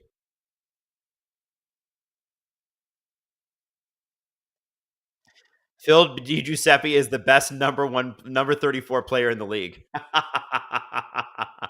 I'll give you best in the Western Conference. Is there a better? Who are the top number 34s in the NHL? Can we put together a list? Good penalty kill by the Canucks here, by the way. Really good. Love seeing the crowd into it. Who are the best number 34s? I can only think of two right now. But you know what? We're in the middle of a game too. So if you know any. Oh, here we go. Miller. Oh, he just missed. I think he had Saros beat glove side there. Oh, like Gunnar Stahl. Had him beat glove side, baby. Suter's through. Quinn Hughes. Being Quinn Hughes. Oh, boy. Oh, Suter almost with another one. Suter has had like 3 quality scoring chances just by standing in front of the net. His line mates are so talented, and I count Quinn Hughes among them. They just find him. Just stand in front of the net, redirect stuff. 7 seconds to go. Here we go, Brock Besser. Oh, he fans on it. Oh. By the way, I wanted to say, that was a fun first period. By the way, has anybody else mentioned that Brock Besser and JT Miller, when you put them together, their numbers are 6'9"? Anyone thought to bring that up? No? Just me? Okay. I think you guys should rotate Steve, Adam, Jesse doing all Leaf games. I would be here every day. Okay. Well, and we don't have to just do Leaf games. We can do other games too. I like hockey. And so does Steve and so does Jesse. So like, we could do Leaf games, but we can also do other games. What other games could we do? If Hey guys, listen. If you guys are going to hang out with me for the playoffs, maybe we make this a permanent thing. You and me, Canucks fans. What do you think? Yeah, Preds fans, I'll do a Preds game too, but you have to promise to score goals, and I don't know if you can make that promise. Surfing Owl clock sync would help too. Yeah, so I'll tell you why we don't have that, and it's because it's extremely complicated. And Maddie and I are rookies, so the technical side of doing that is not easy. And we're working on it, but we're trying to find an easier way to do it because Drew has to jump through like 5 hoops in order to get that. So we'll get that eventually. It's just going to take some time. So please be patient. I'll do a little bit of a better job of aligning the game. Could you guys do them together? Yes, we could. We could do them together. We could do some of them together. I have the Rangers and the Maple Leafs in the Eastern Conference Finals. Damn. I'd love that. Wilgman, watch my Blues. I'll watch your Blues. Brand new head coach coming. I actually, I think what they're doing, Doug Armstrong, I like him. I like what he's doing. I know that the team's not been that good this year, or wasn't great this year. I don't think that lasts for long. I'm a big fan. Stephen T. I'm a Canucks fan in Edmonton, and I have to use a VPN. An app that fakes my phone GPS or pirate the stream. Why does SN do this? So I can explain. Do you guys care about me explaining regional rights and national rights to you? Because it's complicated. It's actually not that complicated. You can figure this out pretty quickly. Here's what happens. We have 2 telecoms in this country. We have Rogers and we have Bell. I know TELUS exists. I know Videotron in Quebec exists. But let's talk about the big national ones. And the 2 major ones are Bell and Rogers, and they own media. And they own sports media. So what Bell and Rogers do is they split the regional rights. So I'm pretty sure TSN has Winnipeg, Ottawa, Montreal, and then Rogers has, what Rogers being Sportsnet, has Edmonton, Calgary, Vancouver. And they'll have like 60 games. And those are what's called regional games. And I'll get to why in a second. And then you've got the Saturday night, Monday night, and Wednesday night national games. So you'll see big markets come on for those ones. So you get obviously a lot of Toronto Maple Leafs games. It's a market. It's big. Vancouver, a lot of viewership for that. Edmonton, a lot of viewership for that because Edmonton fans are just they're next level extra, and you know it. So the reason that, and I'm explaining this, the reason that they have regional restrictions, from what I was told by somebody who's extremely smart, well connected in the industry, because I was frustrated by it, is that they're worried about smaller teams like a Winnipeg or Ottawa or other teams like that are worried about a big squad with 100 years of history like the Toronto Maple Leafs coming in and basically cannibalizing their audiences. If you make the stream too available, then the local rights, meaning the TV station that is broadcasting the game, all of a sudden it gets less audience. It doesn't help develop the franchise in that market, especially if they're not doing well. Like, think about how bad Ottawa's been since 2017. And this is not that there aren't hardcore Senators fans. There are so many hardcore Senators fans. It's just that when you scale it, Ottawa's got like 1.2 million. Southern Ontario has like 10 million. So it's a very different scale. And so they basically want to protect those markets and those franchises and make people who are locals fans of those teams. So that's kind of how it works. And by the way, I told you that Rogers and Bell split 6 NHL teams. They also split the Leafs regional games down the middle. So they both own the Leafs, and so it's Toronto split down the middle because it's the biggest market. One side has the eastern side, one side has the western side, and then there's the national games. And what I think is going to happen in 2026 when the rights become available is Amazon. I think Amazon's going to buy them. I mean, they've already bought Monday night.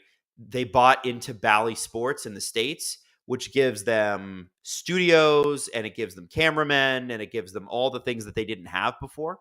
Because Bally was like, the company was going under. There was a huge burn rate going on there. So Amazon buying them at first was like, oh, that's a little perplexing. They're buying a failing company. But in actuality, they bought a company with a lot of expertise, a lot of equipment, and a lot of capability, because a lot of the people there that were working there were extraordinarily talented people. And so what they're going to do is they're going to do the same thing in the States as they do in Canada. The idea is, we don't care if we make money off, like Rogers cares if they make money off of a hockey game. They care because they're paying so much money for these rights, crazy amounts of money. Like, the rumors are it's close to $1 billion Canadian a year now, because the rights package is so expensive, and it's, converted to American dollars. So what Amazon is going to do is they go, let's say the package costs $6 billion. What's $6 billion to Amazon? They don't care. What they care about is getting your subscription for Amazon Prime. And what I think might be able to happen is, in the future, you have to pay some sort of fee where through Amazon you can watch your favorite team at any time. That used to happen with the NHL app, or NHL.tv, or whatever it was back in the day. Remember how good that was? It was like next level good.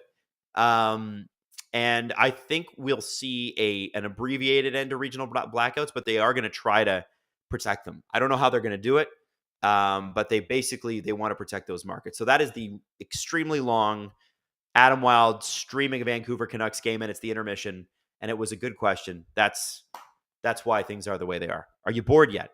Are you excited yet? I know everybody's like, I'll just set my phone to steal. Yeah. I mean, it's so easy to steal, it doesn't make any sense. But you got to remember that we're in the age group that knows how to sail the 7 seas. So we know how to pirate things, and we don't want to pirate things. I don't think anybody on this stream is like, yeah, hell yeah, I can't wait to steal this. It's you're forced into it. I want to watch my team whenever, and I know there's no reason I shouldn't be able to. And you're right, by the way. You're absolutely right. And maybe there's a way to do a regional restriction that can, that people in that area can't access a different feed. Maybe it's a different broadcast. I don't know how to do it, but there's got to be a way around it. And it's going to be a completely different ballgame when the streaming giants take over, because their interest is not in making a profit on advertising, which, they'll have commercials. They'll have plenty of commercials. But I wonder, like, so I'll give you it, for instance, the intermission panel for, what we're watching right now. I think there's 15 or 16 minutes, or is it 17 minutes or whatever it is, in between the periods. Okay. I think 5 or 6 of those are devoted to content. The rest is commercials. So if it's a 17-minute break, it's like 12 minutes of commercials, because it's so expensive to run this. So maybe if a big streaming giant takes it over, they're able to cut down on the commercials a little bit, probably raise the prices of the commercials a little bit because there's less inventory, and give you a little bit more of an intermission show. Because right now, the intermission shows are so short that it's difficult for a panel to get going. The TSN panel is so good at it because they're pros. They've been doing it forever, and also their panels are longer. Sportsnets are pretty short, and it's because Sportsnet has a gigantic bill to pay at the end of every year. And I think, from a business perspective, I get it. It's just tough. It's just tough, right? Anyone who lets me continue to cast from my phone to my TV gets my dollars. Yeah, I agree with you. Are you not able to do that? I thought you were still able to do that. Adam, no one has ever told us why we need to steal. Thank you for trying to explain it. I hope I did a good job. Because it's one of those where it is stupidly complicated. It's one of those things where it's like, I know this should be different, but it's not. And we just haven't figured out a better system yet. And I think there is a better system. And I think if everybody sat down for about half an hour in a room, these aren't stupid people, they could figure it out if they wanted to, if the will was there. But these rights are, a couple years away from being done. And, Rogers is limiting their damage by selling off Monday nights. They get guaranteed money so that they don't have, the advertising pressure is a little bit less. I'm curious to see what's going to happen over the next couple of years. The interesting thing too with Amazon is are they going to go with a brand new panel and a brand new set of personalities? And then if they were, who would you want to see? Because I think that's fantastic. If they go with a whole new set, that means we have 3 hockey broadcasters, sports broadcasters potentially in this country. Rogers will always have the Blue Jays. Like Sportsnet's always going to have the Blue Jays. They're owned by the Blue Jays. But could the Raptors rights come up and be Amazon's eventually? Could you be watching? I know TFC is already on Apple TV with the whole season pass thing. But like that creates more jobs. That creates more room for more people who are brand new and exciting, and I think it'd be really cool. I watched a lot of games this year using a VPN, but having ESPN Plus. Ted's local streaming service doesn't work. That's TNT, I'm assuming. Hey, by the way, if you are using a VPN, you should check out NordVPN. Use that promo code Dangle. Get you a couple months free. Just throwing that out there. We love Nord. What else we got here? What else we got in the chat? Hey, Adam. Random, but how about a history corner on Andrew Jackson and his love of cheese? You know what? I don't know about Andrew Jackson and his love of cheese. I know a little bit about Andrew Jackson. Not enough to do a good full history corner. That era of American presidents is like, it's like this bizarro, like Calvin. How much do you know about Calvin Coolidge? Weird, just a weird era. Like presidents started, it's like you start from Roosevelt in like 1900, and then everybody knows every president after that. But the 1800s guys, I don't know enough about. Soul Ant 64 in the super chat. Rangers versus Canes is going to be a bloodbath. Thoughts on who could win? As a Rangers fan, I'm horrified. Love the podcast. Keep it up, guys. Well, I mean, listen, Rangers Islanders would have been fun, but it would have been over quickly. At least the way the Islanders played. It just wasn't good enough. And I'm sure they'll make some changes this offseason. I wonder if Lou Lamoriello is in or out. They got to start scoring some goals somewhere. They got to get somebody who can score. Rangers Canes is really interesting because for me, it comes down to which playoff Freddie Anderson are we going to get? So let me just look up. Freddie Anderson has the ability to be both the best and the worst goalie in consecutive games, especially in the playoffs. And when he's good, he's the greatest goalie you've ever seen in your life. Like with the Leafs, like, oh my God, like fan-freaking-tastic.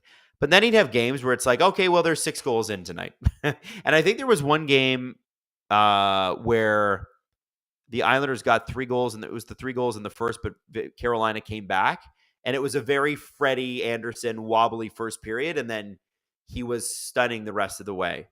So I would say that if the New York Rangers can unsettle Freddie, I think they've got a really good chance of beating Carolina. And it's not because I don't think Carolina is really good, and it's not because I don't think Rod Brind'Amour is a great coach. I just look at New York, and I just think they're kind of overpowering.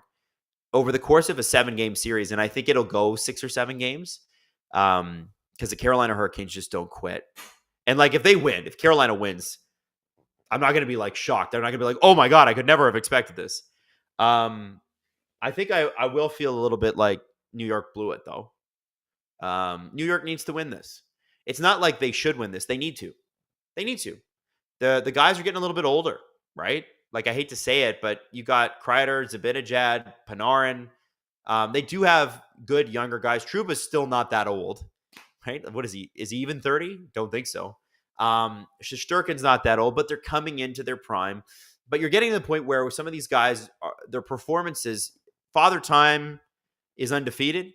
And we've seen it a little bit with Tavares this year. There's games where he is vintage Tavares, and then there's games where you're like, ooh, that is not the guy that I've been watching for the last 6-7 years. And so I think New York needs to get this done. I think they need to put Carolina away. And on Carolina's side, you got to prove that you're worth all the hype. Like, people bet on Carolina every year, and they're right to do so.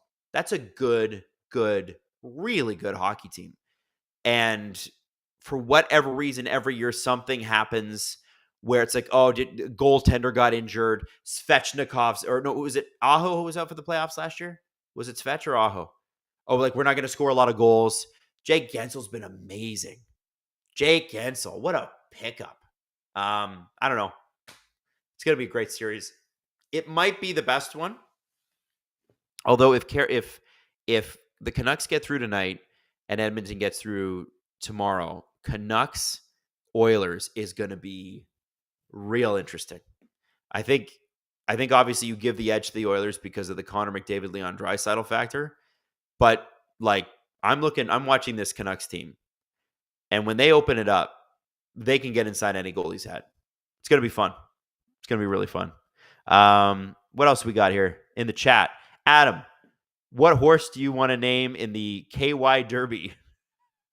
What? I don't even know what that is, Mickey. MKI Sports. I have no idea what that is. Father Time is undefeated unless you're Sidney Crosby. Yes, true relaxation station, but that's why he's Sidney Crosby. And the Rangers have great players. They don't have Sidney Crosby. It was Svechnikov that was injured. Thank you, everybody. I'm scared. Saros is due for a bounce back. 850 isn't a number he'll stay at for long. Here's the thing. Kalid? OSRS. Sometimes I'm looking at these usernames. I'm like, did you read this out loud? Because now I got to read it out loud. Yeah, Saros would not stay that way over the course of like a 10-game stretch. Or maybe be 10 games max. And that would be really bad. But I got to tell you, my thoughts on that are that playoff series are too short for that. Meaning that there's no guarantees UC Saros is going to bounce back and not be 850. And it's not because he's not a great goalie. It's because playoffs are short. You got a short time to be great. So be great. KY, Kentucky Derby. Yeah. Sorry. The Kentucky Derby question. What horse do you want to name in the Kentucky Derby? I don't know. You know what? I'll be honest with you. I've never watched it. Is that bad? I know it's like one of those sporting events you have to watch at least once in your life. Kind of like, Premier League final or World Cup final or Indianapolis 500. It's just one of those things I've never seen. I've never watched it.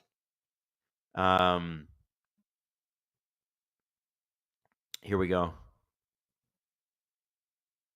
Would you stream an F1 race this summer? Yeah, Tim and I are talking about that. We're talking about doing potentially qualifying in Monaco. Because Tim's got to do like work when the races are on.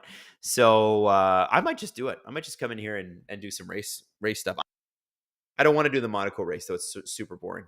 All right, we're back. We're back, ladies and gentlemen. Remember, you can ask questions anytime. We're just chilling out. So Kentucky Derby, it's a few minutes and then it's over. It's not that cool unless you're there. Here we go. And the period has started. And the third line is out. Is it third line? No, it's Bluger, Lafferty, Di Giuseppe. The real number 34. Am I right? The real 34. He's the 34th place. Right? Adam, did you know the hockey guy is a huge fan of the War of 1812? You guys should do a History Corner collab pod stream about it. Dude, I would love to.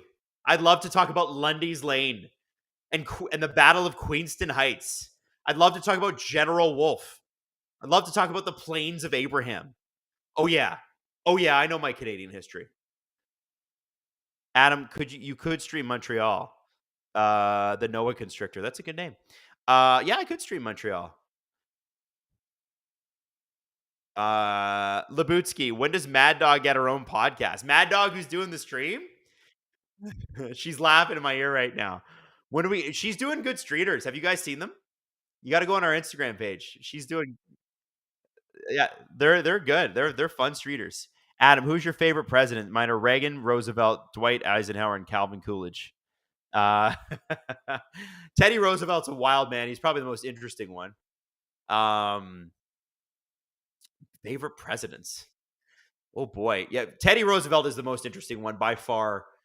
A fabulously high definition character with some crazy bloodlust and also a conservative guy from a rich family who was extraordinarily progressive and created the national park system and was anti-racist and a whole bunch of other things. Anti-racist by virtue of the time, anyway.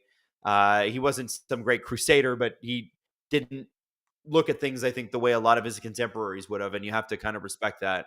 Not a perfect man. Did have some weird views about colonialism. But very much a very interesting guy. Very interesting character. Phil Forsberg. Phil Forsberg has 11 points in 13 games when facing elimination. Damn. That is a guy you want on your team. Well, that's generally. History Corner on the Pig Ward. You know about it. I don't know enough. I'll do a History Corner in the next intermission if you guys want me to. But I don't know enough about the Pig War. I'm sorry. But I'll do something else that you request. 18:31 left in the second period. Oh, good save, Seelovs. Another save for Seelovs. Grover Cleveland married his goddaughter. Man, the 1800s were wild. How much we've changed. Why do you assume Teddy and not FDR? Because Teddy Roosevelt was more interesting than FDR. FDR is a fascinating guy, but Teddy's a cowboy. Wild man. Absolutely crazy. Adam, would CJ or Jesse ever do a Blue Jays stream? I would love to see them do one together, even for a couple innings. But I think CJ's not ready to unleash his Blue Jays fandom upon the world. Like, he is imagine Steve, but for the Blue Jays. That's CJ. It'd be fun to watch, but it'd be so out of character for him. Are you a fan of Oversimplified YouTube channel? Yes, very much. I'm a subscriber, actually. The score is 0-0 for those asking. I guess some of you are just tuning in and listening. By the way, 17:56 left in the second period. We're going to have a face-off here in probably 20 or 30 seconds. The Steeloffs just covered that up. Shots are tied at 8-8. It feels like this is a 2 or a 3-1 game, which most of the games in this series have been. But Nashville has really calmed down. They've come out strong. They've limited Vancouver's chances too. Vancouver came out out of a cannon in the first period. And, it's difficult to keep that up throughout the entire game. And I think Nashville knows season's on the line here. They might have less than 40 minutes left in their season. That's how serious this is. Ryan O'Reilly behind the net. Good defensive coverage for the Vancouver Canucks. They break it up. JT Miller. Tyler Myers out of the zone. Not a bad little play to Suter. Doesn't go very far. This is what Nashville does best. Clog up the neutral zone. Prevent anything. It's really annoying to watch. And that's an icing by Tyler Myers. I think they were trying to change too. Feels like a good night for a Pettersson goal, doesn't it? Feels like a night for Pettersson to say, I don't need to be a topic on radio and podcast tomorrow. I feel like, other than something good, it feels like a Pettersson night. That's just me. I've been leaning forward a little too much. My shoulders are getting sore here. JT Miller, +3 in this series. It's pretty good. Pretty good. Adam, are you tired tonight? No. Actually, I was tired all day. I didn't have a great sleep.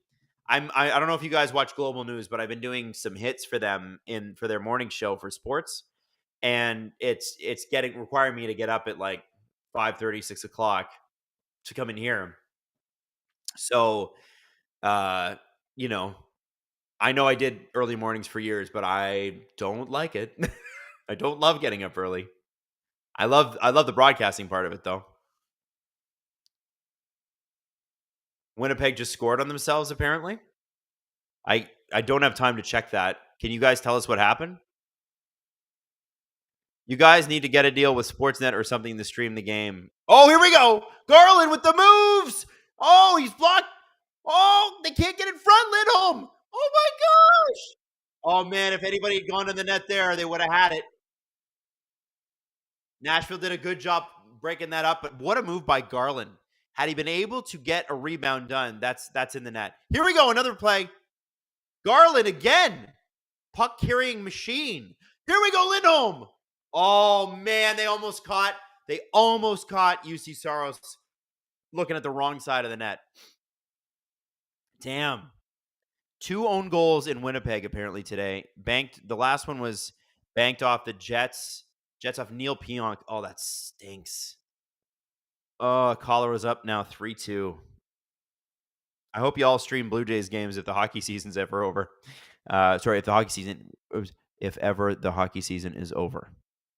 Hey, Adam, what's your favorite former communist state? I like Romania and Croatia. My favorite former communist state is Yugoslavia, and it is Tito, because of Tito.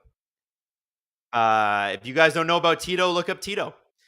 Tito started as a partisan fighter in World War II during the Nazi occupation, did some pretty bad things to an army that deserved it, and was, I believe, he wrote Joseph Stalin, who was like the communist leader in the 50s, wrote him a note and said, if you keep sending your assassins to try to kill me, I'll have to send mine to do the same to you. Because he didn't like the USSR. He's a pretty interesting character. Pretty interesting character. Yeah. Joseph Broz Tito is the GOAT. People know. Yeah, and by the way, Yugoslavia wasn't totally communist, but I'm fudging it. I'm generally not a big fan of autocratic regimes. They're interesting, but I will give I'll give Tito credit where it's due. 18 shots total. This game is unhinged. Man, you're not kidding. You're not kidding at all. He's right. You're like 18 shots. That's pretty normal. Nope. Not in this series. Welcome to this series. Welcome to the series where nobody shoots ever. By the way, I'm going to share this link on my Twitter page. If you guys don't mind liking and sharing, and for the second period, good save. Silovs is looking great. I don't know why I want to call it Silov. Silov is looking solid as a rock. So if you guys don't mind liking and sharing, that would be lovely. If you just want to hang out, come for the hockey, stay for the history. Let's have some fun. Canucks are trash, eh? They're not. They're not. They're super good. But the Preds are super good on defense. They are. If the Predator, here's what the Preds need. They need, like, in an ideal world, I love Ryan O'Reilly. Is Ryan O'Reilly at 33, 34 ideally your number one centerman?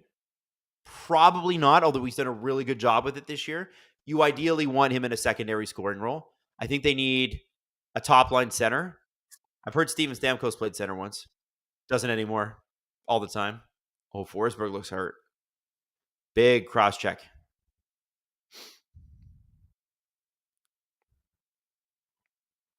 Damn.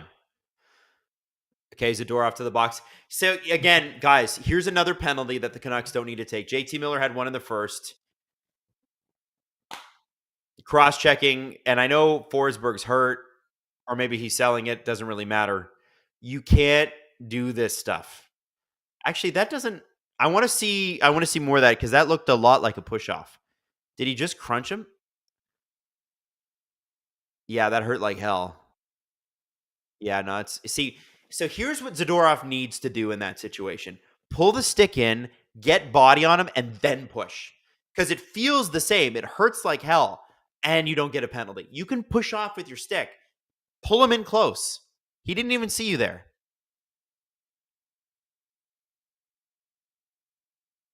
Anyway, long story short, I think if you can get Nashville a top-line center... And maybe, like, and nothing against Gus Nyquist. He's had a great year. He's 75 points. No one's expected that from him. But long term, is that your solution? Probably not. He'd be a great second line guy, or does Luke Evangelista move up? I don't know. That second line's been good. But I would like to see a center X who is a top line center Ryan O'Reilly, Novak, and Sissons. And then you can throw in Michael McCarron on a wing because Michael McCarron's good for what he does, but he doesn't have to play center. And he can in a pinch if you get injuries, which you will. Offside, Nashville. Man, that the Canucks chance for this penalty killer loud. I say this as a Leaf fan who knows what a quiet barn sounds like. But you know what? They've been loud. They've been louder than people even give them credit for. Okay?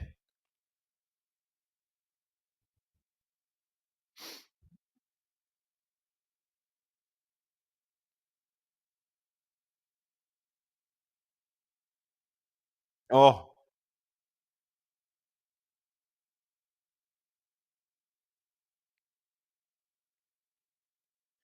interesting to see Tyson Barrie out. This is what he's dressed for. He's not dressed to play defense. They need to get goal scoring going.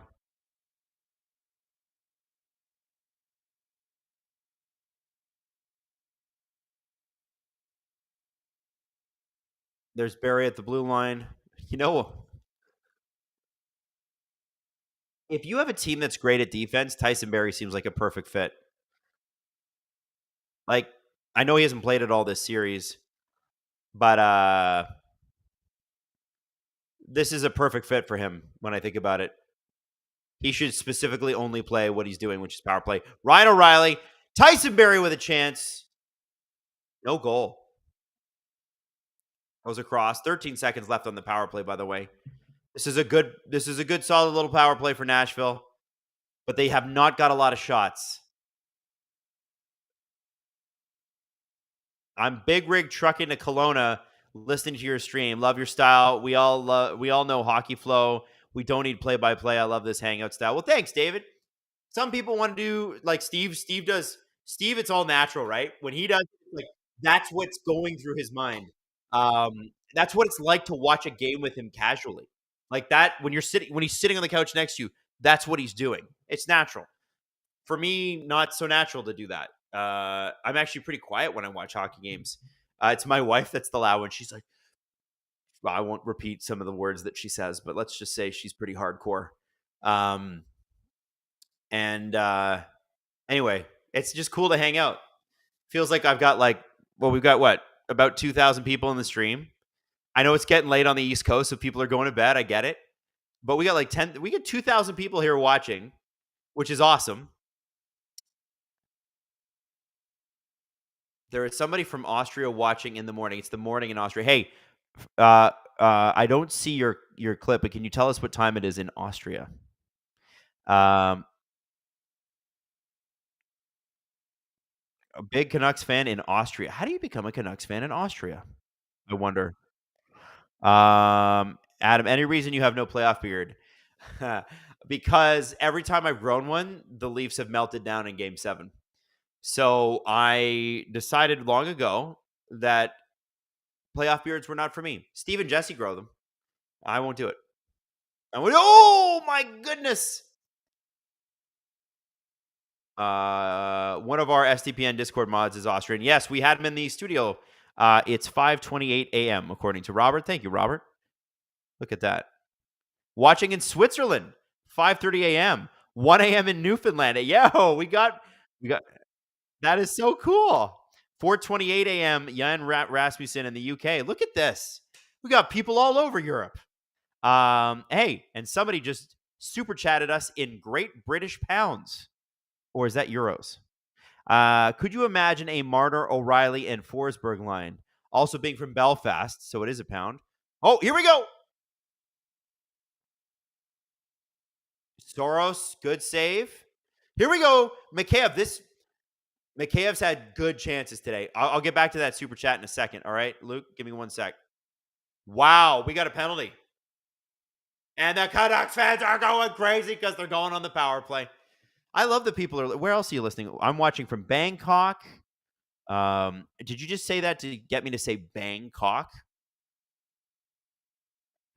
Maddie's saying she misses Thailand because Maddie went to Thailand because Maddie is young and in her 20s and cool.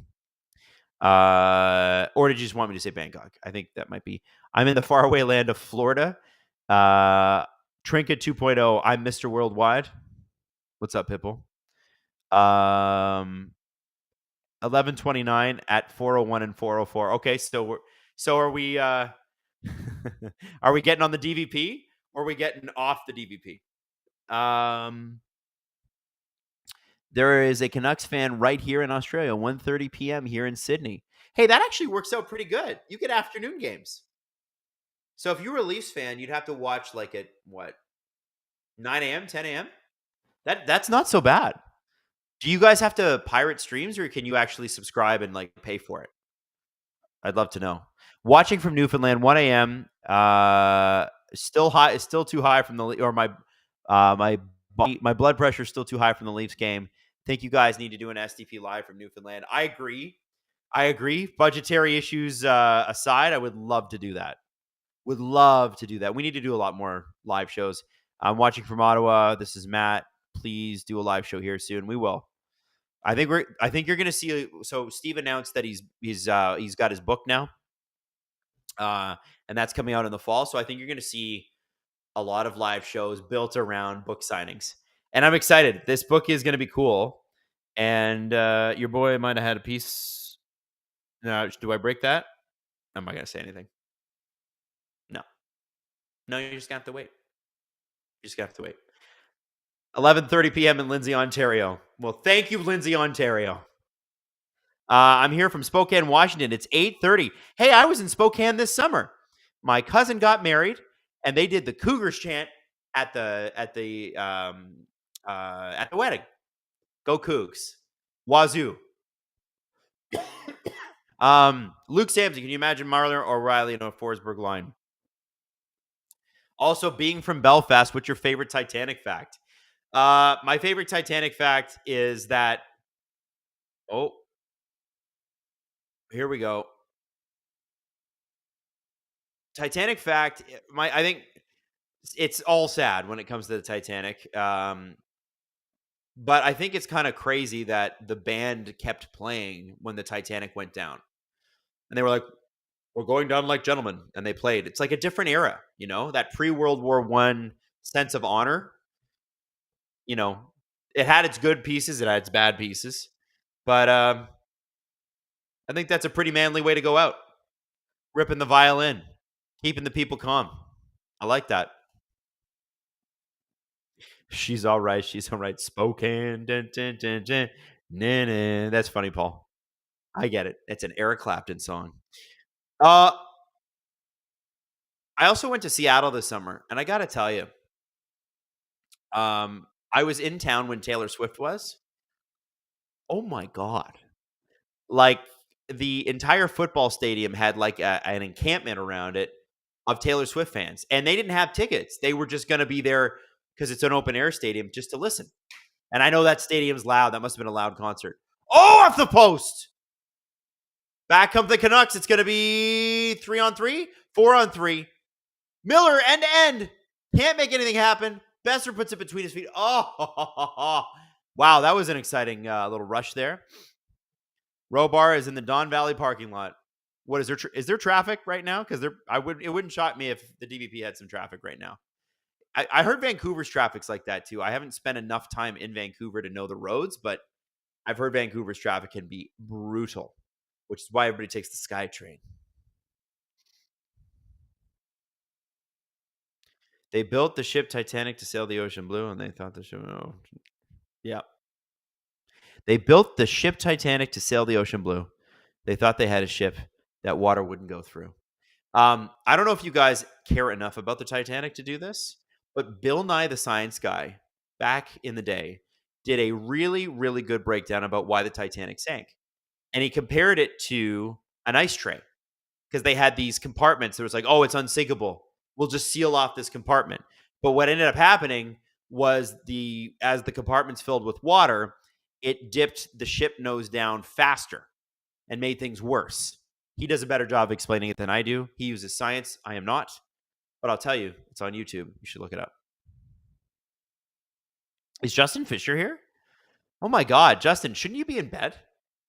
It's way past your bedtime. Did you hear Brendan Morrison podcast Game 4 with Ed Jovanovski? Good insight. I didn't know that Brendan Morrison had a podcast. That's awesome. I haven't seen it. I'll check it out.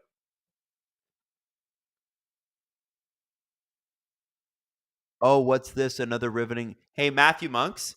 This was Steve's stream, and now it's my stream. Welcome. Are you grumpy tonight? It seems like you're having a bad night. Why don't you come join our chill vibes? We're having a good time.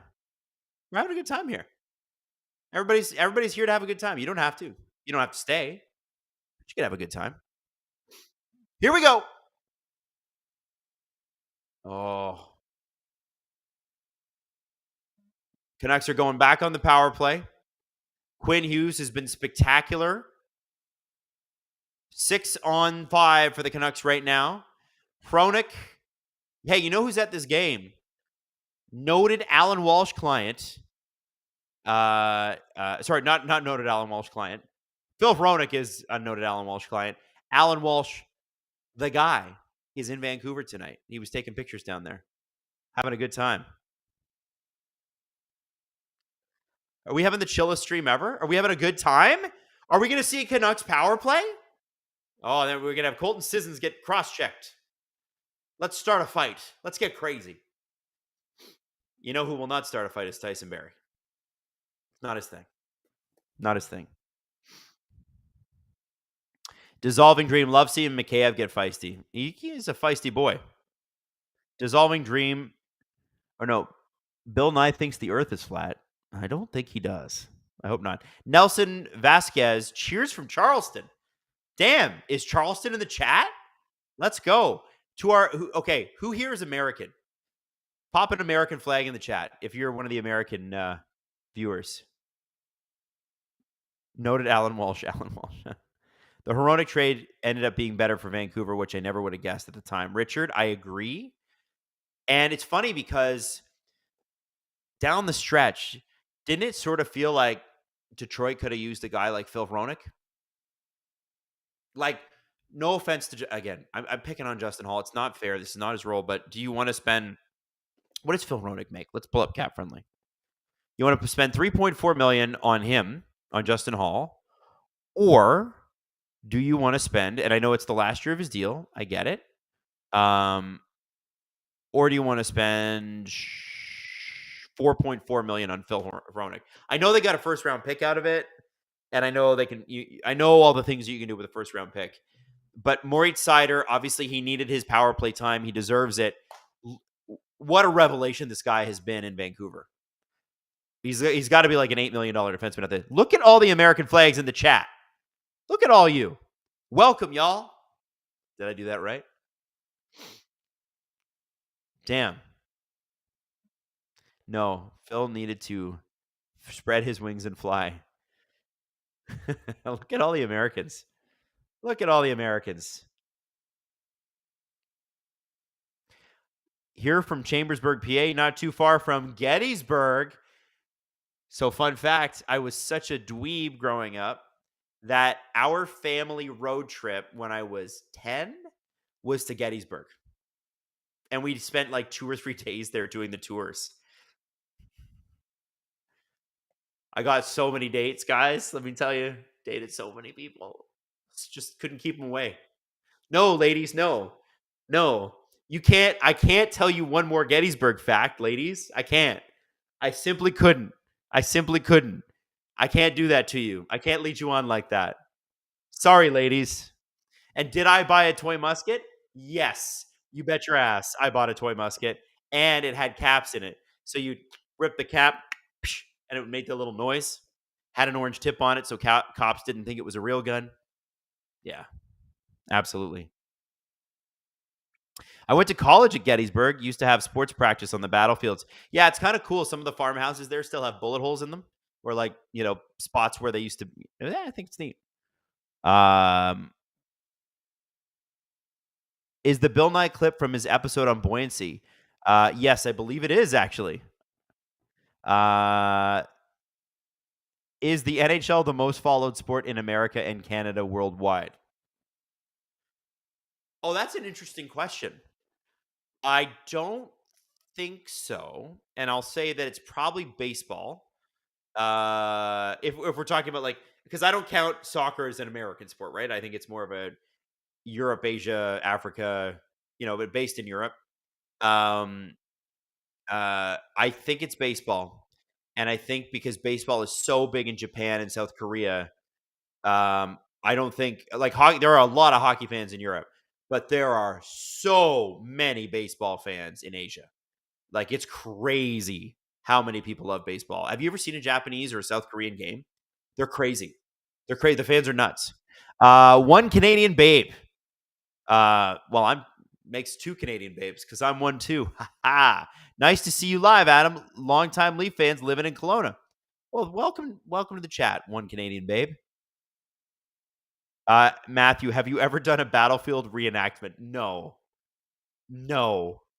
I've heard they're very cool to attend, and I might want to go to one day in my life. The ones the one I actually want to go to is they reenact a lot of like like battles like Austerlitz and Waterloo and stuff in Europe. Yeah, I want to see that.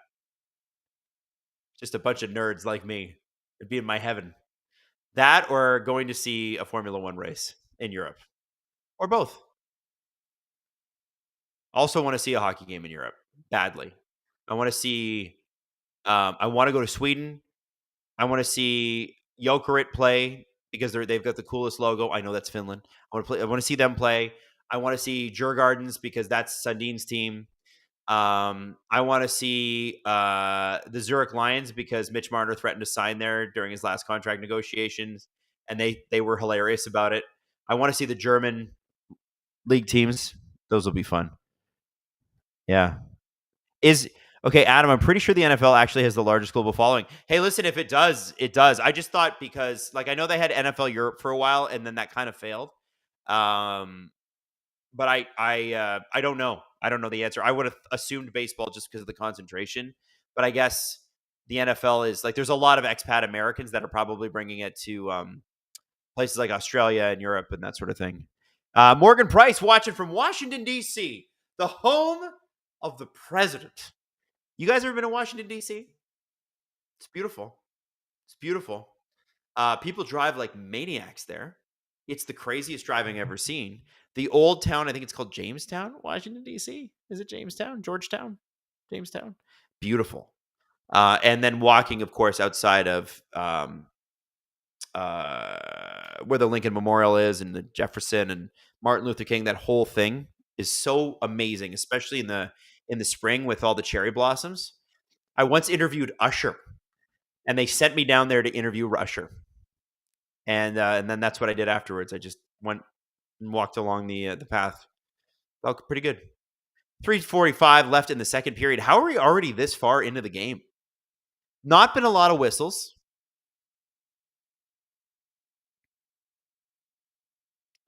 Really good pressure here from Nashville. And they got the right guys, the right pieces on.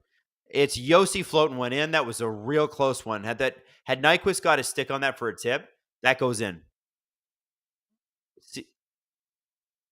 Oh. Crowd thought there should be a penalty there. There is no penalty called. Oh, we're starting to get angry. Starting to get mad. Di Giuseppe just pulled, I think it's Nyquist's helmet off. Got to get off the ice. Oh, no, it's Zucker. Too bad about your luck, Jason. Got to get off the ice now. I'd love to hear your take on the Romans' inability to conquer Scotland. They instead built a wall to keep the Scots in. Well, I don't know if you've met a Scottish person. Unconquerable. Even when you take over the government there, like the English did, the Scots never go away. The Romans, what do they call them? They called them, oh man, it's a name in Toronto. Hang on. Toronto map. I will remember this. Hang on. What did the Romans call it?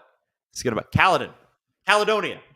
They called it Caledonia, and they marched in there and they said no, thank you. And they were the last of the Celts that kind of stuck it out. Them and the Welsh. Yossi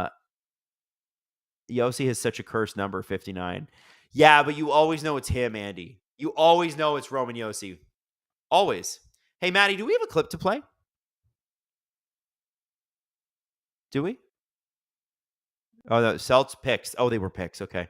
Yeah, do we have a clip to play? Oh, okay. So what we're gonna do here, because I've been yapping for 2 hours, is I'm gonna take a little water break and go pee. Maybe make myself a coffee. And what I'm gonna ask you guys to do is stick around because in the next 10 minutes, we're coming back and we're gonna get through the third period here. If you have any questions though, leave them in the chat because who gifted 50? Logan Berube, thank you for doing that. If you have questions and stuff, you want to talk, let's chat.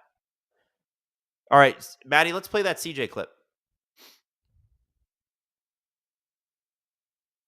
We'll start with Cody Brown. Shout out to everyone who sent in questions on Discord.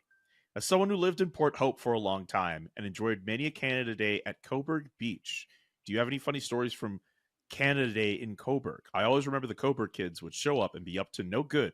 I bet you were a ringleader of some shenanigans. I don't know if I was ever the ringleader. I mean, I was definitely in the mix, but I don't think I was ever really like. I was kind of a timid kid. Like at that age time. You didn't want to get in trouble? I definitely when I really. Hi, we'll get back to that. I forgot the period wasn't over. Idiot. This is why I need a coffee. I'm so tired. 3 minutes left. My God. Taking the night off here. What's this ridiculous? Oh my God. Hilarious. Are gifts assigned randomly? I believe they are. Yes.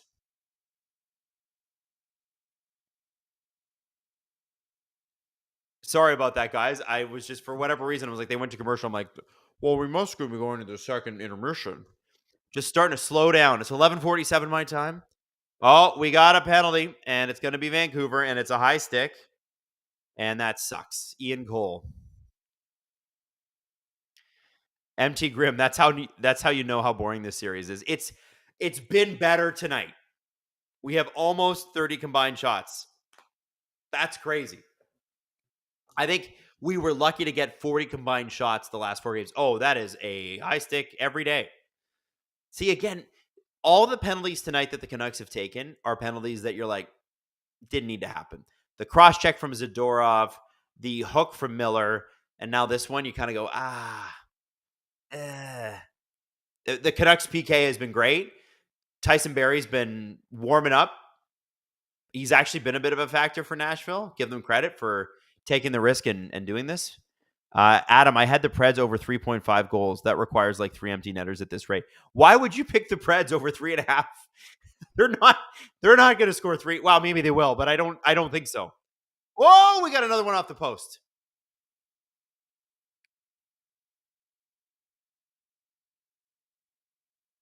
Oof. Seeloff's, listen, you got to be lucky to be good. Couple posts tonight.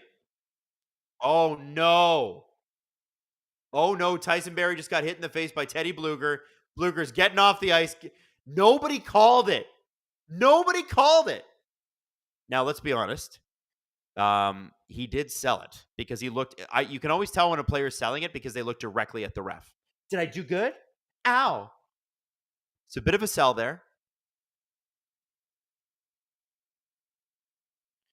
Will the Viking. Is it just me or did the Leafs play better without Matthews? I'll get to that in a second. But we have a very exciting power play happening right now.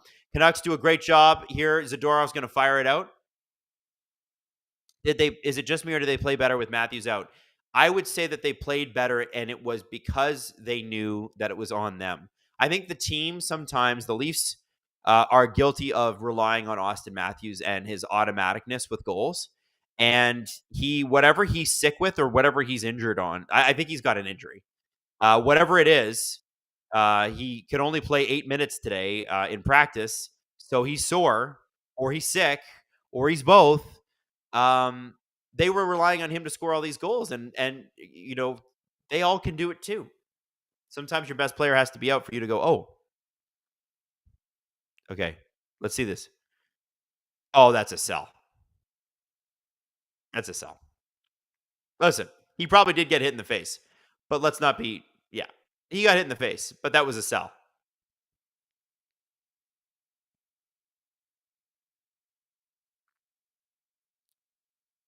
Leafs players stepped up and found that extra gear. Yes.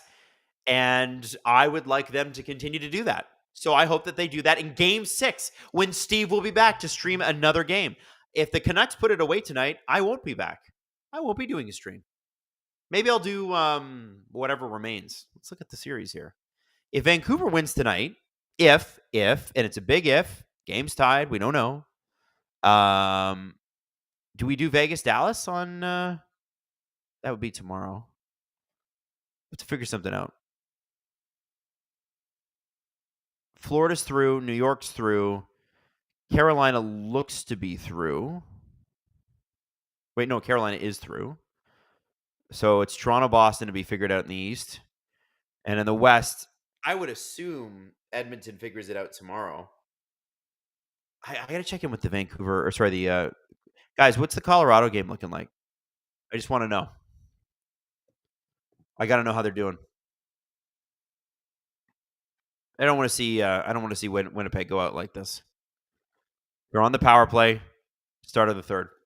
Okay, they can do it. Whoop!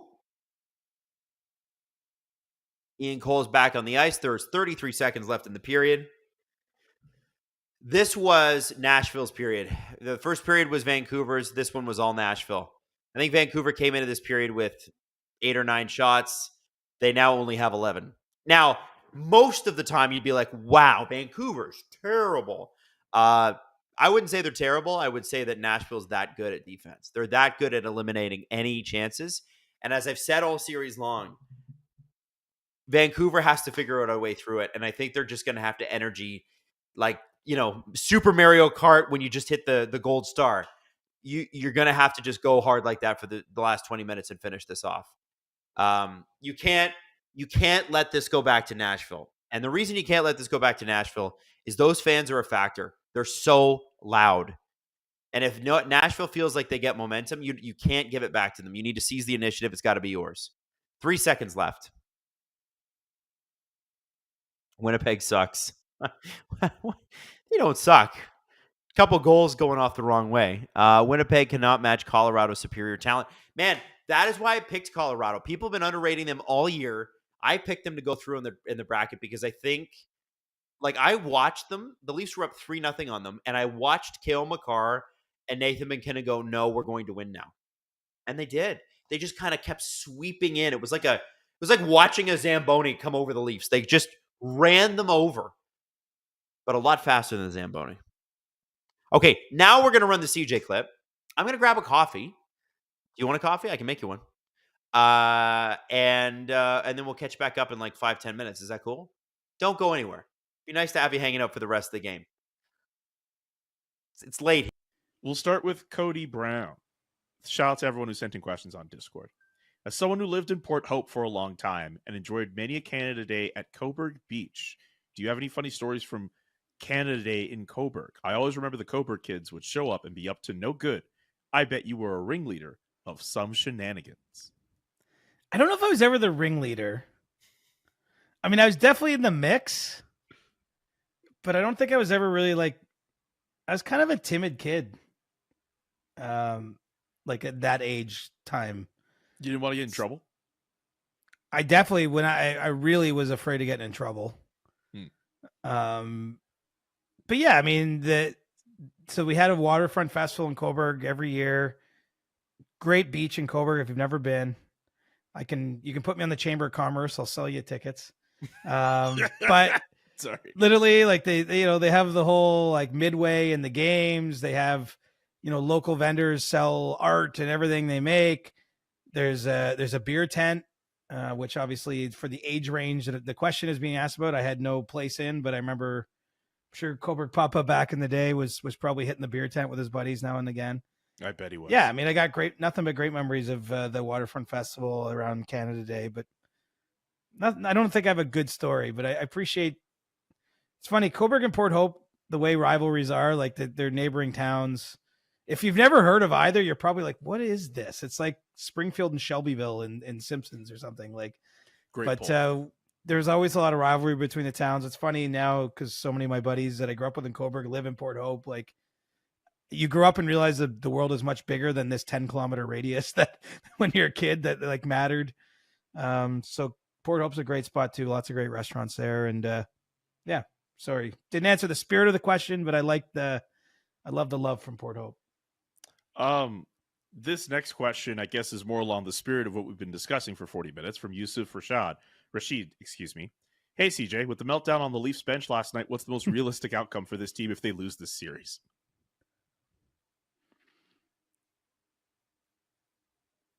I think Mitch Marner's situation is the most intriguing individually, just because he's up to potentially sign an extension as of July 1st. I'm not saying he's being traded. I don't know, but I think that's the one to watch. You're not trading Austin Matthews. You've just given William Nylander an 8-year extension that kicks in on July 1st. So presumably he's not part of it. John Tavares is your captain. He's entering the final year of his deal. He said last year at the end of the season he didn't want to waive his no movement clause.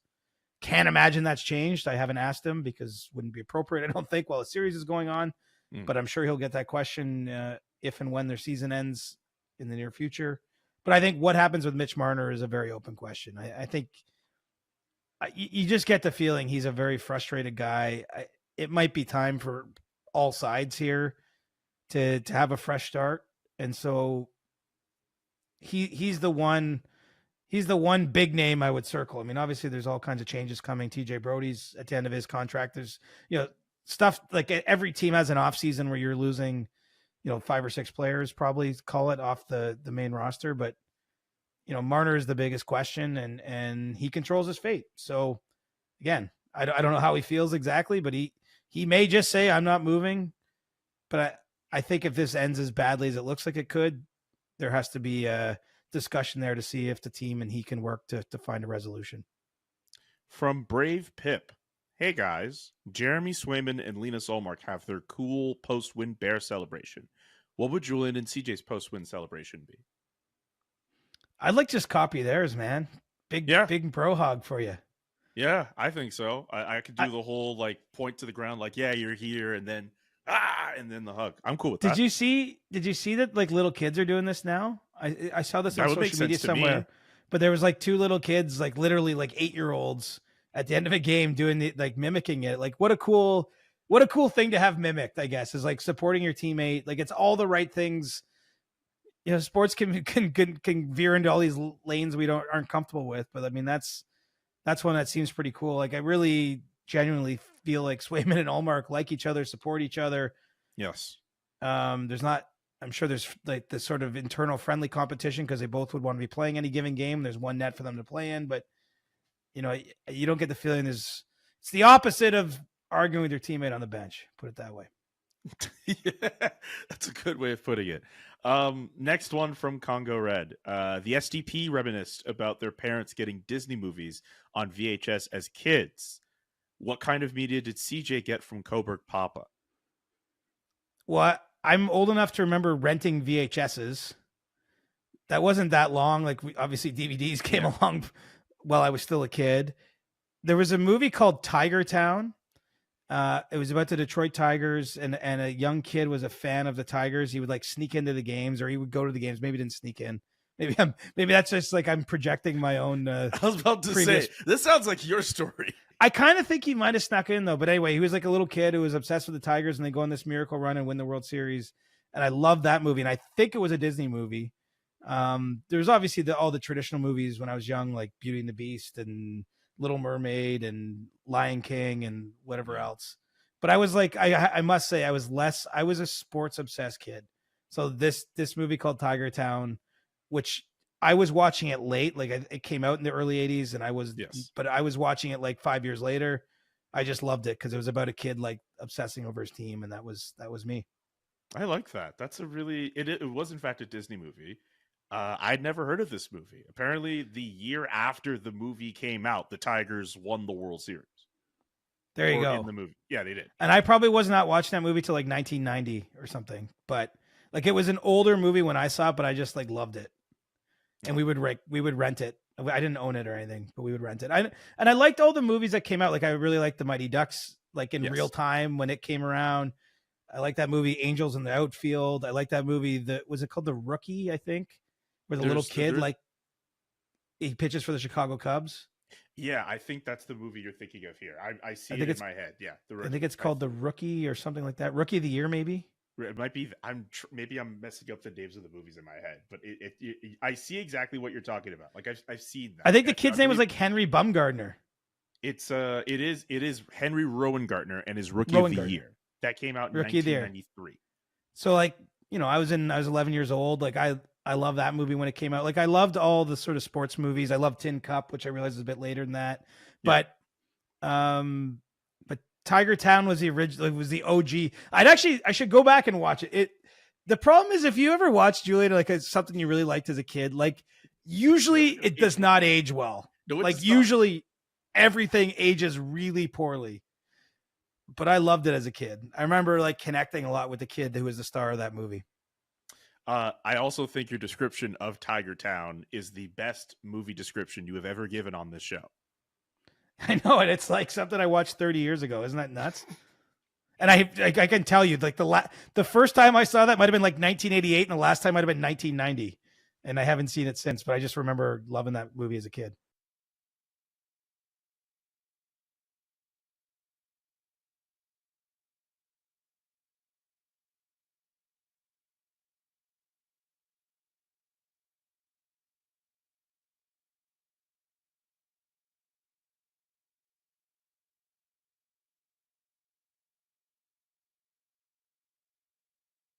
We'll start with Cody Brown. Shout out to everyone who sent in questions on Discord. As someone who lived in Port Hope for a long time and enjoyed many a Canada Day at Cobourg Beach, do you have any funny stories from Canada Day in Cobourg? I always remember the Cobourg kids would show up and be up to no good. I bet you were a ringleader of some shenanigans. I don't know if I was ever the ringleader. I mean, I was definitely in the mix, but I don't think I was ever really like, I was kind of a timid kid. Like at that age time. You didn't want to get in trouble? I definitely, when I really was afraid of getting in trouble.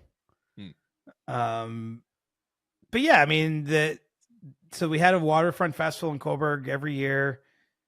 Great beach in Cobourg. If you've never been, you can put me on the Chamber of Commerce. I'll sell you tickets.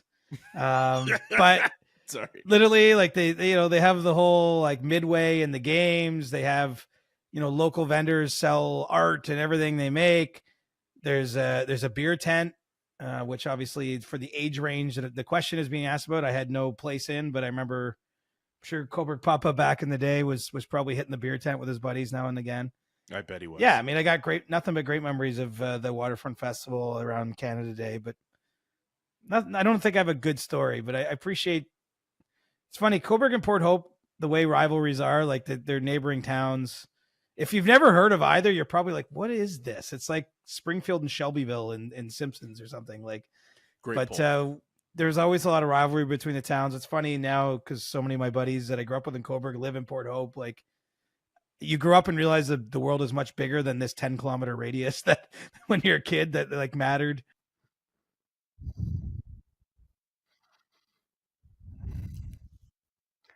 Are we back? Are we here? Hello. Welcome back, everybody.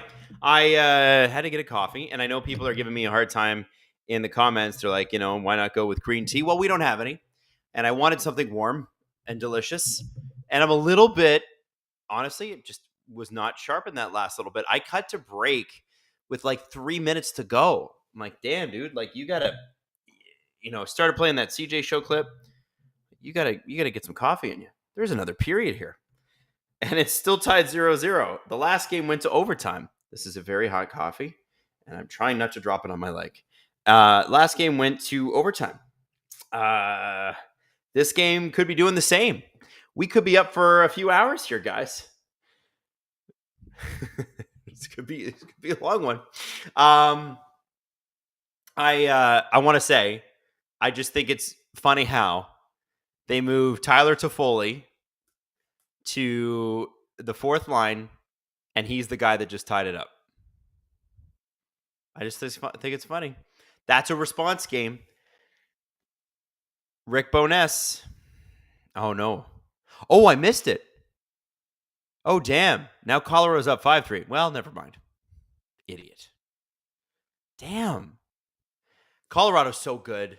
Mikko Rantanen, so good. Like, oh my God. 2 minutes later. Jeez. Listen, I picked Colorado to win this series. Producer Drew, by the way, did not. He was like, oh, Winnipeg, we're a one-line team. It's not going to stand a chance. He's doing that. Don't you hate when you know somebody with like a really good team that they cheer for that's like regularly good? And they're like, yeah, this might be the year that we only make it to the third round. Like, that's Drew. Okay? And he picked like whatever it was when he was a kid. Maybe it was the 1996 run where Uwe Krupp scored the Game 4 winner over the Florida Panthers. And he was like, that's my team now. He picked right. Like, look at how well he's done. He could have picked the Leafs. I mean, we picked the Leafs. We could have picked the Leafs. But, yeah. Yeah, he just goes and picks a team that shouldn't win a series. Damn. Anyway, thanks, Drew. Wrecking Winnipeg's night. Wrecking Winnipeg's season. Hey, question. Like, Winnipeg had a great regular season. I don't know how many Jets games you guys watch, but is that the end of Rick Bowness in Winnipeg? You remember last year, right? They played Vegas, and then and this would be the second 5-game series that they've lost. So they play Vegas, and Vegas kind of whips them. And then Bowness comes on, and I actually really appreciated this. I like this. He was like, I didn't like our effort. We played bad. And the players in the Jets dressing room were like grumpy about it because I guess they didn't want salt in the wound. But there was some issues in that Jets dressing room for a really long time, according to sources. And I really respected him for coming out and saying like, this isn't good enough. This is bad. And then they make the Pierre-Luc Dubois trade. And I have a feeling that the two guys that Rick Bowness was upset with are gone, Blake Wheeler and Pierre-Luc Dubois. And it's not because Blake Wheeler or Pierre-Luc Dubois are bad players. It's because, Blake Wheeler is a pretty tough guy to play with, or was when he was captain. And then, Pierre-Luc Dubois, it was debatable whether he ever wanted to be there, right? And, Winnipeggers are proud. You should want to play. You should want to be a Jet. And so they go and they make that trade for Velarde and Iafallo. Works out awesome. Great regular season. Is a poor showing, assuming they don't tie it up, is a poor showing against the Avalanche on Bowness. Is Connor Hellebuyck playing 60 games when he's played like 188 total over the last 3 years? Is that on Rick Bowness going, like, you have a good backup? Laurent Brossoit can play 35 games instead of 22 or whatever it was that he played this year. Yeah, like, I don't know. I don't know if he sticks around. I don't know that it's his fault, but like, you need to be able to tell your goaltender, hey, you gotta back it off. The other thing you can never discount is a team that's won the Stanley Cup that still has its core together. Like, think about it. I'm not trying to take anything away from the Jets, but like, Colorado has literally been there. Whatever the situation you want to throw them into, they've been there. And Nathan McKinnon is an animal, and Cale Makar is otherworldly. Like generation. Like, when you watch Cale Makar play, you're like, I can't believe a person can do that. I think Quinn Hughes is another guy where you're like, I can't believe a defenseman can do that. And I just think like there is obviously, it's so lazy to just say experience, but like, you got two guys that score over 100 points. They're the guys that are scoring tonight. They seem to have figured out some of the depth issues they had earlier in the year. And depth issues that you would have in the regular season are depth issues that those change in the postseason. Maybe they don't have a guy scoring 70 or 80 points in the second line that, or was it Kadri got like something like 90? but you're looking at this team in the playoffs and they can't be touched. I don't know. I'm going to sneeze here in a second. Excuse me. Bless me. Whew. Samu Singh, I remember there being discourse around Wheeler, I think, and Scheifele being locker room cancers a couple years ago. I don't know how much of this is actually true. Yeah, I heard the same thing. And I never heard total specifics on what exactly it was. But like Blake Wheeler even said in an interview that he said that he was sometimes a little bit too tough as a captain. So sometimes it can be, you can be tough, but detrimentally tough. Does that make any sense? Anyway, sometimes you split two people up and they start acting different and things are different. I wish I was 8 years old when the Avs came to town. I was 8 years old when the Avs came to town. This is from a nameless person who has super chatted us. Thank you for that, by the way. I was 8 years old when the Avs came to town. In love with hockey ever since. I wish you all the joy of 3 cups in our lifetimes. Go Avs, go. Yeah, not only that, but you got the joy of Joe Sakic and Sandis Ozilage and Adam Foote and Patrick Waugh and Milan Hajduk and Alex Tanguay and Peter Forsberg. Those players were all on the same team. No cap. Not like the Gen Z no cap. I mean, there was literally no cap in the sport. And then you kind of go through a bit of a thinner spot where like weird, like Solani in Korea at the end of their careers, Theo Fleury at the end of his career, gets you're a little bit in the wilderness for a few years. And then here comes this guy, Nathan McKinnon from Halifax, Nova Scotia. Yeah, I don't know. You guys chirping me for my dad sneeze? Oh, Adam Deadmarsh. Yes. Adam Deadmarsh was good. Valerie Kamensky. There's a name. Remember when he signed that gigantic contract in New York a couple years later with, I think it was Fleury, and there were a couple other guys, and the Rangers were still bad? What was up with that? Why were they so bad? Anyway, I'm going to take a sip. Oh, Sundin, and almost Sundin too if he wasn't traded. Oh, was Sundin almost an half? Damn. Adam, who's your favorite person you have interviewed and why? Somebody asked me this the other day. Like the biggest name now that I've interviewed is Taylor Swift, and I interviewed her in person in Edmonton backstage at Rexall Place before her show, and she was really nice. And her people were extremely strict. I remember we were trying to do like video and audio. We wanted a video to post to our website. And they're like, you can only record the first 2 minutes. And this is a 10-minute interview. And the last 8 minutes are audio only. Okay. Don't know why. It was just, I think they were just being difficult to be difficult. Big Machine Records, they were like that back in those days. I don't know what they're like now. They got different owners. But yeah, they were just difficult for the sake of being difficult. But she was wonderful. Like, and genuinely a star. Like there's sometimes you walk into rooms with people and like rarely are you starstruck. Taylor Swift walked in and you were like, and it's not because it's not like, oh, like she's beautiful, but it wasn't like, oh my God, I was floored by her beauty or whatever. She just had a presence. I don't know how to describe it better than that. She had a real presence. And she was awesome. And she answered all the questions and was great, and obviously is very media trained, knows how to talk to the media. I don't even think she does interviews anymore. She doesn't need to. But yeah, that was back in the day. I had a really fun interview with Pitbull. He was great. Like super positive, but not phony. You know the fake positive stuff? Yeah, no. He legitimately is that positive all the time. On the hockey side, Steve and Jesse and I got to interview Matt Sundin, which was really special because Matt doesn't do interviews. I think one of my favorite interviews in hockey is with Alan Walsh, the interview that we did with Steve Yzerman. Go back and watch that. It's such a good interview. He's so good in it. And Stevie doesn't talk to anybody. Like you never, he had that really funny clip with Biz a couple seasons ago, but Steve Yzerman's got a good sense of humor. He seems like a really cool guy. Like afterwards, I said to Alan, I'm like, I'd like to hang out with Steve Yzerman. We're getting ready for puck drop here, by the way. So who is the first scorer for either team? I'm going Phil Di Giuseppe. Number 34. Because I'm used to watching number 34 score goals. And we're off. Third period, everybody. Let's go. You have to forgive me if I'm not at the level of Steve. It's 12:14 a.m. He brought the energy tonight. He did. All right, let's go.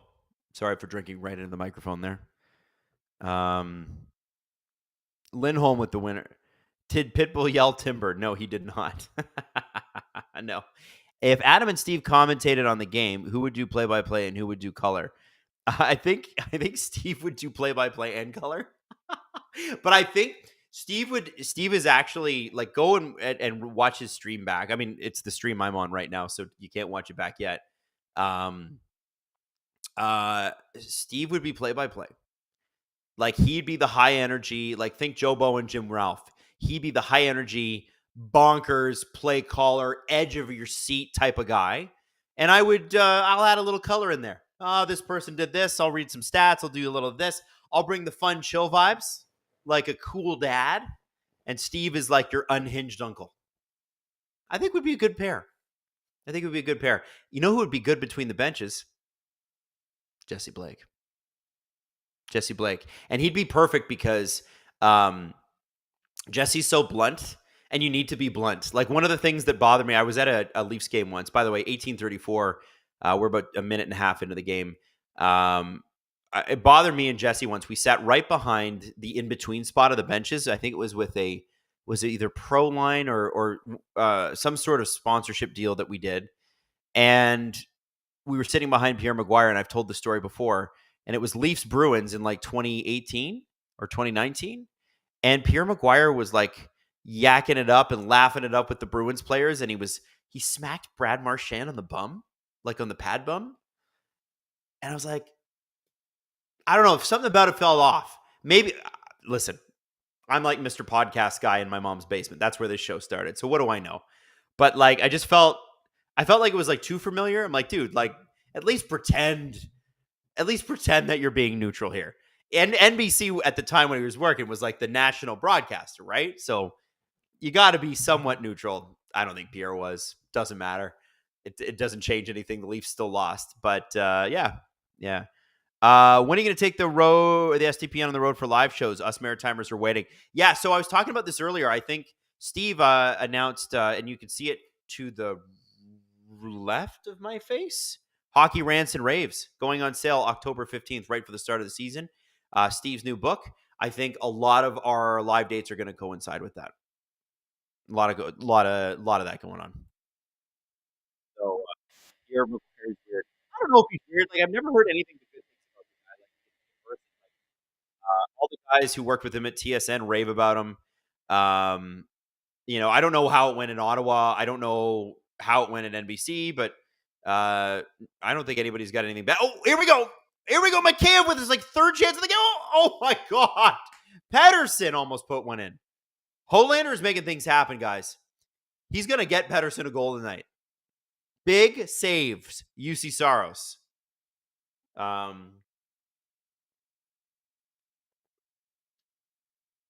Says weird stuff, does weird stuff, sign of a true weirdo. I don't know, guys.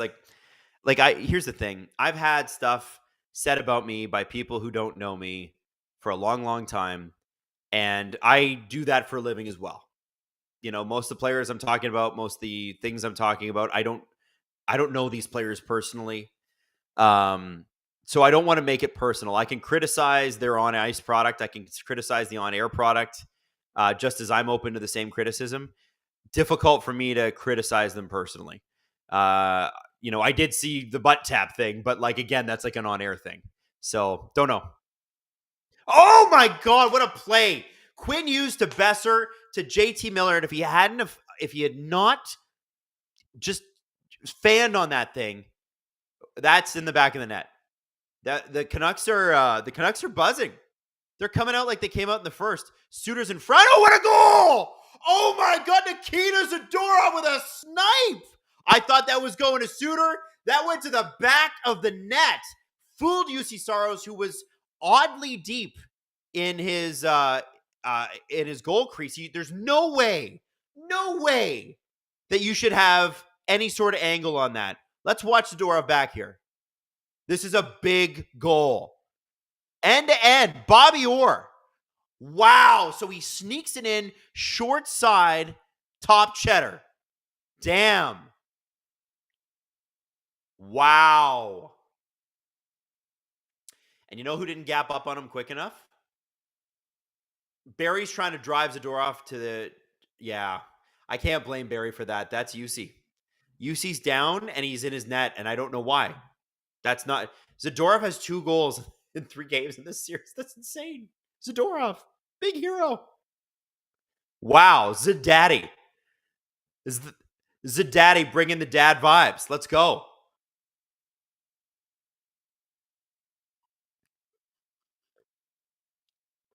Listen to those fans. I hope if you're a Canucks fan watching this right now, I hope you're having the best time. I hope you're having the best time. This is great.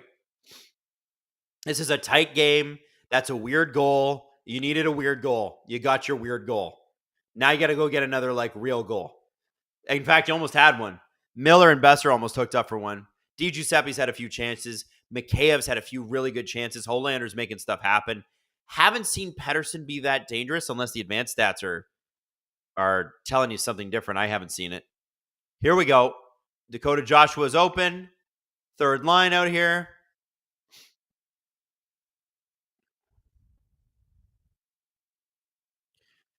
Lindholm line has been pretty good tonight too. Connor Garland had some pretty great puck handling earlier and almost caused several goals.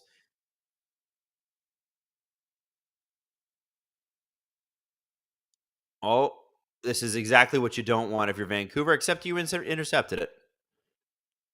Puck's in the Vancouver net. Does Toronto go after Zadorov this offseason? I think Zadorov is going to go to the highest bidder. And what was he making? Is he making 3.75, 3.95, something like that? I can pull up Cap Friendly. And the NHL is getting bigger.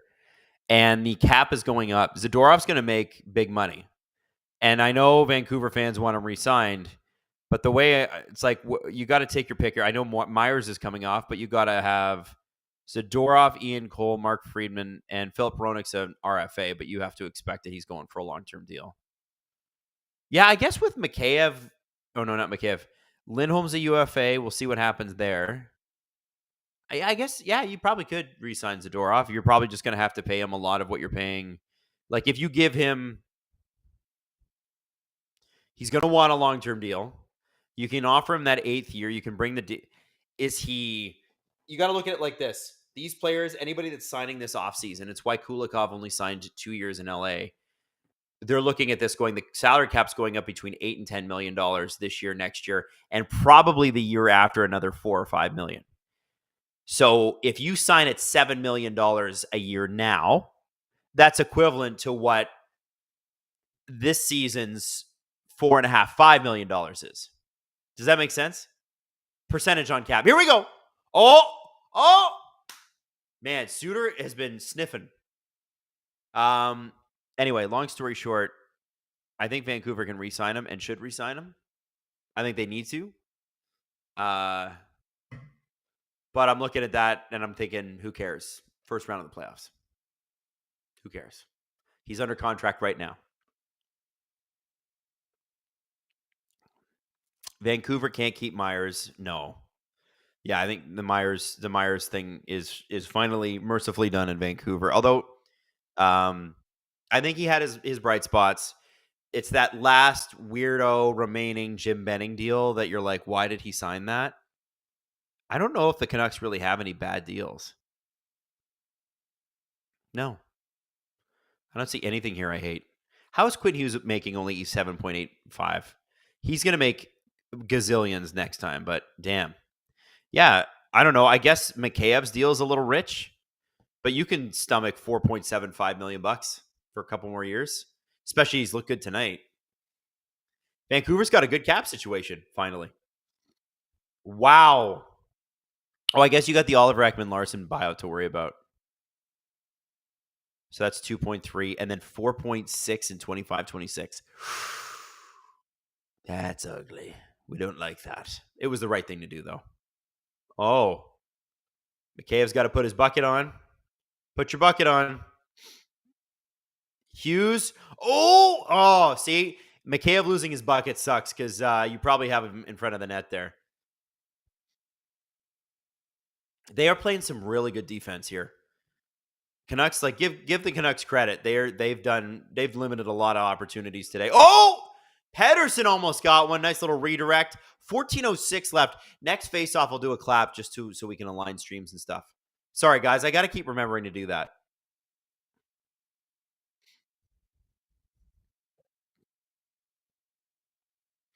Canucks fans chanting Saros, who's been good tonight. He's been solid. Oh, the Canucks are finally not paying Luongo anymore. Man, that contract was stupid. I can't believe the NHL penalized the Canucks and the Panthers for that. I would have tried to convince Robbie Lou to just sit on LTIR for the rest of his career so you don't get that penalty. I never got a clear answer on why he didn't do that. I need the Preds to win for my bracket to not be total garbage. Kevin, you might be stuck, my friend. You might be stuck. Canucks are looking good. They're buzzing. I know they just got a penalty called against them. Zadorov. So Josh was getting the gate for that. Okay, let's have a look at this again because there's already been 3 Canucks calls where you're like, you really didn't need to do that. Guys, is Winnipeg done? Is that done? Is that over? I'm just watching the scoreboard here. 1:53 left. Hey, listen, don't say it's done yet. I just watched the Vancouver Canucks take two goals in 3 minutes and then win it in overtime. We just saw that a couple nights ago. Colorado missed an empty net with 1:44 left. Hey, you know who else missed an empty net? The Nashville Predators. Last game. Listen, it's not likely, but it's possible. Washington Capitals in 9. I don't think they could have had that. Yeah, it's not a great Dakota Joshua penalty. Not a great one. No penalty's great, but you want to have, like, Zadorov's penalty. Forsberg sold it, but I actually do think it hurt him. Miller's penalty wasn't great. Who was the other guy that got it? They were not good penalties. Like offensive. One of them was an offensive zone. You just don't want it. I think the Canucks had really, really good momentum there, and you're giving Nashville too many chances to get back into this game. And Joshua, I want to have a look at this hit again, but Joshua's got to remember that he's got a rookie goaltender, right? This is a game where you want to be clean on that stuff. You want to make sure you can hit, you can crush a guy. You want to make sure you're hitting right. You do.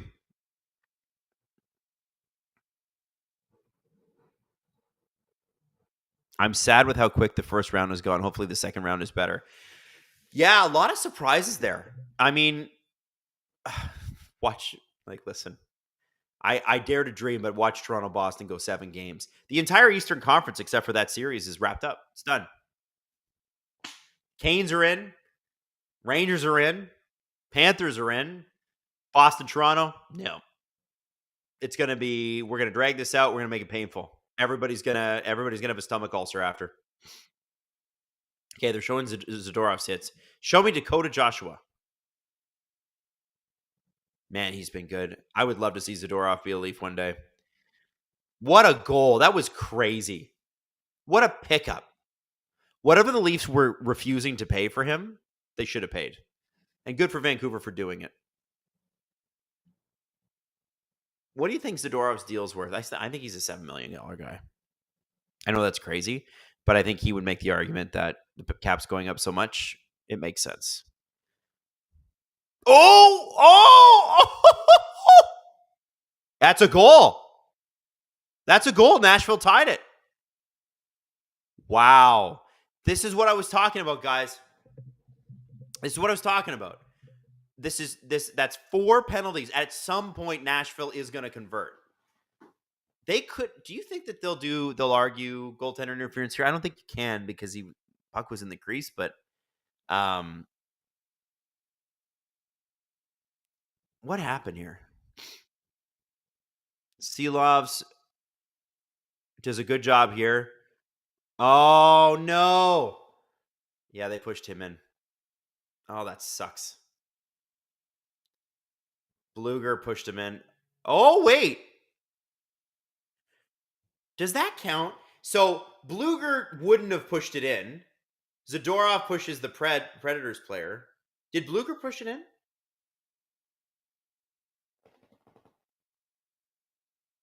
This is interesting.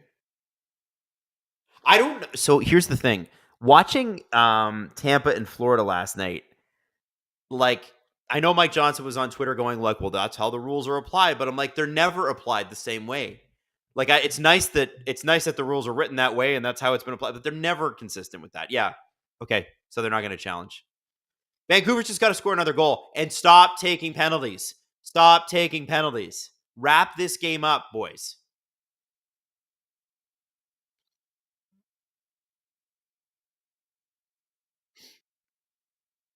Here come the Preds. Michael McCarron with another cursed number, 47. Yeah, I made it to the NHL and I want to be number 47. You don't see it. Here we go. Springham. Oh, that was... Here we go. Breakaway. Oh, Besser. What a play. I'm watching this on a stream and I had my mouse right in the spot where Besser was, so I couldn't see the puck. I thought the puck was the mouse. Why are the refs fans chanting refs you suck? Listen, why do people question why do people like, excuse me, 18,000 fans, how come you're not being reasonable with your chants? Let's not ask questions like that. It was like when Boston was chanting USA in game 1 against the Leafs. Who cares? It's funny. That is a penalty, but not right now.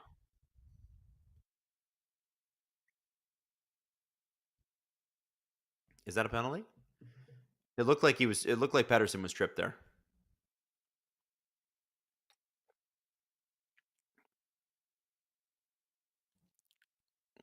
Not sure how you feel about it, but I think this is Kratzy.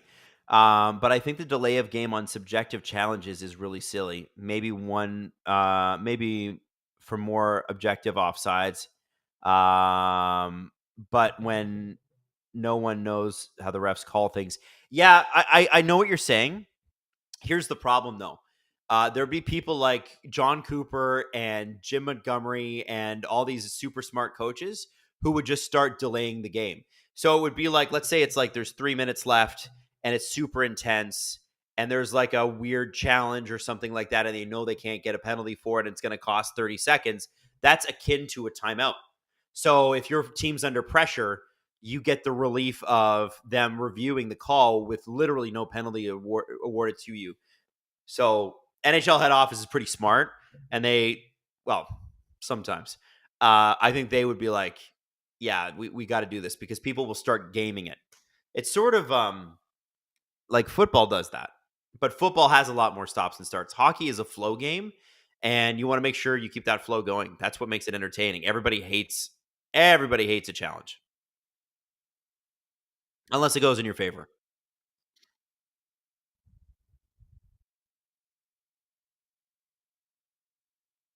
Here we go. Vancouver does it. Oh my God! Zadorov almost got another one too. Garland with a great shot. Yo, Zadorov sniper? Damn. Zagretsky? Zavechkin? Neither of those worked. Great shot. Oh, that was Joshua. Why did I think that was Zadorov? Oh, because it's 81. Not 90. Idiot. See? Tired. Would have been nice to see Joshua get that one. Oh, the hand-eye. He'll be thinking about that. Especially as the guy who took the penalty. He'll be thinking about that one. Myers in deep. Canucks first line out for the offensive faceoff. Predators clear the zone. O'Reilly at the blue line is offside on a nice... See, I love what Soucy did there. Gapped up on O'Reilly. Messed him up right at the blue line. Causes an offside. And I think I would love to see more of that as a Toronto Maple Leafs fan. I would love to see that a little more of that from the Leafs because they don't have the most mobile defense in the world, but you don't really need to. the gap control for the Toronto Maple Leafs defense is sometimes extremely painful to watch. And I know that they can do better. I just believe that's how they're coached. I like the aggressiveness from the Canucks there. That was really good. Susie.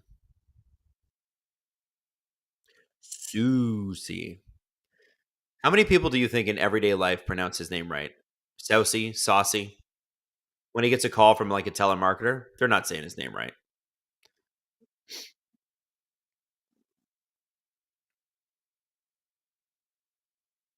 Are you tired, Adam? Yes. In NHL 24, Zadorov stats more geared towards wrist shots. I don't know why. Is he a wrist shot king? He seemed like the guy that, remember the old NHL games where they'd have like the hammer and the lightning bolt? Seems like a hammer.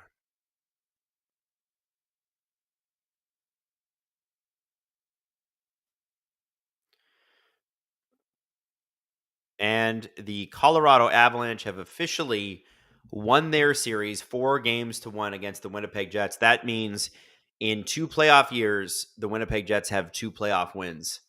That is a real shocker. That's a real, not that, I wouldn't call it an upset because they were both, I think everybody thought that was a evenly matched team versus evenly matched team. But man, to see Winnipeg go down like that, I didn't watch enough of the series. I'm going to have to do a little more research on what happened with this game because obviously I haven't been able to watch it. I'm hanging out with you, but Winnipeg has all the tools. They should have gone deeper. I got to ask the question, is it time to stop playing Connor Hellebuck so much? Laurent Brossoit is a good goalie. Just a thought. Save Connor for the playoffs. It's like why Freddie Anderson's been so good with Carolina. He only played 19 regular season games. He's fresh as a daisy, and he's healthy. Patterson to DiGiuseppe. DiGiuseppe goal. Ah! Come on, get 34 a goal.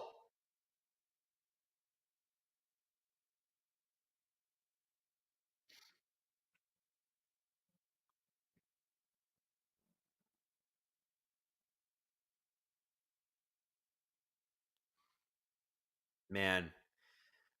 Should he have passed here? You got Yossi in the middle. I understand why he didn't. And UC Saros is leaving a lot of net open. Oh, you know what? I don't think he put it where he wanted to put it. Honestly, if he a couple inches to the right and that goes in, that's in. That's top cheddar.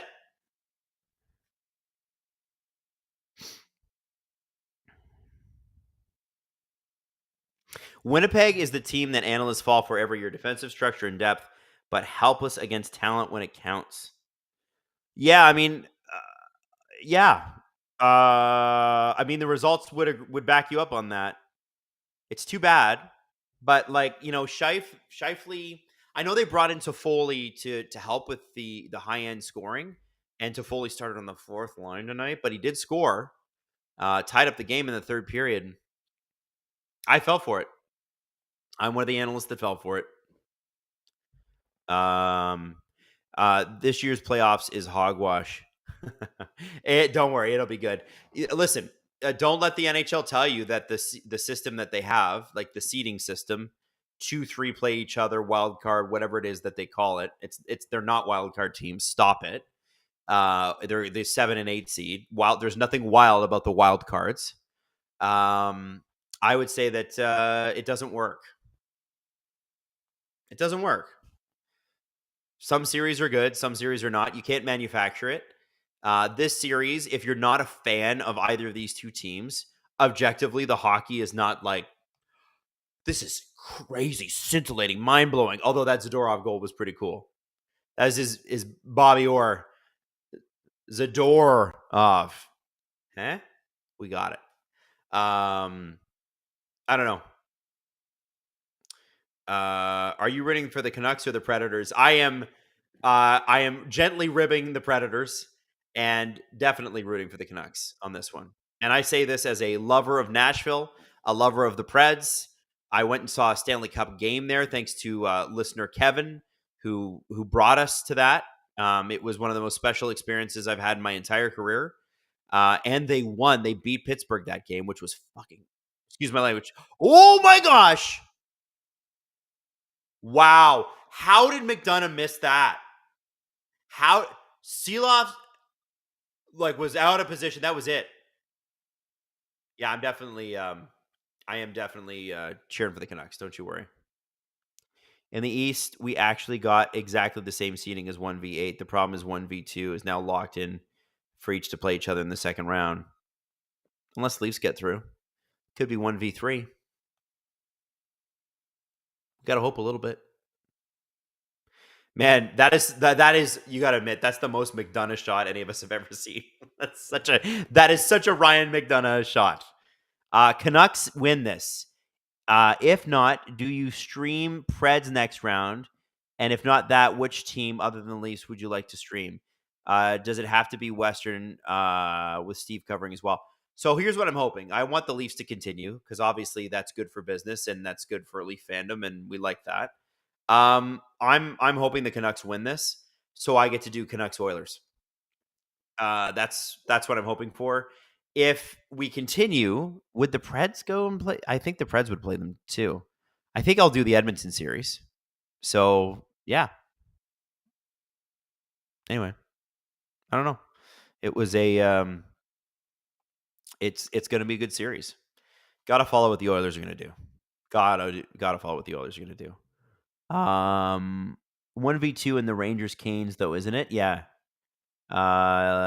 Leafs going through that doesn't change much. No, I'm not complaining about the Leafs seeding. Like, listen, it's the playoffs. You got to beat good teams. Like, I'm not going to complain about that. I just think the seeding, like, imagine you're not a hardcore fan watching a side stream without the actual game on it, which is what we're doing. If you're here, you're a hardcore fan and you know it, right? Like, you're an obsessive hockey fan, and that's fantastic.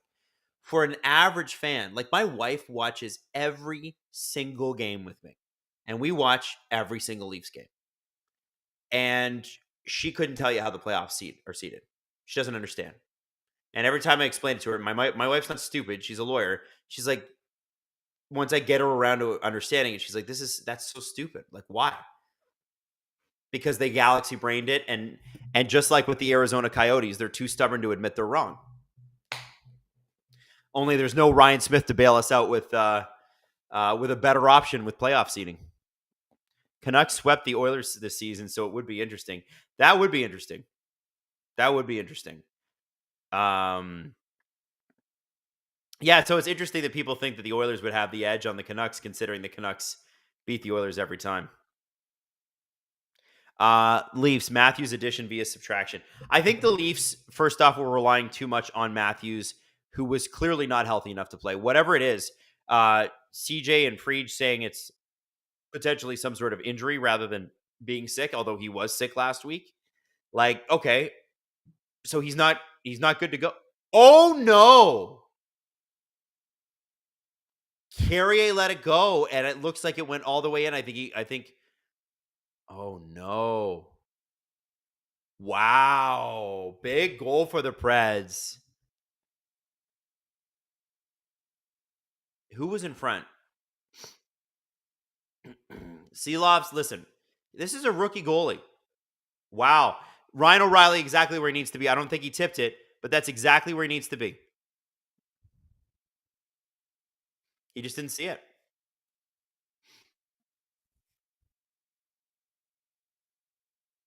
Damn. Listen, man, this is what I was telling you about those penalties. The Canucks were rolling, and then Dakota Joshua takes that penalty. And they got away with the first 3 bad penalties. There's no excuse for like a boarding penalty, man. There just isn't. We don't like that. We don't like that in this game. Preds fans, you got to be pumped. Thank you to whoever just donated 99 cents. But you did not. It's your first super on a live stream. Welcome, Worm. 7 minutes to go. That means that we're going to have an exciting end here.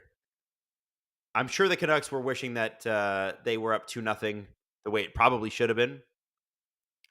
So we were talking about the Leafs. I think Matthews has got some sort of injury that's hurting him. And so they were relying on him too much to score goals that I just don't think he can score right now. And, the media has been pretty tough on the guys here the last couple of days, us included, and as well we should be. That effort in Boston was frankly unacceptable, and the press conferences afterwards, especially by Sheldon Keefe, unacceptable. But what they did was they came out, they gave a crazy effort.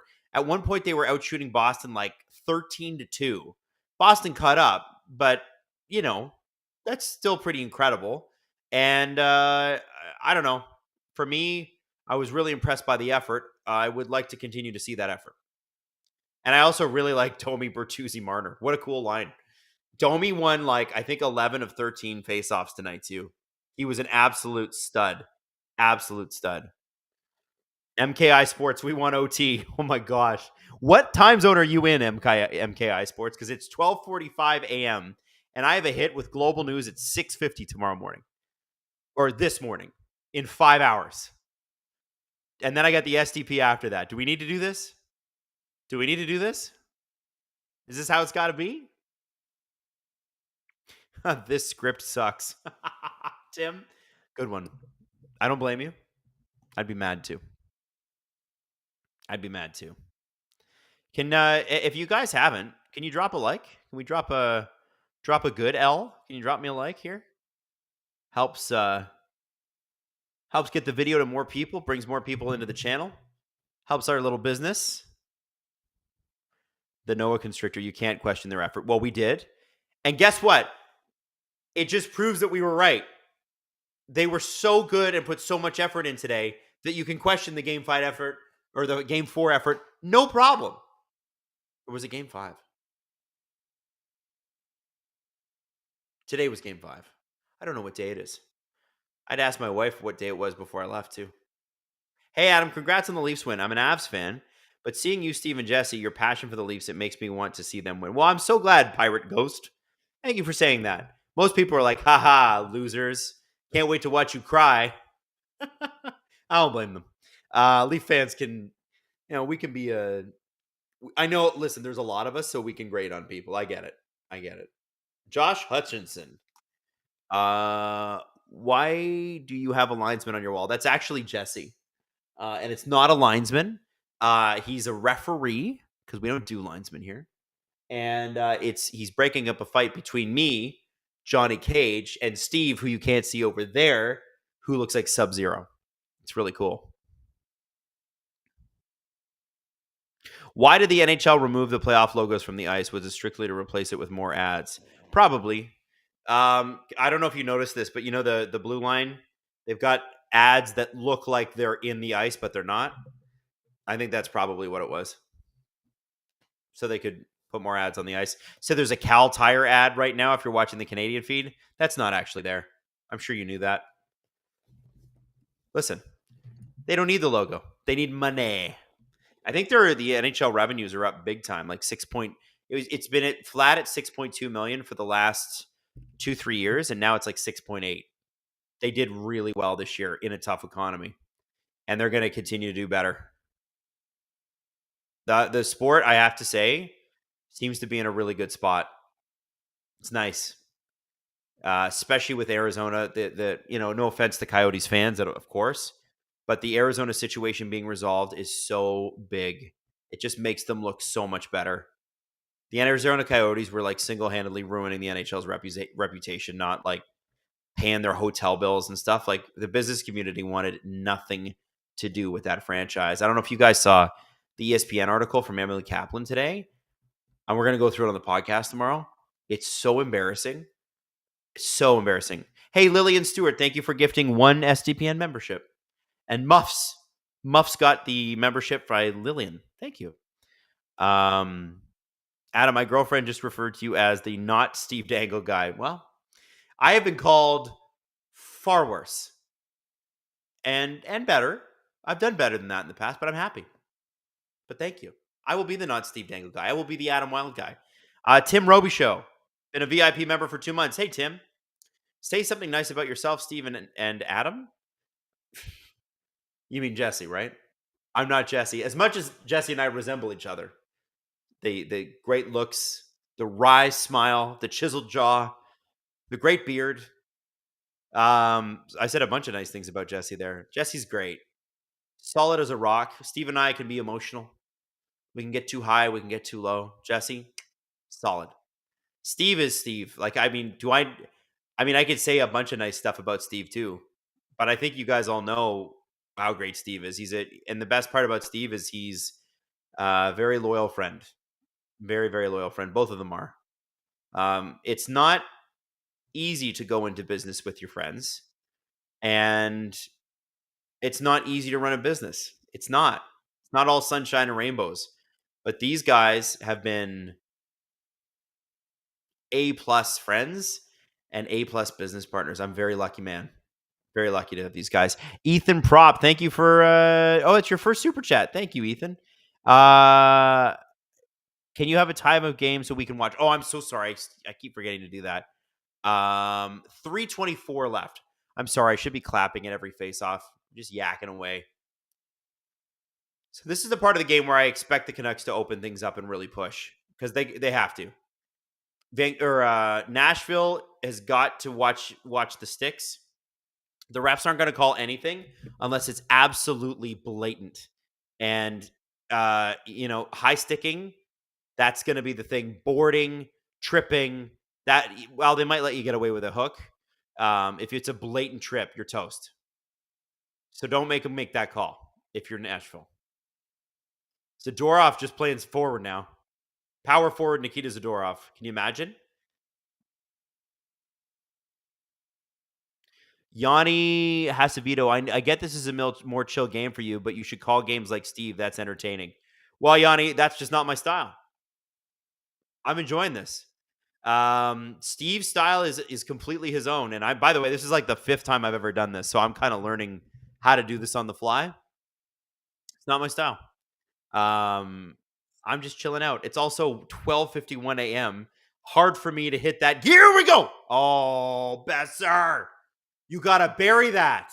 I don't even think he got the shot off.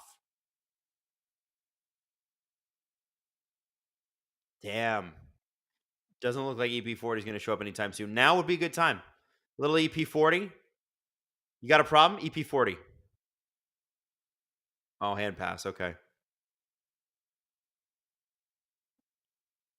Oh. Yeah, these ones are a little bit more chill. I'm just, why not chill? Like, why not enjoy together as a friend? Kelly Schmidtke. Adam, been a VIP member for a few months. Love watching the playoffs with you guys. SDPN is like watching friends in my rec room. You being a Leaf fan, you make being a Leaf fan fun even when they make me crazy. Yeah, well. They're a challenging team to watch sometimes, but today was a good day. Today was a good day. The Canucks are taking pot shots, LMAO. Well, why not?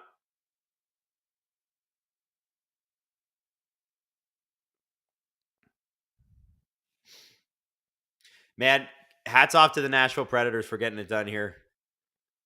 I think we're going to have another stream on Thursday night, guys. Unless the Canucks can have some crazy comeback here. Drewby, had the pleasure of meeting you guys in SDPN in St. Catharines. Thanks so much for the fantastic content. Go Leafs, go. Drew, that was a fun night in St. Catharines. The traffic wasn't, but damn, we had a great time in St. Catharines. I hope we get to go back there. That was such a fantastic bar. I'm just here for the chill streams. The late night chill streams are great. Yeah, like okay. Not that like Steve's style is so entertaining. Like I watch all of Steve's stuff, but it's just difficult at 12:53 to hit that gear. You know what I mean? Pred should be up 3-2, sadly. Yeah, they hit a couple posts. Yanni, Adam, you don't have to answer this, but you had things go better since you have Yanni, I appreciate the question about the business. It's been a tough year. And I'll kind of leave it at that. It's been a tough year, but we are in a tough economy, but here we are chilling on the stream. And we got a minute 37 to go. Canucks can do this. Canucks can do this. Canucks can do this. I'm feeling good about this. This is good pressure. Quinn Hughes is a mutant. Oh, Lindholm doesn't know he's offside? Okay. They got a minute 15 to go. A minute 10 now. The fans are going crazy. Pettersson could really, if he sets something up here, let's change the narrative. Lindholm along the boards, digging deep. Nashville, that's where Nashville's bread and butter is, by the way. Back out to Hughes, to Miller, blocked by Carey. Hughes, Besser, Pettersson. Pettersson is holding too long. Oh, we almost lost it there. Not doing much with it. We got to get something going here. Oh, that's a bad. Oh, I think Miller wants that bad. He forced that. Here we go. They're back in. Oh, Lindholm, how'd you miss that? Oh, he would have had a clear look. Hughes is in. They might be getting on that plane to Nashville in 20 seconds, guys, unless they can get something done here. Oh, I'm so upset that they robbed their fans of this. It should have ended here. Here we go. 7 seconds left. Saros was smart to let that keep going. Game's over, guys. Game's over. Wow. Not a good, you know what? It comes down to penalties. Vancouver came out really strong in the first period, and they were derailed by a bad penalty. And then, but they were fine. And then in the third period, came out real strong, derailed by a bad penalty. And this time it cost them. I think Dakota Joshua would love to have that back. Shout out to the Preds fans in the chat who are justifiably loving life right now. Does it go to 7? Man, forget does it go to 7. Do we get a combined, if it goes to 7, do we get a combined 60 shots over the next 2 games? Who knows? Yeah, Vancouver, I think they should have been dancing in the streets tonight.